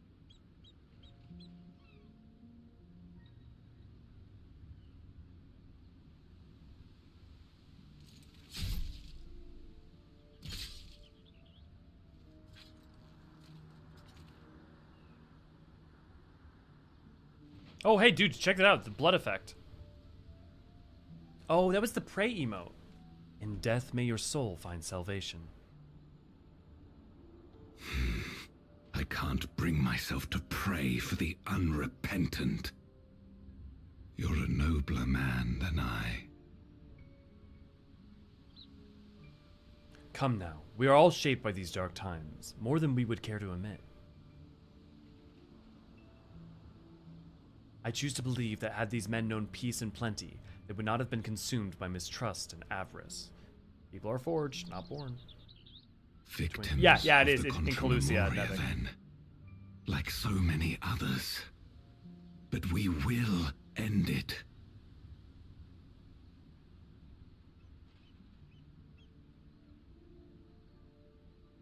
Yeah, I could tell earlier when they showed, Thank you. I shudder to imagine what might have happened if you hadn't dealt with the Dark Ones. when we saw earlier Zero walking this area. Who's that? Her? She's like you, I hear. Hunts memoriats taken by darkness. Well, well. A kindred spirit. Perhaps we will finally have a new comrade. I mean, think about 3.4. Like, the first was a complete mystery until we had Shadowbringers. Like, honestly, that we got so much about the Contra Memoria is pretty crazy to me. I'm grateful for it. No. I've no interest in working with others. Much less someone who looks as suspicious as you. Okay, the Golbez armor does look suspicious. Is that so? If there's nothing else, I'll be on my way.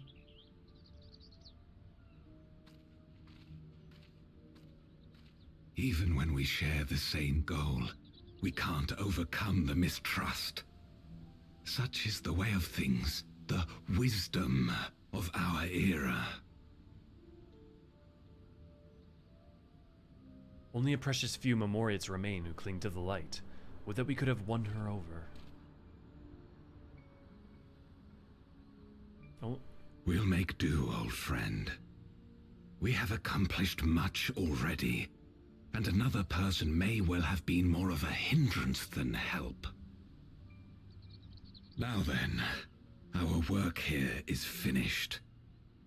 His Majesty has summoned us, so let us not delay. To Baron.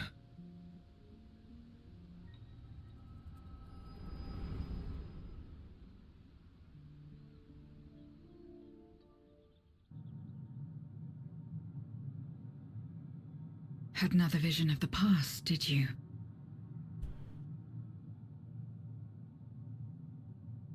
I saw something of the past. What? I saw you. I was in it.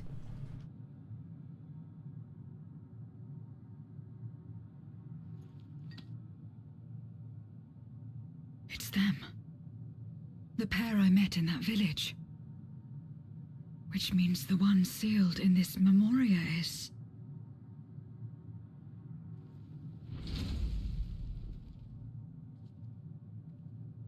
So, you have come. You, who would oppose our crusade. Tranquil. Sister.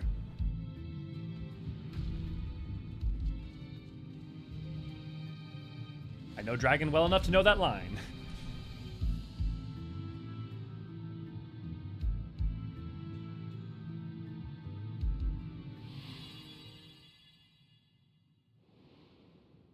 Remember, they're... You. Yeah, I was about to say the trial platform. I know you.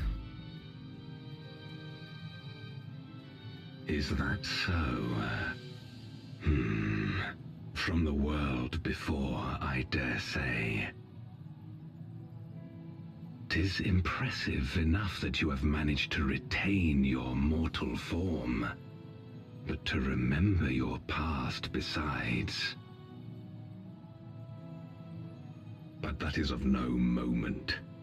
You are the Memoriat who vanquished my minions, correct? And what if I am? Then I would bid you join me. As a child of our world and slave to the wheel, fight with me for the salvation of all our souls. Fight with you? More like fight as your pawn. It isn't me you want, but my power. And if I don't obey, you'll bind me like you bound that dragon. But no more. I refuse to be bound ever again. I fight only for myself, and for those in whom I trust. My friends. I see. A pity. It is for the dragon that you have come, yes? When first you appeared, I thought simply to remove a threat to our plan. Never did I imagine that you would reach this place and gift me a golden opportunity.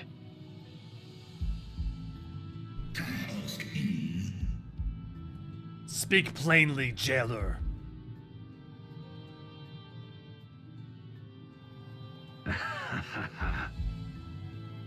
Long as it has been imprisoned, this dragon has grown feeble and weak, its spirit extinguished. Your coming has served to rekindle her forgotten hope.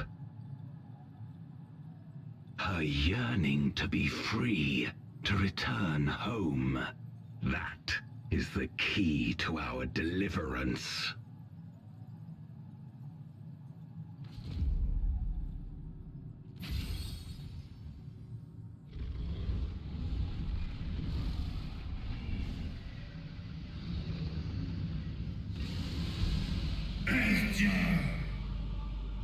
Isaiah, no! Darkness is ravaging her. She's becoming a void scent.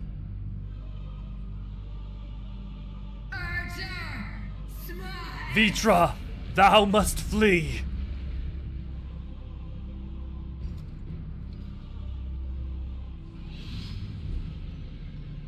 Rise, O shadow dragon, and obey.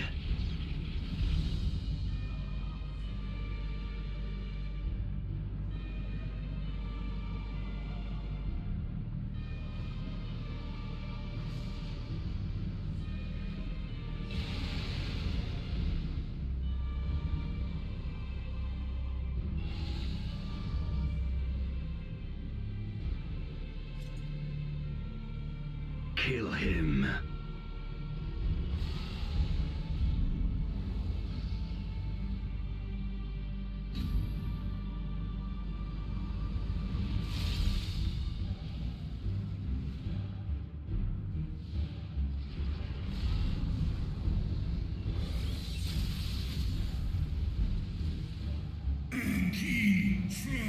Sister, please.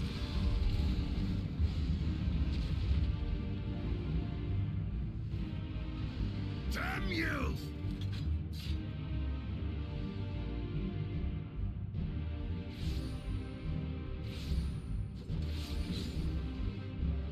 Keep our guests occupied.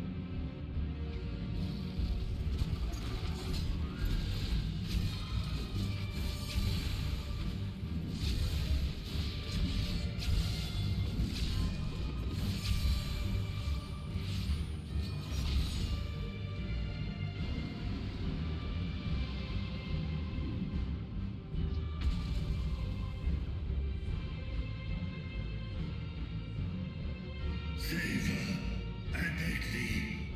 Save my sister.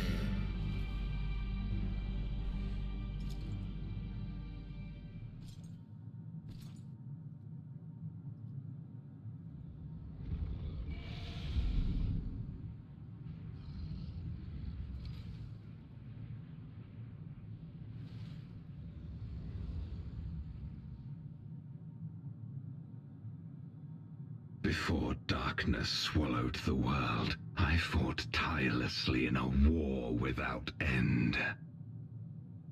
The experience taught me to discern the strong, that dragon, and you.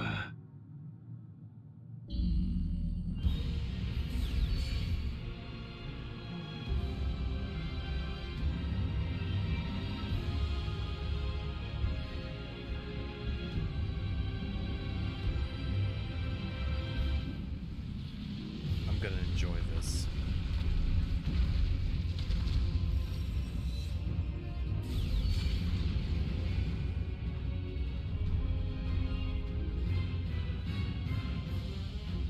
Come, face me.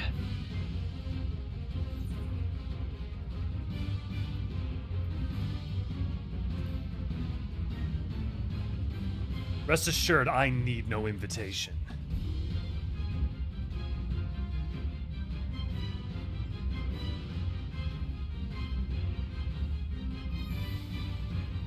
Champions across the rift, heed my call.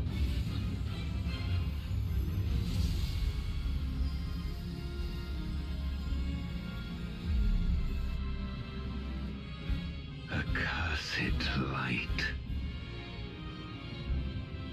You, who have ever basked in its warmth, could never understand our envy, our agony. You will not deny us our release.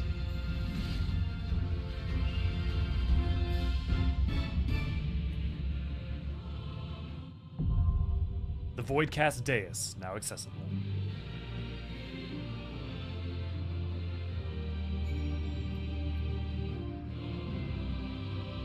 Ready for the invite when you are.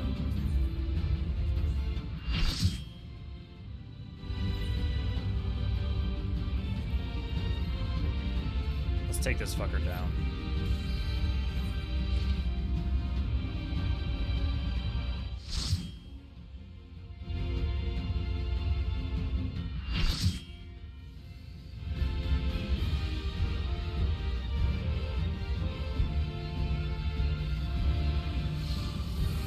The music is a combination of the Fiend theme and the 4 Overworld theme, for those who don't know.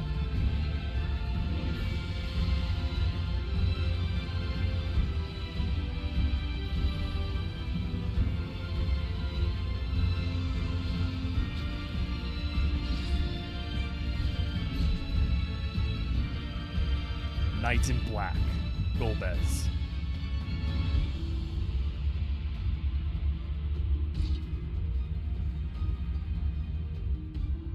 Expect no mercy. To destroy you, I shall bring my all to bear. Come, Funny, I warriors was from gonna say the beyond the same thing. rift.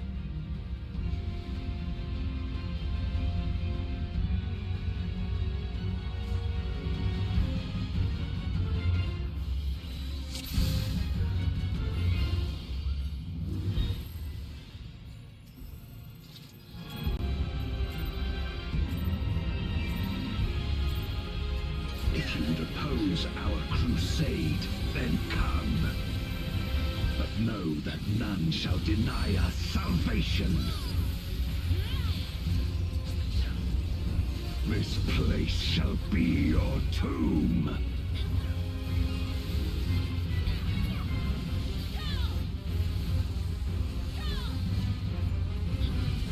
I will free us from the wheel.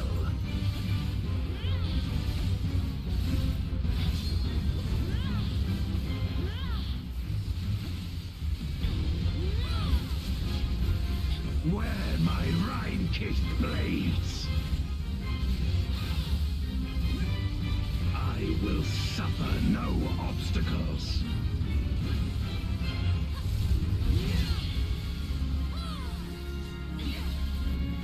No matter the foe, I will stay the course.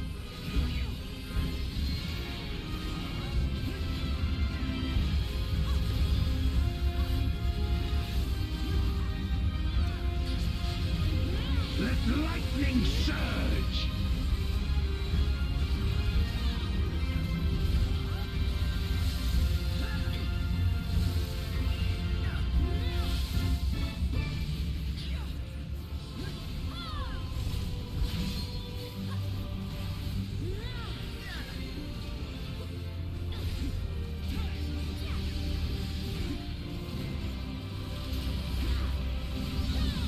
Such is your power.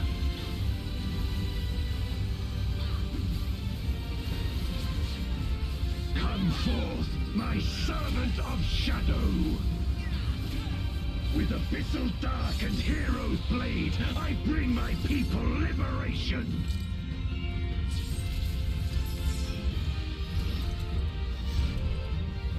From here on out, whenever he uses Crescent, make sure to spread away afterwards. You shall know true terror.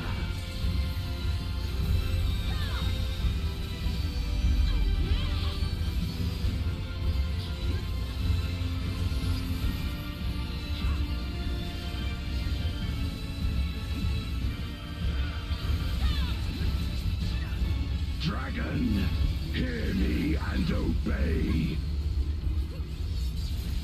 After Crescent, make sure to spread out. That's what that charge was. Crush them. Get far away.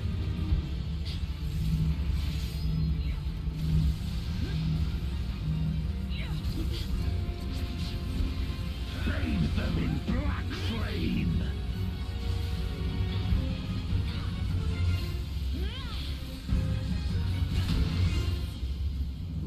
My meteors will Oh god, don't pull that on me. extinguish your light.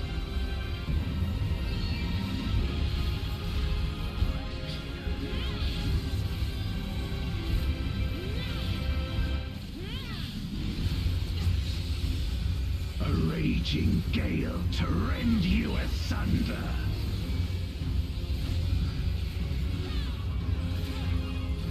West, east, north, south.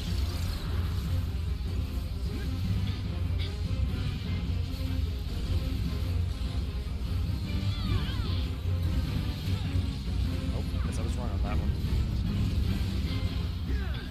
Must have missed the south one. Look to the heavens for your doom.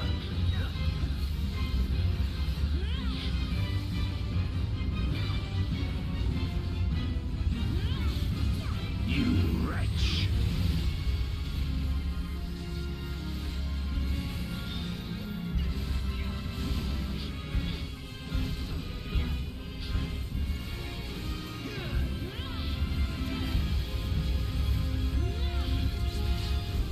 Come forth, my servant of shadow. Remember to spread out when he uses Crescent. Let lightning surge!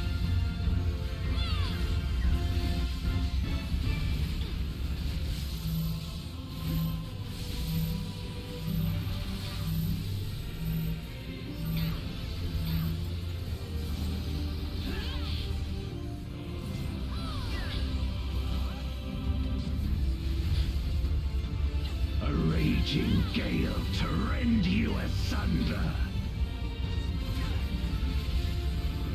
South.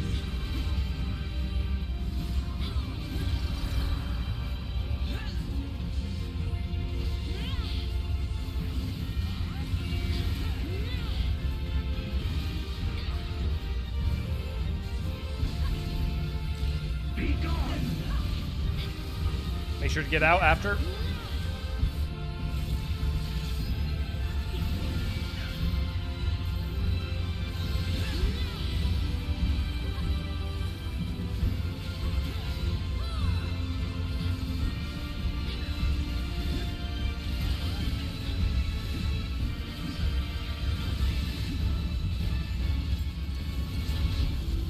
Dragon, hear me and obey.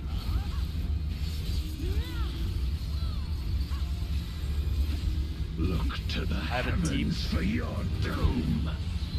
I have a deep, deep, deep loathing for anyone who forcibly takes away someone's will or physical form, so... Where my Rhine-kissed blades. Let's just say I have a particular loathing for This Golbez. place shall be your tomb.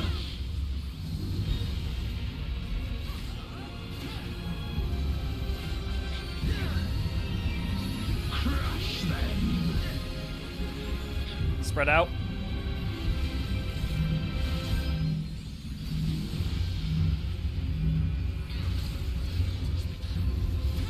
Render unto me your all.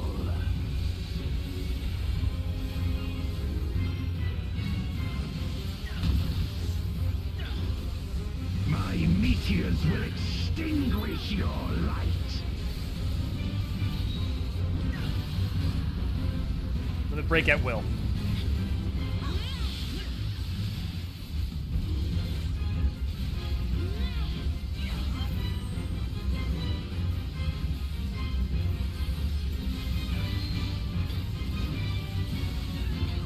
I'll say it, you if you can hear me. I'll take it. Come forth. Oh god, Bahamut, why? Shadow.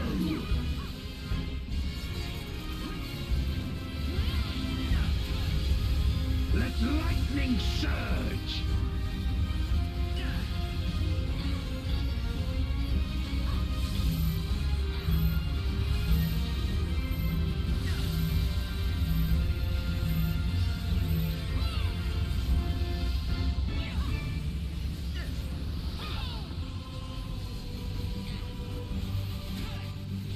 A raging gale to rend you asunder.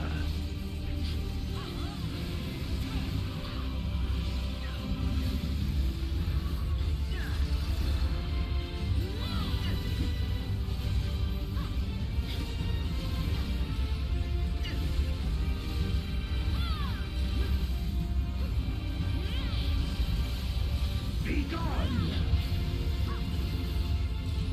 It's over.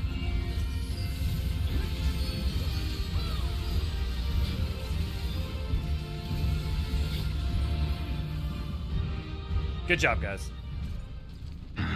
My power.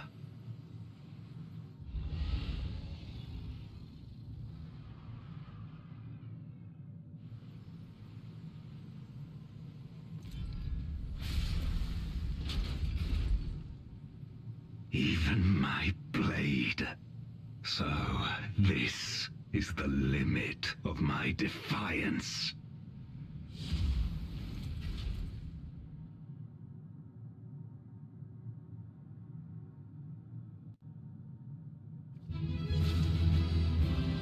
Okay, you guys want we can take a picture together?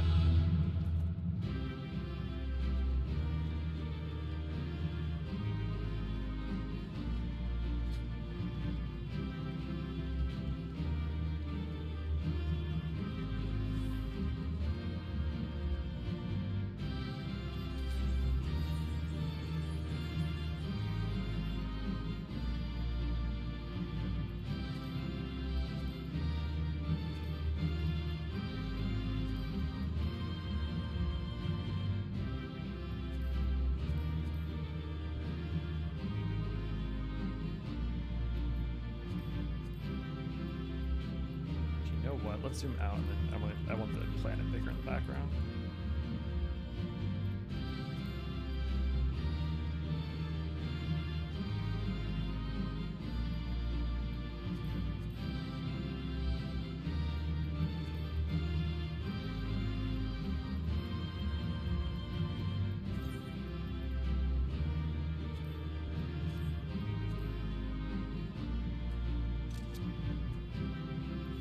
Sweet. A raging gale to rend you asunder. Congrats on beating gold bets. I'm sure nothing bad will come of it. Absolutely nothing. And the music is very, very hype.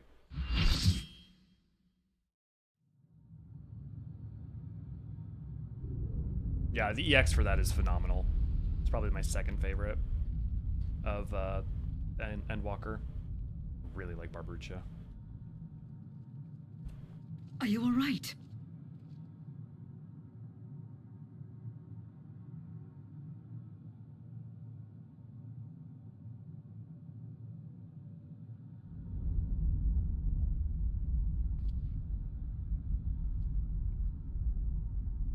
What's happening?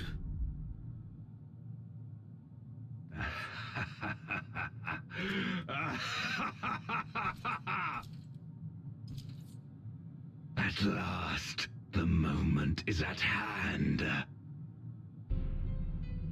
You may have bested me, but not quickly enough.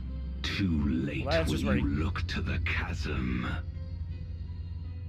That's where he came from before. He can fly. You've won the battle, but I win the war.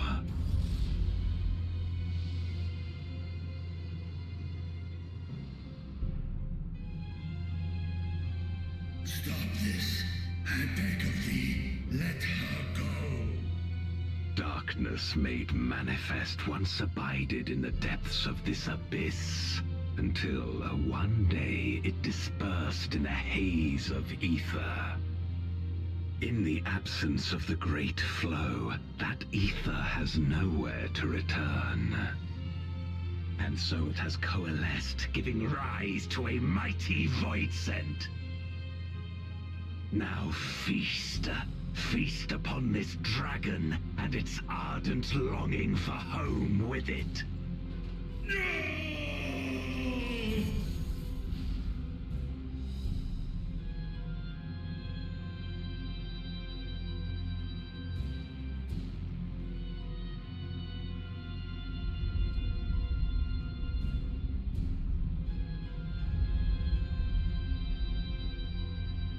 From the convergence of ancient and newborn, an entity without equal shall emerge, one who shall tear down the barrier between worlds. Upon you, who shall deliver us from eternal damnation, I bestow the name of a hero of Eld.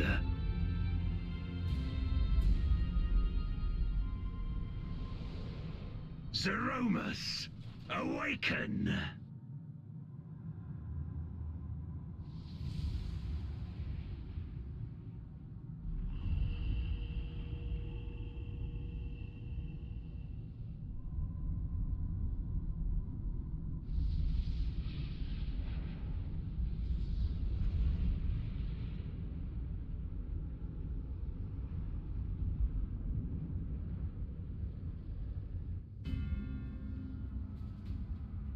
Of course, Paradisco. No matter how powerful, a void scent can be sealed in Memoria.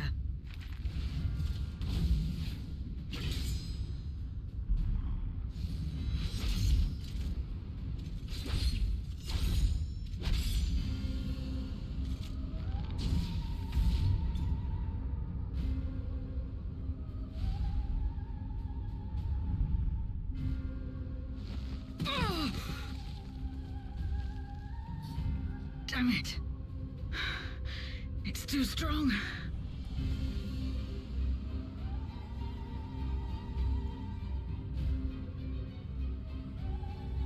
Our warding scales may not hold. Not against a void scent born of Zodiark's ether.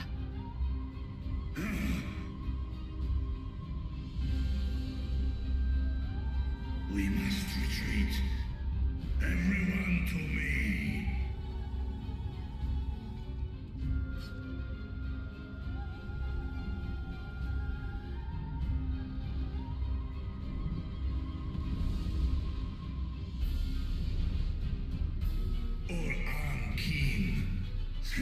I will return, sister. I will save thee. This I swear.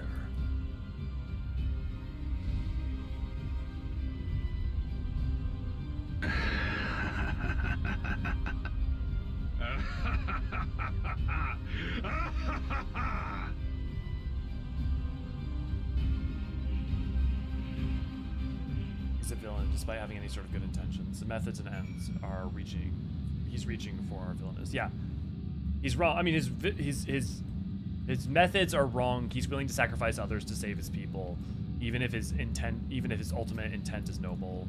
It's the same way that Emmett Selk's intent to save his friends from Zodiark is noble, but his willingness to do genocide in order to do so isn't worth it. Yeah, Hero Devaled, I noticed that, MB. Yeah, for Zeromas. Colby is not a good guy. Not currently, anyways. Curse you, Golbez. Are we all unharmed?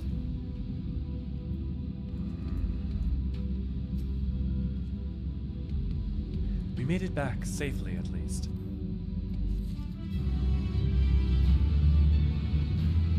That's weird, Laffy. We did it on the Discord. Should have gotten it there or on YouTube. They're the same goal the Warrior of Darkness have, and he and Arbor are the same. Right, and Arbor is wrong, and he's willing to cause genocide for his people, and it's wrong. That makes him a villain. Arbor is a villain while he is doing what he's doing as a Warrior of Darkness. It is understandable, but he's willing to commit genocide for an entire world to save his own people. That's wrong. I mean, I don't know what to tell you, you know? It doesn't mean that it doesn't mean that they can't change. But Arbor is absolutely, Arbor is villain, Arbor is a hero. Yeah, it depends on what point you're talking about. We can all change at any point. In light of this development, that we've escaped with our lives is an accomplishment unto itself. Would that we could have anticipated Azdaya's yearning to return home could be manipulated in this fashion. Alas, we must now contend with a new voice end, hell's bent on breaching the rift. And one with such prodigious strength, Zeromas is unlike anything I have ever seen. So named for an ancient hero, as Golbez says, though none can say if there's even a sliver of truth to the legends. Perhaps Golbez chose it in the hopes that his champion will do that which no one could in the Contra Memoria could, save the world. But a true hero would not damn another world to save his own. Oh, he is, but it's the best option. No, I disagree. I vehemently disagree, Crip. They had the option. If you can kill someone else to save yourself, or you can choose to let yourself perish, you have a choice. You're choosing to sacrifice others over yourself, but it is still a choice. They have the choice. Yeah. Cindy, good to go that.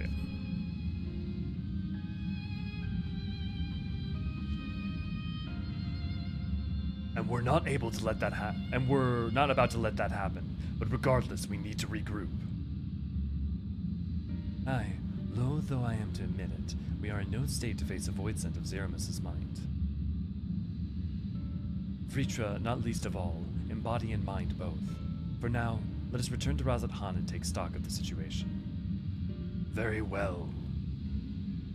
Elio, might I trouble you to head to the Bestway Burrows and appraise Urianger of the situation? The rest of us shall tend to Vritra's wounds before returning to Razat Han. Pray, join us there anon. Here's my question. Why did Rubicante destroy Alzadal's portal? Because if Golbez needed us to go to the 13th in order to awaken Azdaya's desire to return home, why prevent us from getting there in the first place? And it's not like they need this portal because they're going to use Zeromus in order to break their way into the source anyways. We were also villains as where I disagree vehemently. We were cast as villains by someone like Vothri, but I mean, no, we were saving the world. We were saving the world, and that cost to no one other than those willing to see it doomed. So, did Rubicon know of Golbez's plan, though? I guess he didn't necessarily. No, he came up with his part of the plan all by himself, but Golbez let them do it, so presumably there was a reason. Wasting, good to see that idea. Seems chat accidentally talked about the philosophy of war. Everyone thinking they need to wipe out the other to save their own. Yeah, which is, I mean, that's the whole quandary going. That's one of the major plot elements going on with the Garleans, right? I can't believe Eorzean Cassidy just released an Azam crystal drink. Are they spying on us? Ah, Elio, thou art returned. I'm pleased to say that it hath been blessedly uneventful in your absence, but more importantly, what of your mission in the void? Well, it didn't turn out for the best. Let me explain. Heavens forfend, that Azaya should be used to birth a dread void scent born of Zodiark's residual aether. Although we could not have predicted this outcome, there is one small mercy. The void scent containment seal, as we employed the self-same brands that once imprisoned Zodiark in its creation. That seal should serve to hinder Zeromus. Yet for how long none can say, for our enemy's strength is unknowable, whilst the barrier was erected in haste. Thou shalt rejoin our comrades anon to deliberate the measure, yes? Then I shall remain here to maintain my vigil over the seal. Should we observe signs of an impending incursion, rest assured that I shall send without word without delay. Go well, my friend.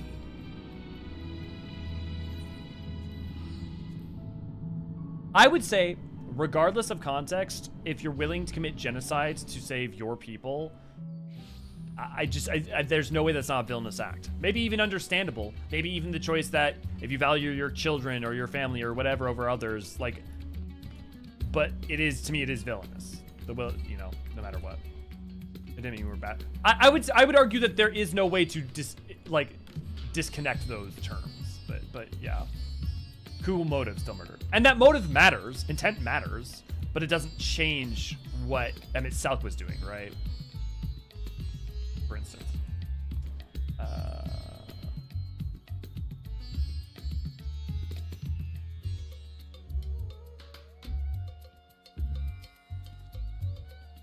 Mr. Elio, we have been expecting you. When the satrap and the comrades returned earlier, I couldn't help but notice that they were in low spirits. I hope it's nothing too serious. But forgive me, you must be eager to join them. If you would follow me. Also notice that Ray Ray has her little Califisari minion because of the goldsmith.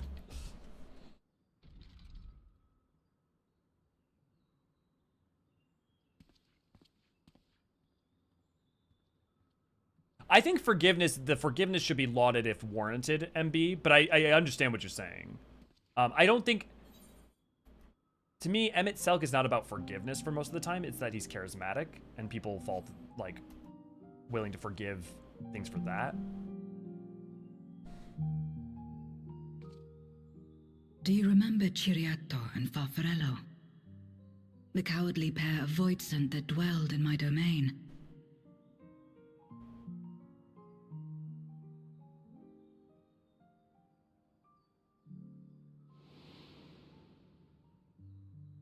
Ciriato devoured Farfarello, and in so doing he inherited an all-consuming fear of Barbariccia. For as you know, when a Voidsent is devoured, it doesn't simply cease to be. Its soul persists within the devourer. And when a Voidsent dies, all the souls that harbored may break free to become individual entities once more.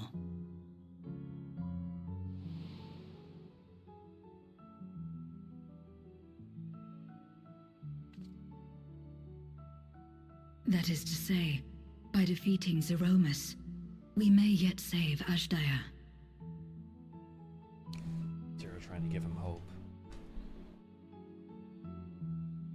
And to make certain that we do, we must remind her of who she is. When the time comes, you must call to her. Call with all your being.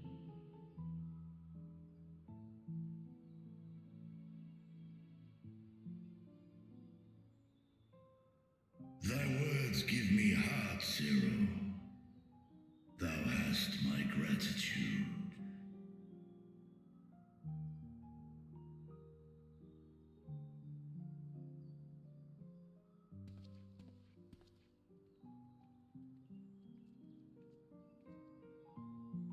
Then it's settled. Our objective is to defeat Zeromus. While it is unsettling that a void scent could be born of Zodiark's ether, its very nature may render it susceptible to the brands that once contained him. Did Eorzean have aught to say? He agreed with that assessment, and it's I likely to hold see. him, but not forever. If the seal may not hold for long, then haste is paramount. Couldn't we just let it come to the source and strike it down here? Doing so would consign Ajdaya's soul to the ethereal sea. Any attempt to ensure her survival demands that we deal with Zeromus in the 13th. I could barely go near it. Never mind land a blow. So thick was the shroud of darkness. How do you propose we fight such a foe? Simple. Against impenetrable darkness, we must wield resplendent light. And it just so happens, there is a world replete with light.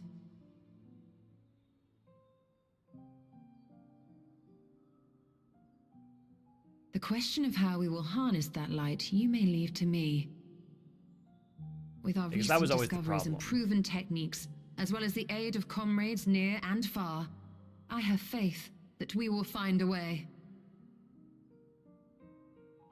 How to But only if I transport light begin my from work at the once. first elsewhere. Rest up while you can, for there will be much to do when I return. Envy.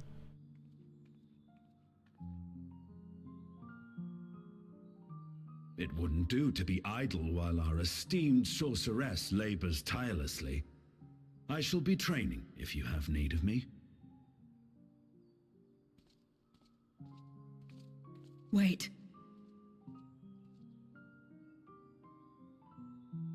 Allow me to join you. I must become stronger for what lies ahead.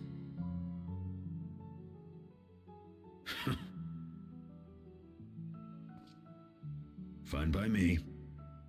Come on then.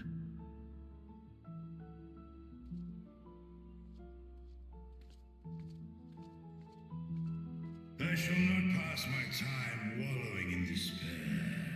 Using my vessel, I shall attend what preparations I may.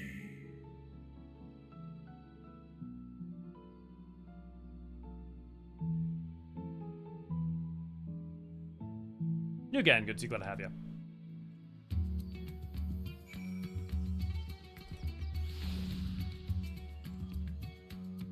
Ajdaia is my sister, and long have I dreamed of saving her. If I'm to do so, I must be better than I have been. Blessed though I am to have you and yours as comrades, I cannot well ask you to lift me up every time doubt and despair creep into my heart. I won't falter again, this I swear. I will hold fast to my convictions, Elio, and I pray that you will stand with me to the last. 6.4 done! One more patch to go, guys! And we will be doing it tomorrow. Oh, right, also a little bit of the taster at the end. Meanwhile, on the moon of the 13th.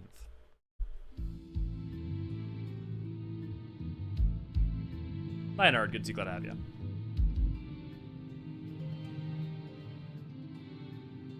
You should join us tomorrow for when we do 6.5 tomorrow, Oblivion.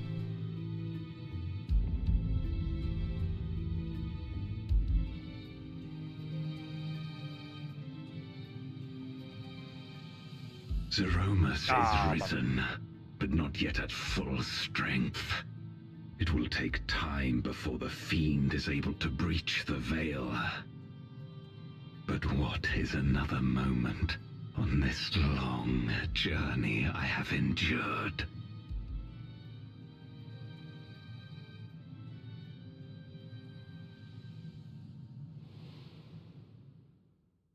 It remains as fresh as if it were yesterday.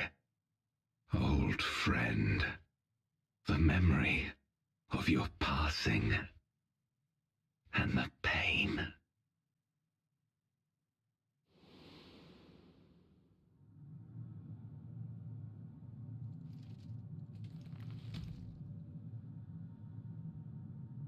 As I promised you then, I promise you now.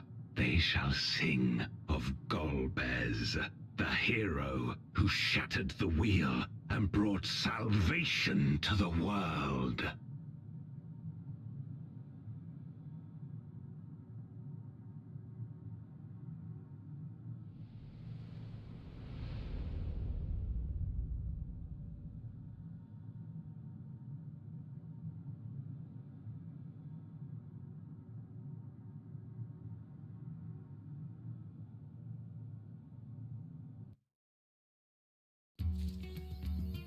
Awesome.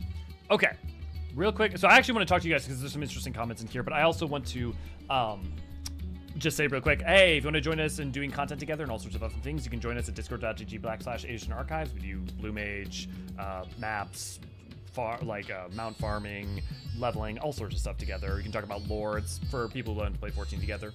But yeah, if you want to support us, you can support us on patreon.com/Eorzean Archives, where you can get the name of the banner above my head, as well as the end of videos. But let me touch on some of your guys' comments because there were some interesting ones in here. Yeah, we were talking about we became friends with Arbor during Shadowbringers, and because they were so similar, I can't help but see Golbez as a friend as well. So I would point out, so we haven't got to 6.5 as well. Forgiveness is a good thing. I would say that the game goes to great lengths to say that forgiveness is okay. Condoning and forgiveness are different. So, for instance, when Arbor realizes he wrongs and wants to try to do the right thing, it's okay to forgive people, to offer, and also the only way sometimes that anything ever changes is if you offer a hand in spite of maybe people initially slapping it down. Like, for instance, the only way that Garlemald doesn't, the same thing with Garlemald doesn't happen that happened before in history, is if people actually try to help make them integrate, is if you realize that the people that are the old guard are not going to disappear overnight, and you have to try and find a better way that can be involved in forgiveness. I mean, think about how much so many of the people in the Ilsabardian contingent suffered at the hands of the Garleans, right? There has to be some of that. Pathfinder group talks themselves again. Yeah. Team. Oh, Bramble. I feel like Golbez had his own plan, but us opening up the Void Gate accelerated it. It's possible. Became friends with Arbor, of course Golbez were wrong, but both were just trying to save what they loved and they deeply sympathetic. And Crape, I feel like me and you are totally on the same line of reasoning in terms of how we emotionally feel about a lot of scenes, because I agree. I find Golbez and Arbor and itself and that kind of play sympathetic. I can understand that yearning. I can understand that desire to save the people you love. It's not but I can simultaneously feel that and reconcile that they are villains for willing to commit genocide in order to do so, you know? It'd be cool if Zira's character growth was reflected in her voice. I would say, MB, listen to her in 6.2 versus her in 6.5 cutscenes. I feel like there is some reflection of that. Not even just in word choice, but also in character performance. Golbez is extremely sympathetic to me since he is basically living in hell for 10,000 years, 100%. Yeah, there was no Crystal Exarch to help him out. You can't die and everyone is out for themselves. Yeah, I can absolutely understand how you get to where Golbez is. I'm not condemning Golbez in his entirety as, well, why would he do this or act this way or any of that? But you can't, it doesn't change the fact he is going to commit genocide to do so, right? It doesn't change that. Not everything he's saying is right, but we do a number on anyone mentally. 100%. There's no, I'm not, look, the fact that he's as sane as he is after that amount of time, right, is insane. It's surprising. Vana made the less of two evils path by stopping her people from a self-destructive cult and still feel guilty. To me, that's a good person. He has regrets. Yeah, well, and also, important, like, she also stopped trying to prevent genocide, right? Because the ancients were willing to sacrifice all the other life that wasn't them on the planet in order to bring their people back, right? The whole mini Void arc we got in 6.x expansions was a mixed bag for me, to be honest. You know, it's interesting. Again, some people I feel like I've heard that sentiment in quite a few other people. What I would ponder at is a couple things. One, there have been no arcs that kind of have to stand alone. Point 1 through 3 for both Heavensward, Shadowbringers, and Endwalker are all, or Stormblood, Shadowbringers, and Heavensward are all epilogues. They don't stand on their own. They're completing a different story. The point 4s and point 5s are more like prologues for the prior expansion. The 6.x story kind of has to stand on its own with an expansion's worth of story that could potentially be told, but without new maps, without new locales, without new peoples, mainly rooted in just trying to do those characters and some of the other prior existing tools. Now, that doesn't say anything about whether or not the writing or anything works on its own for people, but I do wonder how much that plays into it. I think treating it more like a mini arc between two major arcs does a lot for me to increase my enjoyment of it. And while I would say it's not my absolute favorite writing in the game, I do feel like it's quite good, and that what it also does really well is bring to close some seeds from the past or some threads from the past while also sowing seeds for the future. Now, I don't know that any of what I'm saying is necessarily comfort or changes what people feel about it, but I think that contextualization can potentially help. In Xenos' own words, would you have a good reason? If someone is bringing pain instruction to others at some point, their intent starts not being that important to the overall situation. Yeah. I would say I will always take intent into account.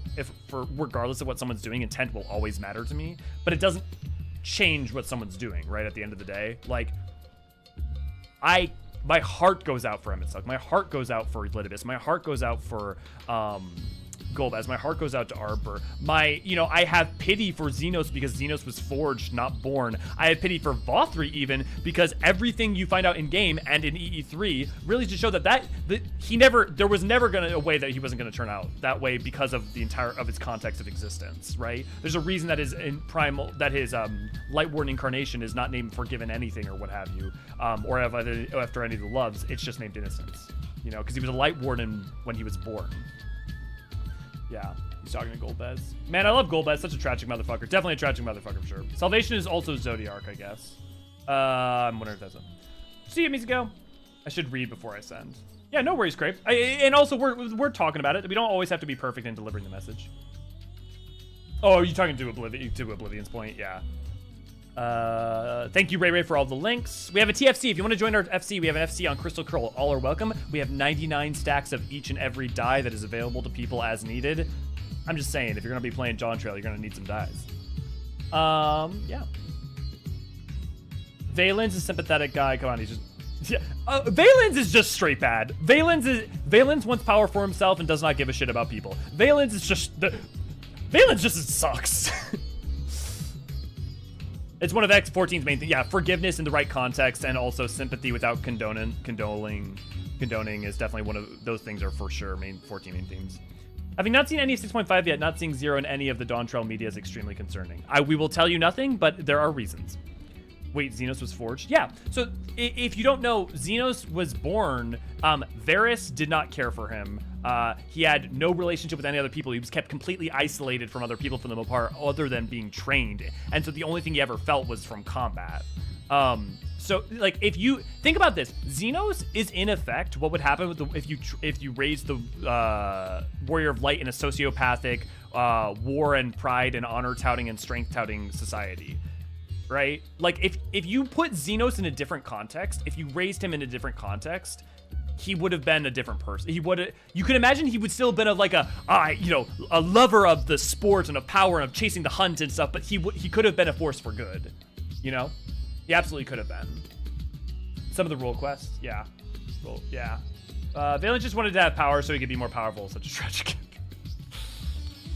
Valens is refreshing in that we have to free to hate him fully. Yeah, and it's sometimes you can just have people who are just assholes. Like another good example, arguably, is oh my god, Bishop of Ishgard, Amaric's father, Thornton. Thornton just wants power at the end of the day. He uses the guise to an extent that, we need to protect Ishgard, but like, he knows that what he's doing is perpetuating an endless war and could have tried to have ended it or tried to reconcile and knows what the truth is, right? Asahi's just a shit. Asahi's just a little shit and he's just the worst, right? Yeah, there are absolutely villains. For every Yotsuyu, for every Fordola, there's an Asahi, right? Says, Vandaniel seems to be implying Emo did something with Xenos, yet never is explained. Emmett did something with Xenos, yeah. Well, it's not clear what exactly... because remember that Emmett is Xenos's great-grandfather, right? Because Varys is his grandson, and so Xenos is his great-grandson, and so that lineage might have something to do with it. There's a short story, and you'll find it on Reddit. It's one of the official short stories. It's in Chronicles of Light. I think it's called The Hunt Begins? I think that might be. The Hunt Begins, yeah. It's one of the only ones that are on the website. There's two. There's this one and a Gosetsu one. That will tell you a lot about Xenos' upbringing and about his personality when he was younger, which was similar, but again, one of the stories, even in 6.X, one of the main emphasis, right, is the idea is that most villains are most people are not born terrible, or even what Golbez, the actual Golbez, not Durante, said, right, that the people who were pillagers and awful were context of their situation. Hey yo, is that someone here? Were context of their situation, right? If you had taken the people out of the Contra Memoria, they would not have probably likely ended up that way. Just got home now. How much did I miss? It's 6.4. So we're wrapping up here. We're going to do 6.5 tomorrow. We'll probably be starting sometime around 3 p.m. EST, and we'll be finishing up 6.5. If you want to join us on doing the dungeon or the trial, definitely make sure to come in on that.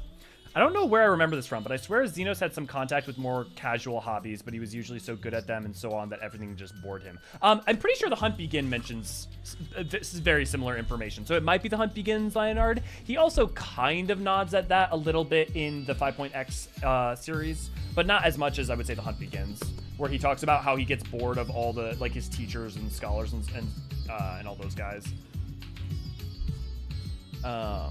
Hunt Begins, Gosetsu, Siren in Domin Enclave, and one more. Oh, there are 4?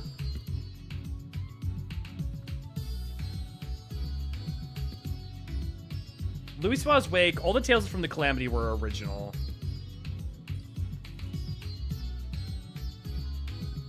Might be most of the Tales from the Calm. Because Tales from the Dragon Song War is the same. There's Tales of the Calm, and I think that's mostly those, and then Tales from the Storm. The Samurai Who Couldn't Die is the new one. But yeah.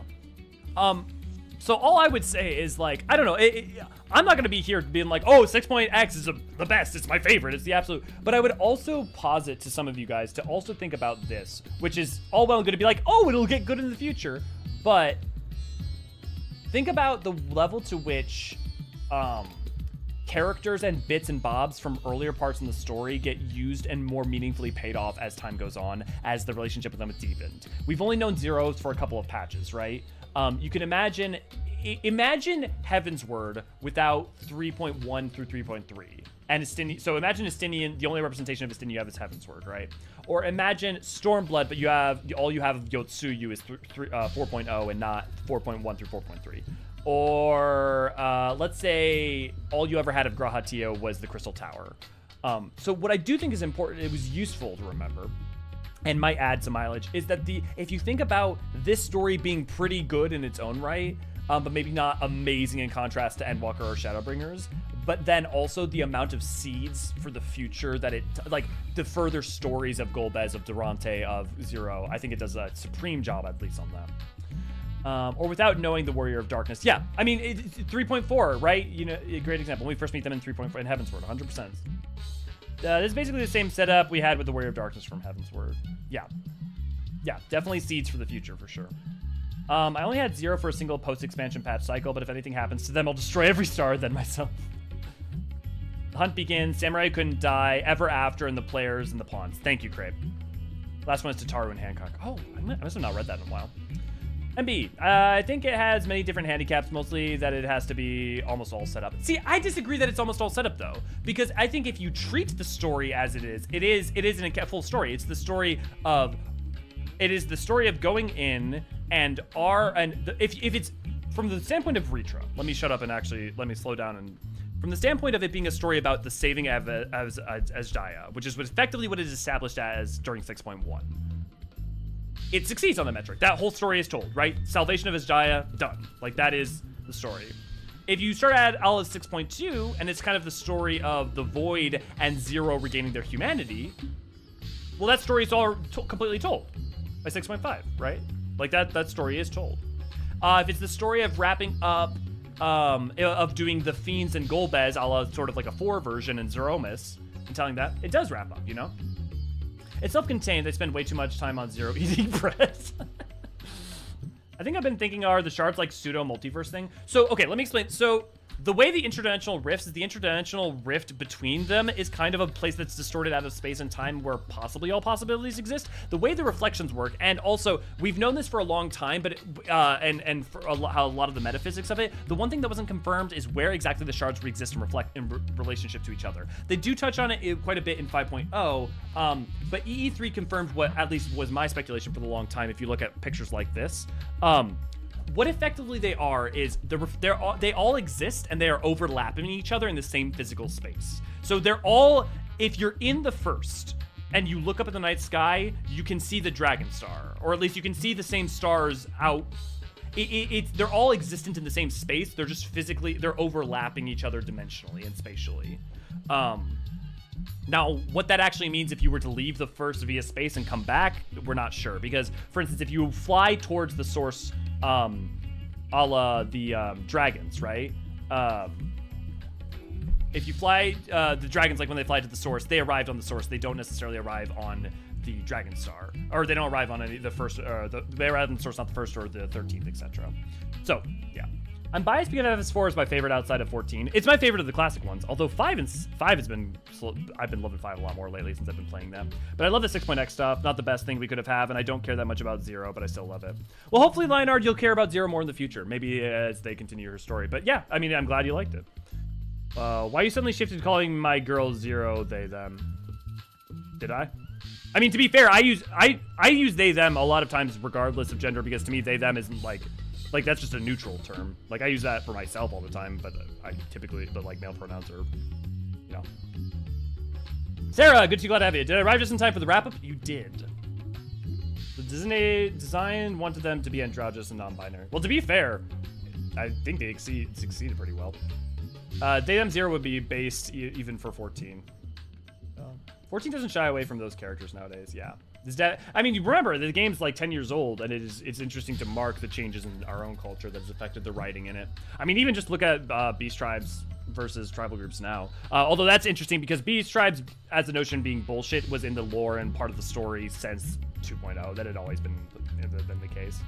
Based on Midgard's account of coming to Aetheris, we can assume that no matter who arrives on Aetheris from space besides the moon, they'll be on the source. Presumably, Laffy, that's my interpretation. The question is, if you fly from the first, if you're Reen and you fly out of the first, when you fly and you fly far enough away, when you come back, do you return to the first or the source? We don't know. We don't know. 654 for me, including 1-3 would make it more messy. Yeah. I will say I really loved 4. 4 was my first like Final Fantasy growing up. I will say as an adult, I've been enjoying 5's writing and playfulness a lot. And then 6 obviously got a great villain. You know, I've been playing 5 as well recently. From what I played, I think it may be overall a better game than 4, but 4 spot as one of my faves will never change. Yeah, I can definitely understand that. 4 is just very classic to me. Like 5 is very like playful and adventurous and doing weird shit, but 4 is kind of like, other than getting on a whale to go to the moon, a very sort of classic adventure kind of vibe. And I appreciate 1 through 3. I appreciate 1 through 3 too. Besides that part where Desh hops out of the fucking tower, hops into the tower to save it, and then like later like, oh no, I'm fine. I hopped in there for a bit.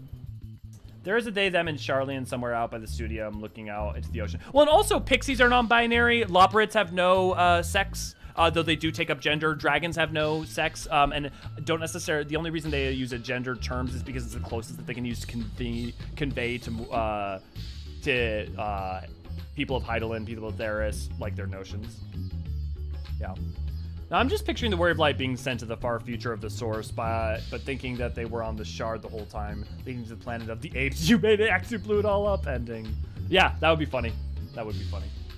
I mean, it's interesting, right? Because the problem is, too, with timelines is you have, in order for the Aethermal Calamity timeline happen, we have to go back to Elpis. For us to go to the Elpis, the Aethermal Calamity timeline has to happen, right? If the Aethermal Calamity timeline does not happen, we die, right? And Exarch doesn't come back to bring us to Shadowbringers. And if Shadowbringers doesn't happen, well, Endwalker doesn't happen, which means we don't go to Elpis, which means Hydaelyn doesn't know about things, like Venat doesn't become Hydaelyn, which means the 8th number Calamity timeline can happen. So it'll waggle your brain something fierce if you try to think about it too much. Let me go get back to my position in my hangout spots. Also, is Minerva, I feel like I know, we've played together, right? Let's send a friend request just because I feel like I sent one in the past, but yeah. What joke did you make? Well, time to install Skyrim and come up with some stupid challenges to pass time during Monday. Or we could just hang out. Maybe I'll do, I don't know that I will do a stream, but maybe we'll hang out over on the Discord and do a, because I won't be able to do as much work as I'd like. Maybe we'll play a game like Jackbox or something. Yeah, man, 1 through 3 can be really good. I got all the achievements for them on the Pixel Remaster. Playing it all makes me sad how much people usually dislike 2 weapon stuff. I really appreciate 2 for that. I think it's weird, and I like that it was trying things. Honestly, my bigger problem with 2 is just that while it's trying a lot more narratively than 1 is by a lot, I don't think it, like, fully nails it. I don't think it has as much characterization and as focused as it might need to be. Yeah, but I enjoy 1 through 3. I think... Basically, I would say from a general better game standpoint, each game is better than the last. 2 is better than 1, 3 is better than 2, 4 is better than 3. I mean, the only thing is that 3's, I do miss the, sorry, that broom was annoying me. I do miss the, job system in 4, but I do appreciate that they do it for balance reasons, that it works really well for balance reasons, for sure. I tried Pixel Remaster, but can't really deal with the combat systems. I mean, if the classic combat systems just aren't for you, you know, then just sometimes that's just how it be. It depends on what you don't like about them, because I would say that you should try 5. I would try 4, 5, and 6, and maybe skip over 1, 2, and 3, and maybe come back around to those. Because 4 is very classic ATB system, but it's straightforward. So like 5 is really interesting because of the job system, and 6 does like tries to kind of be a. 6 has some interesting stuff. I think if you want interesting, not really that interesting, but if you want interesting, 5 might be your place to go, or 6. Dawn Trail has made me curious to look into FF10. So Final Fantasy X is my favorite Final Fantasy, bar none. I don't compare 14 with the other mainline one, with the other ones, because an MMO to me you shouldn't compare to a single player game. I am a huge Final Fantasy X fan, and I will go to bat for it for years in almost every regard. I would highly recommend it. I will say, personally, just a personal taste things, if you do play the remaster version that they have, switch the music. They have both the original music and the remix music. I think the original music's better for most tracks. There are a couple where the remixes are better, but just saying. Cannot recommend it enough. And I'm working on a video right now with another content creator about the references in Dawn Trail that we know so far. There's reason to think there's going to be some 10 stuff, but they've been definitely sprinkling 10 only a little bit around. But yeah, 10's fucking awesome. Big recommended 10. The only loophole is the main character. It's like you are Azam the Ancient or you're not Azam the Ancient. What do you mean wasting? In which way? To which part? I also thought that the Sylph leader was a she until Graham saw he in the post. Oh, Graha, yeah. So, yeah, because the Sylph don't have genders. They're plant people. Talking just mainline and no sequels, I played 1 through 10, 14 and 16. I really like all of them except 8. Fuck 8. I really like 8. Except for mechanically, but the problem with mechanically, 8 is the final. I'm gonna say 8 is the Final Fantasy in most need of a remake, because a remade 8 would be amazing with like what they give it the 7 treatment, because 8 has a lot of great things going for it, but is really messy, and it's mechanical. Its battle system is borked because they were trying to do something interesting and didn't nail it. Yeah, from 5 on, the ones I played is the most fun to play because of the job system. Yeah. Oh, the classics, I would say 5 is probably the most fun to play so far. I wish I could change back to the original faces in 10. Yes, and B, okay. I didn't want to bring that up because I didn't want to push people off of it. For those who don't know, the remaster changed the faces for some characters, and they don't animate right. Quite. Like, the faces aren't as good. Weirdly enough, the PS2 era facial animations are often better than the remasters. But it's not bad enough. If you're someone who has never played the original, you probably won't notice, and it'll be fine. You know, actually, for those of you who've played Final Fantasy X.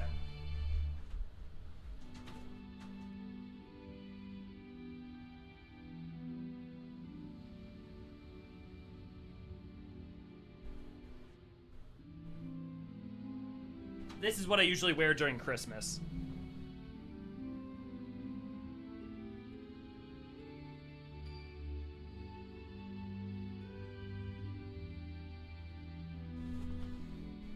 Azem was a person, but I often get confused since Shadowbringers if I'm that person. You have the soul of Azem. Azem was sundered by the sundering, and so you have part of the sundered soul of Azem.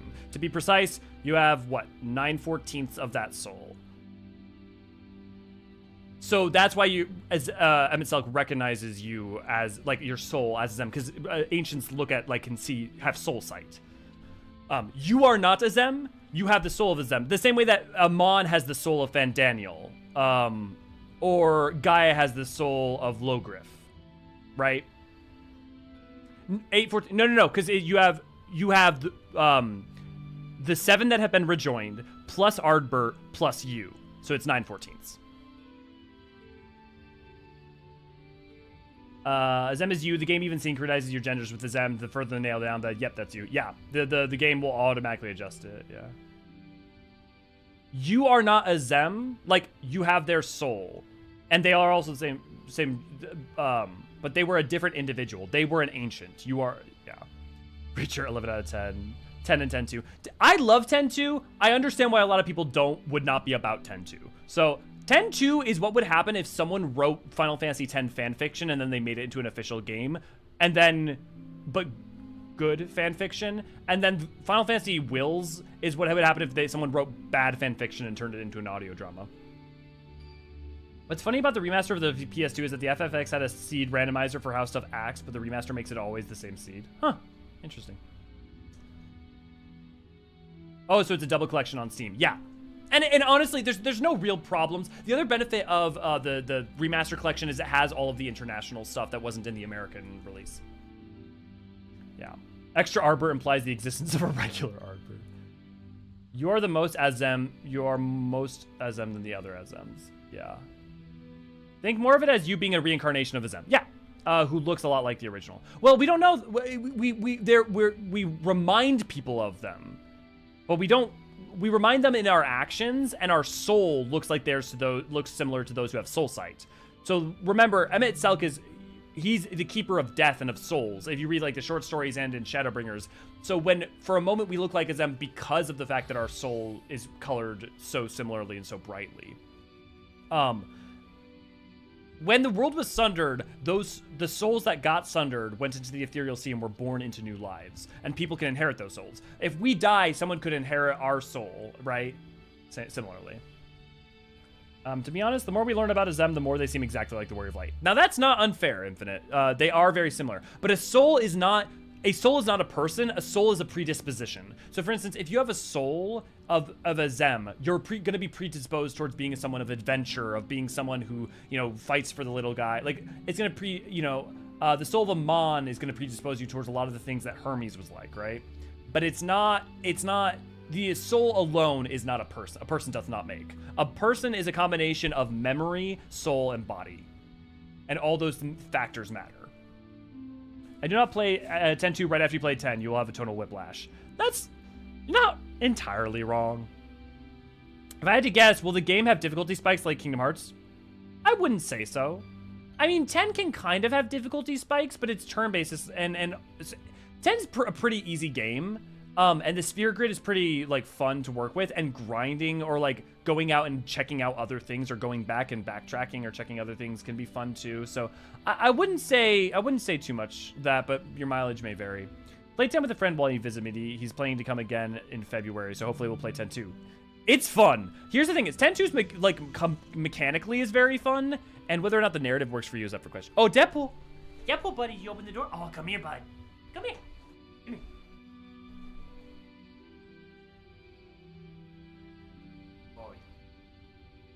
Can you sit? Hey.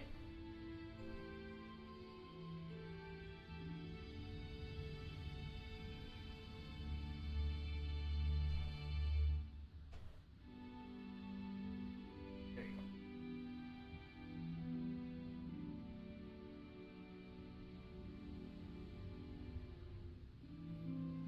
go. Okay.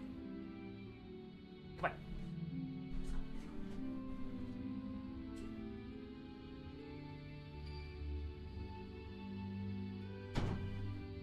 Sorry, I usually like picking him up and having him wave at you and stuff, but I want to be careful with him still because he's in good health, but I don't want to.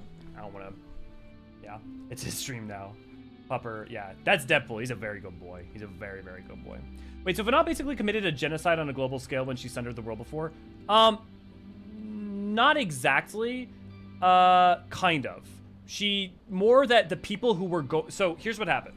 The Ancients gave half of their number to create Zodiark, and then Zodiark saved the world.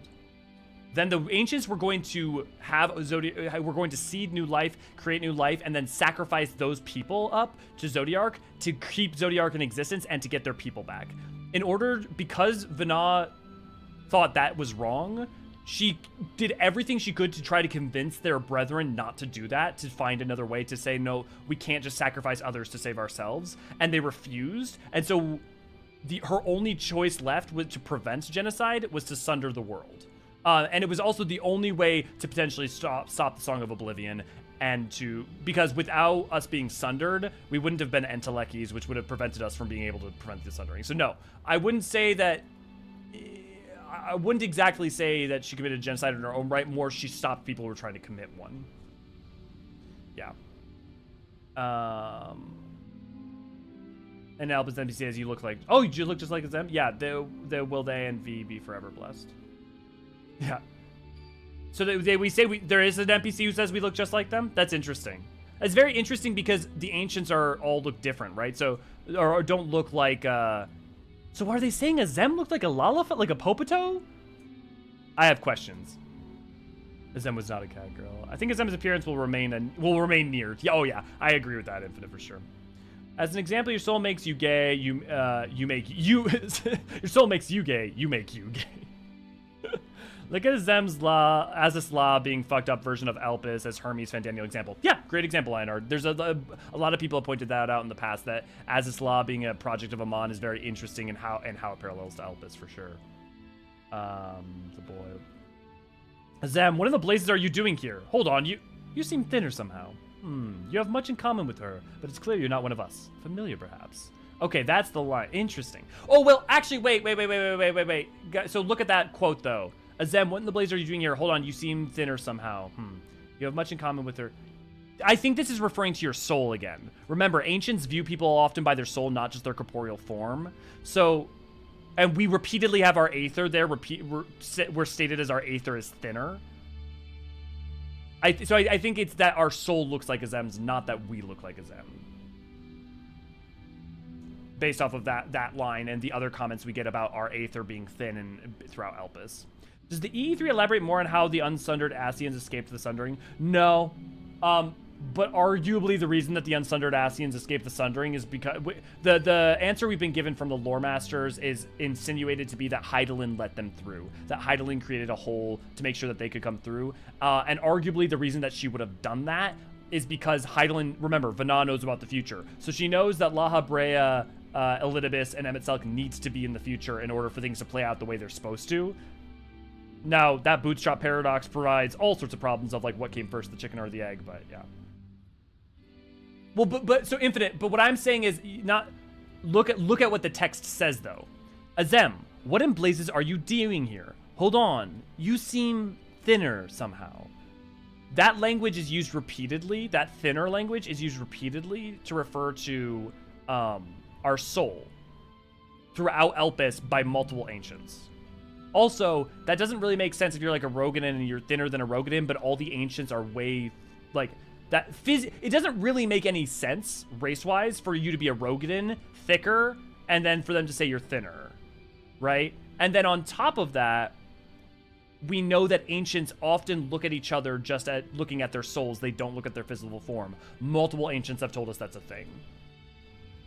Isn't soul sight kind of rare? The ability to see the ethereal world the way that Emet-Selch is, to the degree, and the ability to manipulate it is, but soul sight itself, like the ability to completely ascertain the complexities and everything and be able to pull them out through the ether is like the only two people that I know about that have it is Hythlodaeus and Emmet. I think the game implies that we look like Azem the same way Claudian looks like Ericthonios, even though it seems like they talk more about soul. But guys, someone try to reconcile this for me. How is it that we look like them while being a completely different race? And also different height, and the thing they comment on is thinner, and also thinner when they're an ancient, but we're a Rogadan or a Hrothgar, right? You know, do you see what I'm saying? Zem took the weird neutral stance. Didn't want to help Zodiark or Vana, just chose to stand there and get sundered. What a centrist. Well, to be fair, we don't know that. What we know is that they refused to take either of those two roads and potentially were trying to find an alternative route. Wastings. You know? Yukio, good to go, have you. Ghost Hitlo says in Emerald that the color of the soul would only be perceptible only to him or something. Well, here, we'll pull that out, right? We can pull that up, and we can also pull Soul Sight. Because this is important. Because if I'm wrong, it needs to be said that I'm wrong. So that.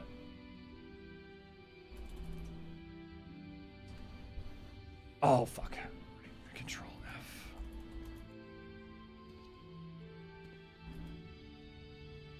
Okay, Soul Sight as a term doesn't come up in T tools.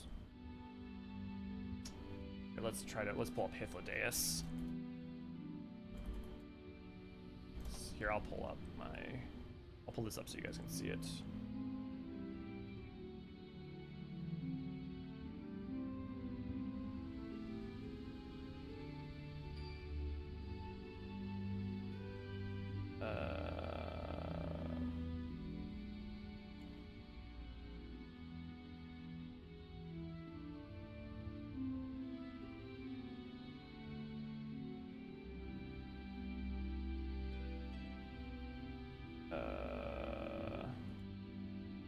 We'll do something like that. Hydaelyn. I spelled the name wrong.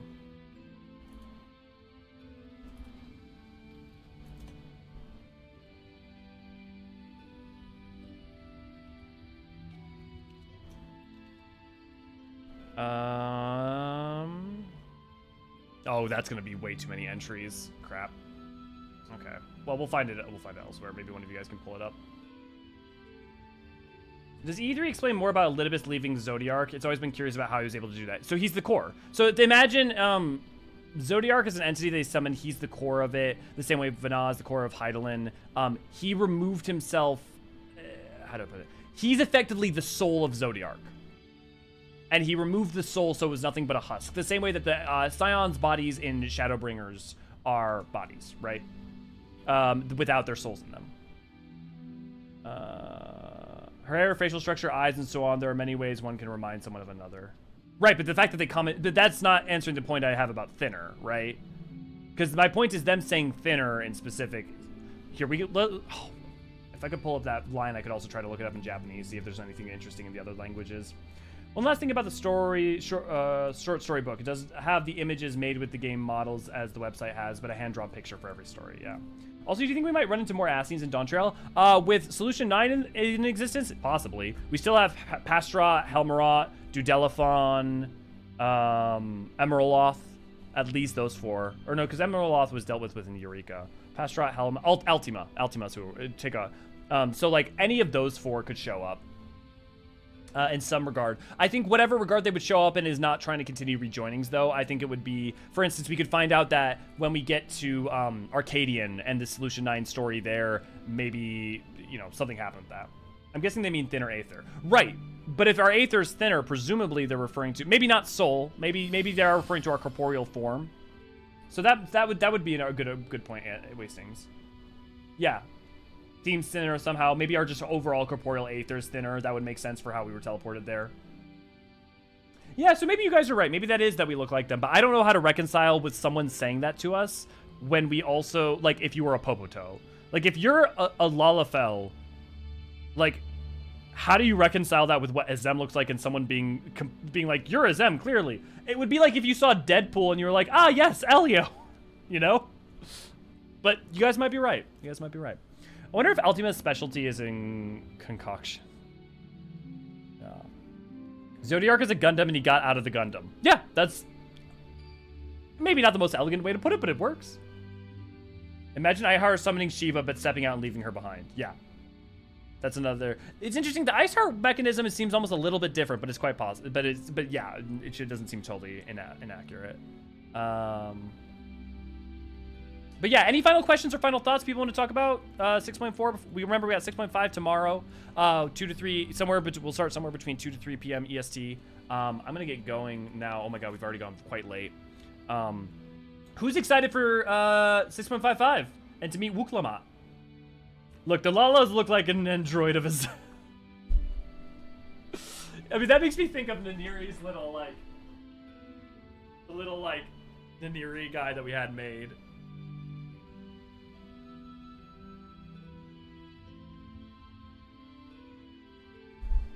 I wonder if there's a difference in power output when it comes to a person's density with Aether versus one with thin Aether. You know what's interesting, Yukio? The game would kind of suggest that it's not a one-to-one. The fact that, for instance, Ardbert is stronger than many of the Scions, for example. Might be all our games are in separate universes. Yeah, there you go.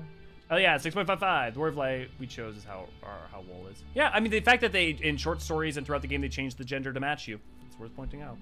Okay, I'm gonna head out.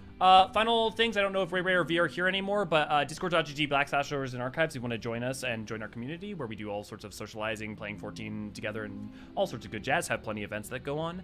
On top of that, if you want to support us, you can support us on patreon.com/Eorzean Archives, or get your name in the banner above my head or at the end of videos. And also, you can support us with super chats and the like here. You can join membership for $1, get access to fun emotes like the Deadpool emote that a lot of people love using, or the Darby Burns emote. Or the Sexy L is an emote, depending on what you're into. But yeah, enjoy. Hope you all have a wonderful rest of your evening, and I will see you guys tomorrow. Cheers.